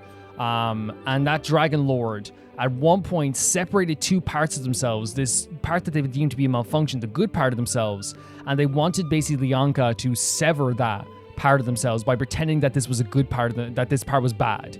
But Lianka was able to kind of figure out that it wasn't bad, and therefore what happened was then they decided to seal away and contain the bad part of the 11th Dragon Lord, and in the process then put the good part of the 11th Dragon Lord into, or I guess like into a core that was then put into a machine that was made by Aino, I'm assuming then at that point too, because it was originally in a different form. Honestly.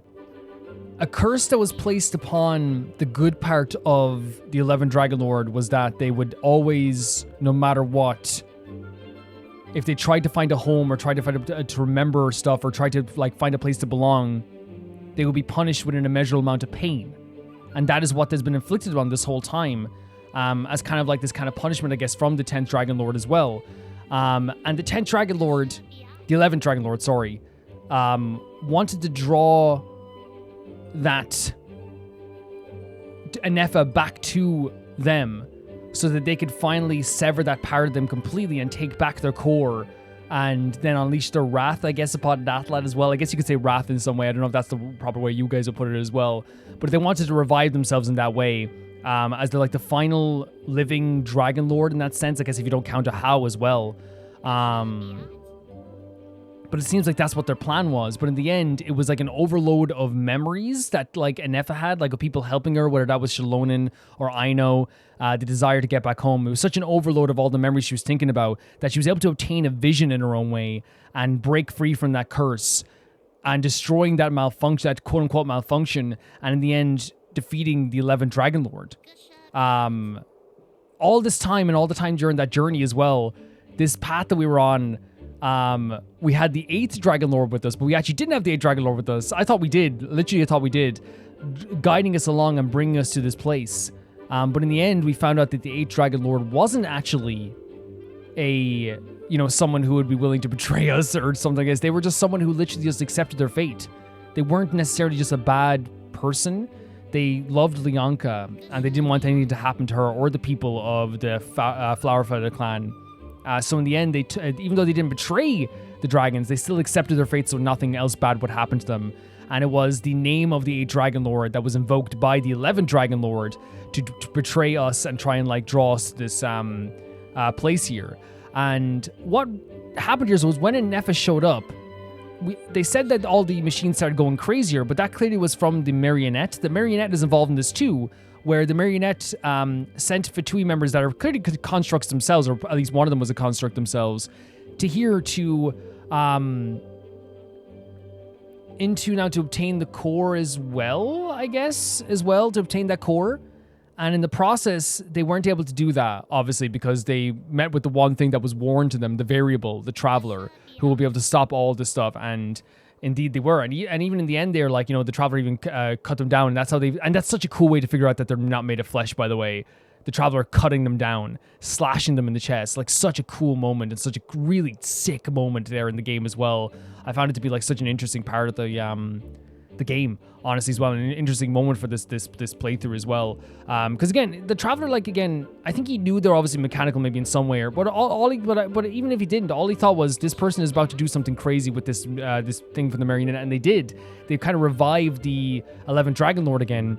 So he had to do something. So he decided to like slash them in half, and I think he probably knew that there was something up with them. So he had to do something, right? He had to do something. But the Marionette then is involved in this too. They are aware of us. They are weary of us as someone as well, and we're probably going to run into them at the same time again as well, at some point. And Ineffa's true home was that she was born in Natlan. Or technically created in Natlan, separated from the 11th Dragon Lord in Natlan. She was given this gem by Lyanka that was given to the usurper and the tree gods that betrayed them as well. And it was put inside of them. It was like, I guess it's like one of those things, it's a power inside of you, like kind of figuratively and literally, that you were able to like access at some point. And she was able to access this and reconstruct her own core and create a vision. And that was what was able to like fight back against the 11th Dragon Lord. Which is, again, another powerful sequence. Like, for a mechanical machine to obtain their vision was such a beautiful moment for me.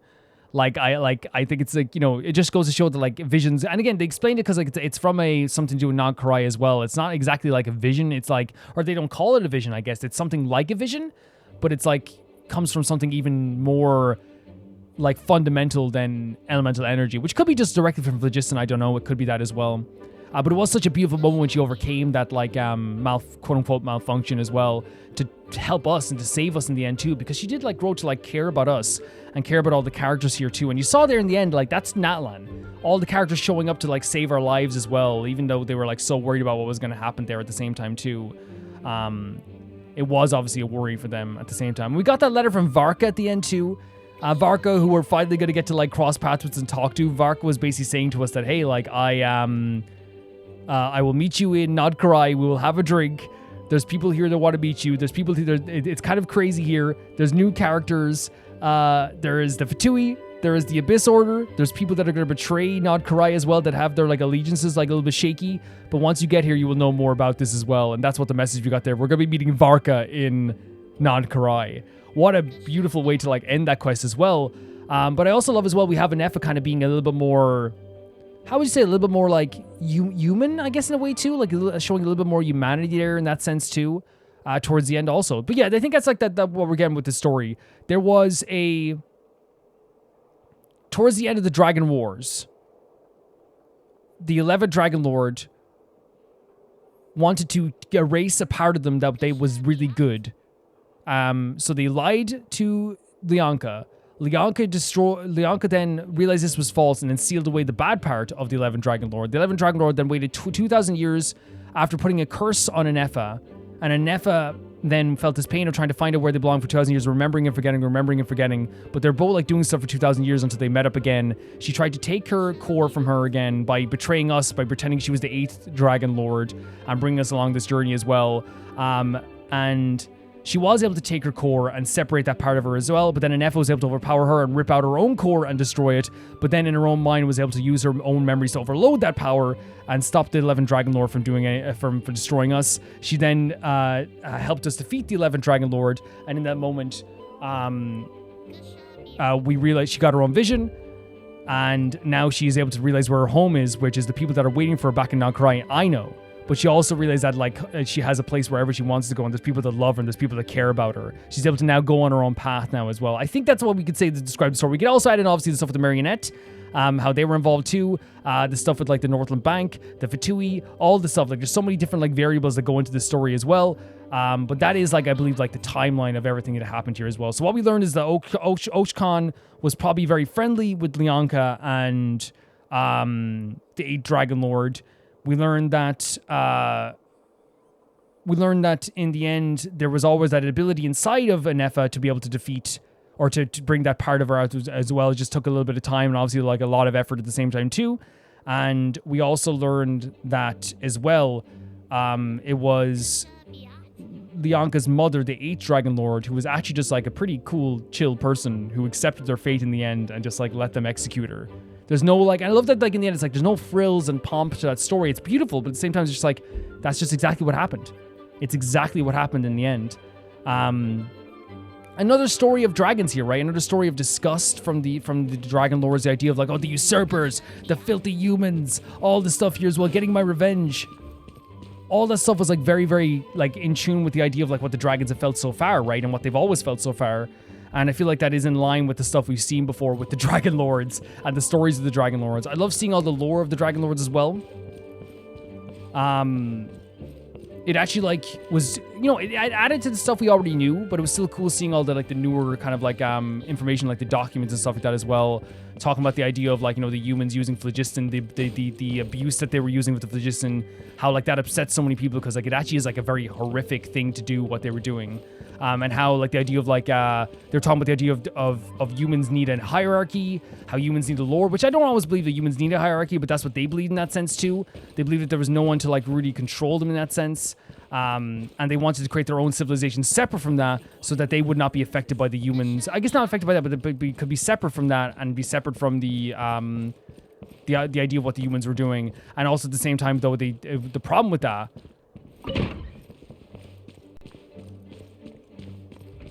is that they could no longer watch over the humans in that sense, right? They would be set, so the humans could kind of like roam free with that idea too. And yeah, we're going to go around in circles talking about all the story as well here as well. Let's look back at this cutscene again because I want to see it again. It was incredible. I might have to mute it just because I'm talking over it because that's what I have saved here. So this is like the idea of this uncreepable, how do you imprison me? And then talking about the curse that they put on here as well. The sky falls and the ground crumbles. You'll have that curse upon you forever. And this is about the idea of them being a prisoner so they can finally break free. The final secret was embedded in your core. And so that's how they were able to break free from this, right? They were able to pose as the 8th Lord to break free. We can like look through some of this text here. So there's the idea of returning the core, how they tricked us. Lianka made a back of the administrator privileges in there as well, which remember the human scum and embedded the key. I will find it eventually whenever it's hidden. So which memory? So they're trying to find that memory of the key for the privileges, right? And they said even the human scum, so Lianka. Even there, like you said, the dragon discuss is a cool pose as well. The resurrection begin, I shall have my vengeance. And it was here that like she fought back, which is really cool scene that they're showing here as well. And that's, I believe, where we got like this battle and then into like a cutscene. We saw that gem there as well that was used as like that was stolen, I guess, from the dragons as well. She said you watch out, you were on no variable. Come to those who don't wait around. That's If what you think you're they getting say it alive, Knowing my luck, the sovereign, the so if opposite you is think you're getting on probably your true for alive, me. we'll see what the crazed sovereign ruler in the throes of death has to say. Benny's adventure So now, team, yeah, divide them just so we could be destroyed. I shall grant your wish to find a place you belong, and we're gonna get the cutscene now here as well. Let's see this here. Our path is always going to end into our demise, and they believe this is our final resting place. And Ineffa's like, I'm not a sovereign. I'm gonna break free from this as well. Here it is, an amazing cutscene. She's remembering everything essential on this journey. And again, it was every memory. It was the past ones. It was the stuff that up to here now as well. Searching for your memories. The curse is still active. And they thought it would only hasten their demise, but actually in reality it was actually something. And is this like Nod Karai, the moon getting pulled down? That was the pulling down in the moon. And there's Lianka right? as well. Such a beautiful cutscene. And this is when they said you find a new place to belong. What they were trying to seal away the 11th Dragon Lord. That looked like wings to me, by the way. Looked like wings. This is like a home movie, by the way. Looks like a home movie. Like a home video. Such a hard worker, the bird flying free. Fancy making this your new home. Oh God, this is when they welcomed her in, right? We're talking about her. The Wild Hunt, by the way. The Wild Hunt?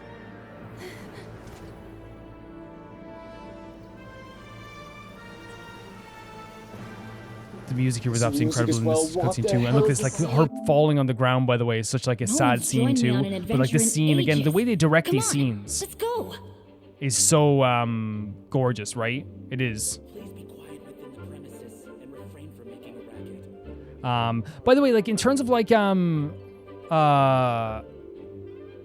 wild hunts, right? I know we don't know like a lot about this idea of like the wild hunts, right? Or a wild hunt, I guess. But wild hunts, like from what I know, it's almost like I don't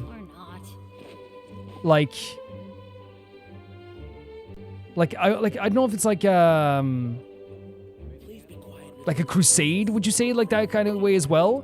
And if it is like that, like we saw like the Abyss fighting as well, you know, like the Abyss and like in a wild hunt, the wild hunt is like a crusade, like it's almost like a power that like forces through an area, like mowing down everything in their path as well. Where's the data from? Wait, we have to pause here, yeah. Memories. This is a named character. This is a banner character, 100%. The design here as well. This is Aino with the tail. Ineffa. That's her? With the cracked heart, by the way. Very interesting way of doing that. And this is what truly broke her free. Remember to come home, right? I know, as she was leaving there as well. And the heart, looking at the heart. That's Aino. What the hell? That's what's a named character. By the way, the cracked thing almost showing like tears, right? Broken, but it's like tears itself. Some skins. Oh my freaking! Oh my god! Where did that come from? Return. This is such a beautiful sequence. I was nearly like nearly laughing, not with like how like anything that was silly. It was more just like a way of just like I was overwhelmed. Let's go. So this is when the capacity was overflown. This is such a cool scene. As long as this gem is around, that's from Lianka, right? The heart. No one's joined me on an adventure in ages. Come on, let's go. And it's like it could take a while. May your new memories transcend your pain and rage. And then the idea of your memories will transcend. It will transcend pain, right? So even the pain you felt, it will eventually transcend it, as well. So incredible. And the shackles, right? As well. Memories transcend the pain and rage. It's seen as his shackle. What kind of gem is it? That's the gem inside the core. Nothing special, really. Nothing special, she says. To quote my mother, it's nothing but an empty shell now. Let's go find some treasure. Jesus freaking Christ! I'm. If you break free the curse, then maybe. Oh my God, this Lianka's so amazing. Oh my God. An interesting idea suddenly occurred to me. Where did that come from? Oh, freaking hell. So this is the final key. This is the final thing that awakened this thing as well. The final secret. That's what she pulled it out as well.